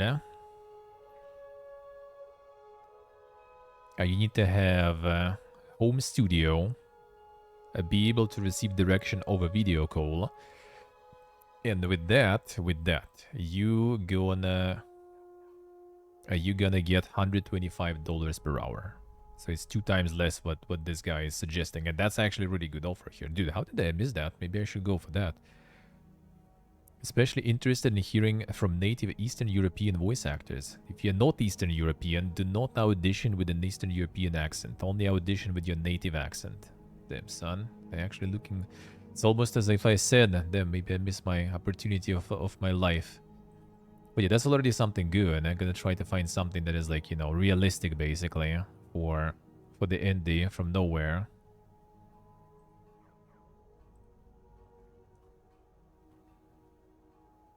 Voice actors.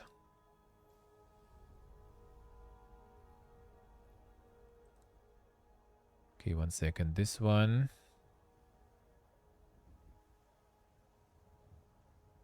Oh, it's like to voice the whole actor for something that's a bit different.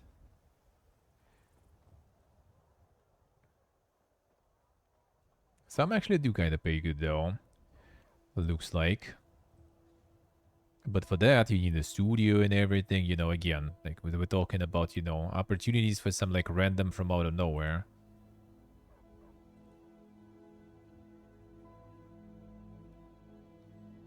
Alright, 3 roles here. What is this one?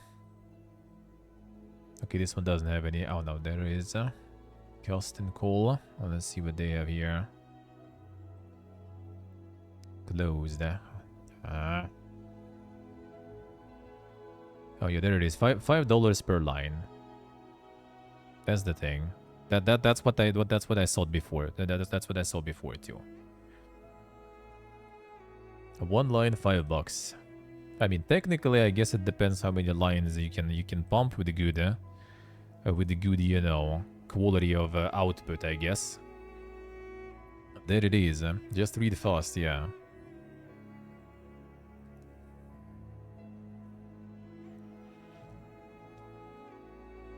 So yeah, this is just kind of like, I don't know, man.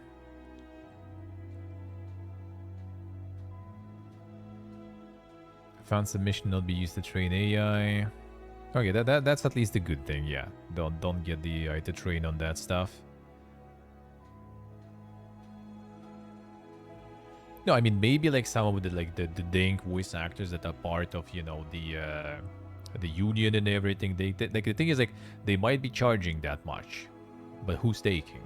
You know, let's put it that way.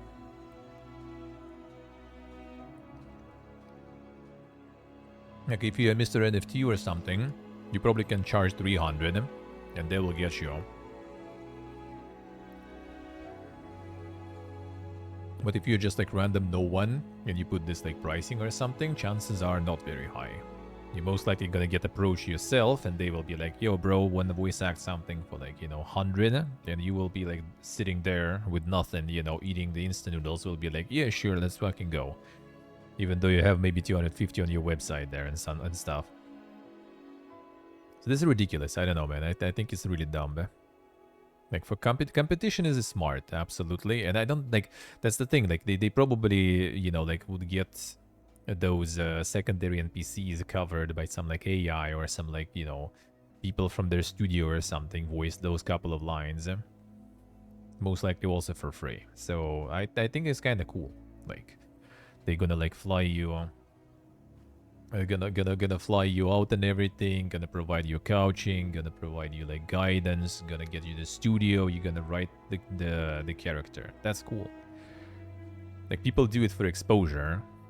Then here you also do it for exposure, but you also at least, you know, get fly there. You get all the fluff around that exposure. You also get covered, and yeah, you get that exposure quite well also. So why not? Like I don't know. I would agree. Like there would be like someone would be interested in like to get some stuff like voice acted or anything. Like I mean, why not? I could try. That would be cool.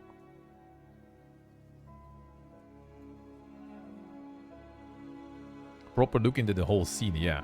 Like you're not interested or something, just don't participate. Simple as, you know. It's like so PPG, dude. Call of Duty's Fallout update goes live tomorrow. So already went, I assume. There we go.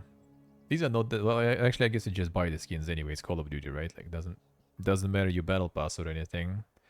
Not getting that shit. It's probably like also they post the price, I wonder.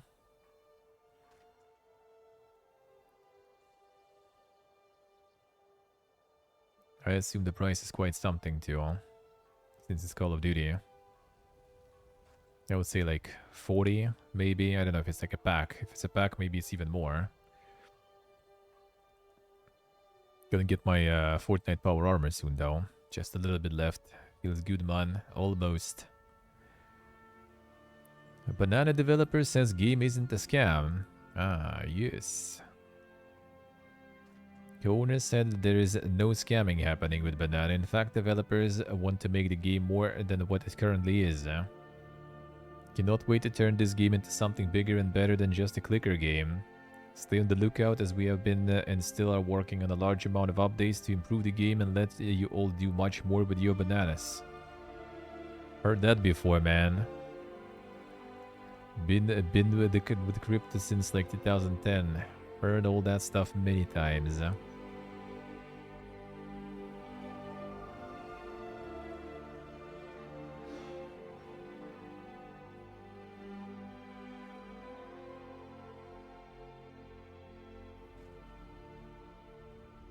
It was revealed that a member of the team was let go after it came to light that they were previously involved with the Bitcoin scam and the Steam marketplace. What a twist, man.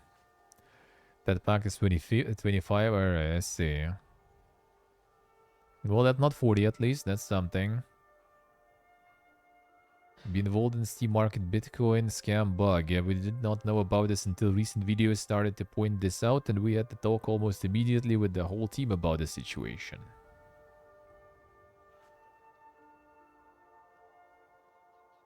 Gave him a chance to explain the situation to us, and we know he's showing remorse and is sorry about what happened in the past. Oh, damn, son.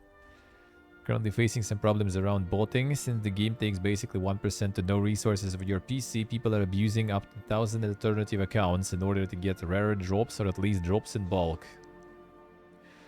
What a time to be alive, man. Free money, everyone wants free money.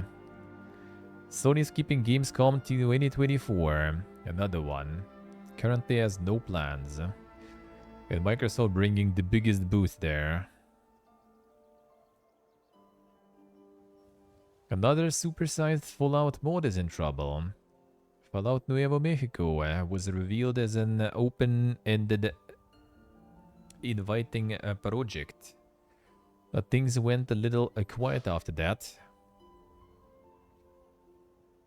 Lead developers stepped back from the squad. Serious doubt that it will ever surface. Let's see. Oh, trailers were deleted actually.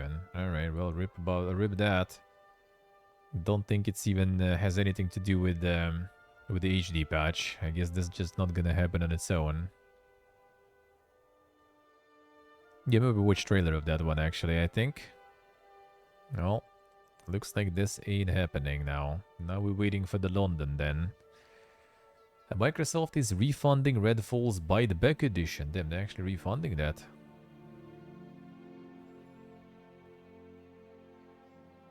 Issuing automatic refunds on Steam and Xbox to those who purchase the buyback edition or upgrade of Redfall. Very generous, very generous.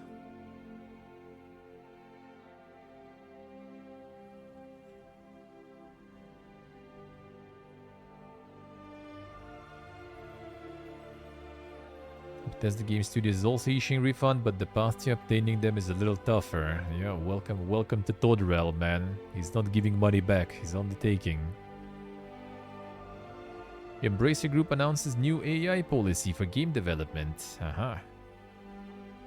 There it is. Understands potential risks. Want to empower their developers with various AI uses. Use of AI, the company says, isn't meant to replace people in the work being done by studios. Do not want to replace people with AI, we want to empower them. The core of our human-centric approach to leveraging the potential with AI. Human-centered approach, you say, alright. Not just that AI enables our developers to do even more and to become more efficient in certain tasks, it will also open up coding to a broader group of developers. Entry into the industry might be easier for individuals with disabilities who, for instance, cannot use a keyboard as easily as others. And they're already like trying to bring everything in just to kind of like justify. Guys, it's all for good. It's just the good things we're gonna do with it. The power for good. Exclusively. PlayStation's Bluepoint Games is still working on an original title. Still. Nothing changed in the statement that we are working on an original title. Everything takes time. We are committed to sharpening our skills. Alright, still doing. Game Freak is releasing a non-Pokemon RPG this month. Casual Maritime Adventure RPG released for iOS and Android on June 24th, 2024. Oh, alright. Well, you could start with the mobile stuff, I guess. And the non-Pokemon RPG. On iOS and Android with pre-registration. So I don't know if you are free to play. Yeah, also okay. So that would even they call it RPG that much? That seems kind of like more ways to get some of them dollarinos there.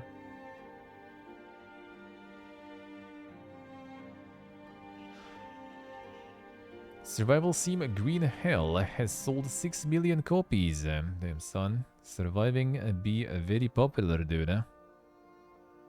1.2 million sales per year. Holy shit. Not bad. Time to make some survival games, Ultan. The indie game dev survival. Let's go. Farming the croissants and instant noodles and everything. Sony making cuts to PlayStation VR development, it's claimed. What a surprise. Another source informed me that only 2 PSVR 2 games are in development at Sony. I wonder if like getting it to PC also will actually make it any better. I wonder. Microsoft issues a statement on Black Myth Wukong Xbox delay. Excited for the launch of Black Myth Wukong on Xbox Series X and now working with Game Science to bring the game to our platforms. Can't comment on the deals made by our partners with the other platform holders, but we remain focused on making Xbox the best platform for gamers. Great games are at the center of that. See. Does not address concerns over Xbox Series S console. Another one. The exclusive deals, Series S is just shit. Alright, I see. Classic. Embracer cancelled a Red Faction sequel in 2023. Red Faction was always like, you know, like this, like, kind of like you hear about it decent amount, but it always felt like this, like, kind of mid-game that a lot of people kind of like, you know, played at some point, and it's something like bigger than it actually is in their minds because of nostalgia. A visual prototype for Red Faction sequel in 2023. The Total Destruction was kind of cool. I played on stream actually, one of the latest Red Factions. I see, Steve. I see. Yeah, next gen. Yeah, the destruction was like the main feature of the game. Everything else was kind of like mid. Destruction was cool though. Like even when I played like kind of recently, it's basically was like I think couple of streams. Well, recently it was still kind of like 4 years ago or more. Yeah, it's just like was just destroying stuff pretty much most of the time. And then after like stream or two, I just kind of got bored and stopped because everything else was kind of not very good.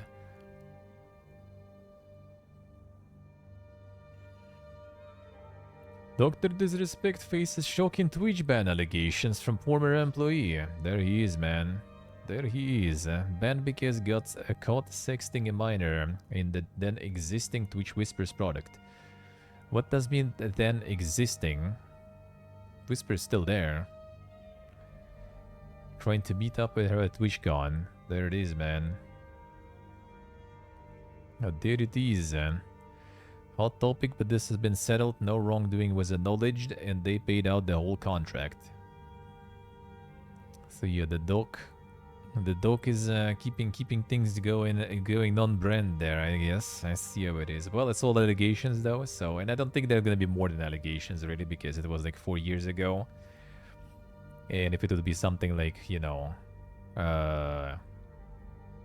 super as bad as it seems really, or if people trying to make it seem, then like police would be involved in everything already, because like I mean it's actual federal crime, right? If that will be the case, and you can NDA that or something. So like if that will be like really bad, it would be already in police and everything over those 4 years. Since it wasn't, I just assume it probably like, I mean, I guess he did probably message someone because, you know, wouldn't be all this drama 4 years ago. So he probably did message someone, but in the end it ended up either not as bad, or the one he messaged didn't press any accusations, so nothing really happened. And Twitch ended up paying him all the money because the termination of his account of his contract wasn't fully justified. So not sure, we'll see, but yeah. Just sue everyone, at least some content, I guess, yeah. The toilet videos, oh man, toilet videos were just like ancient era already at this point, I guess. Yeah, that was the thing back then. That sure was, Alright, and the rest we covered. Good,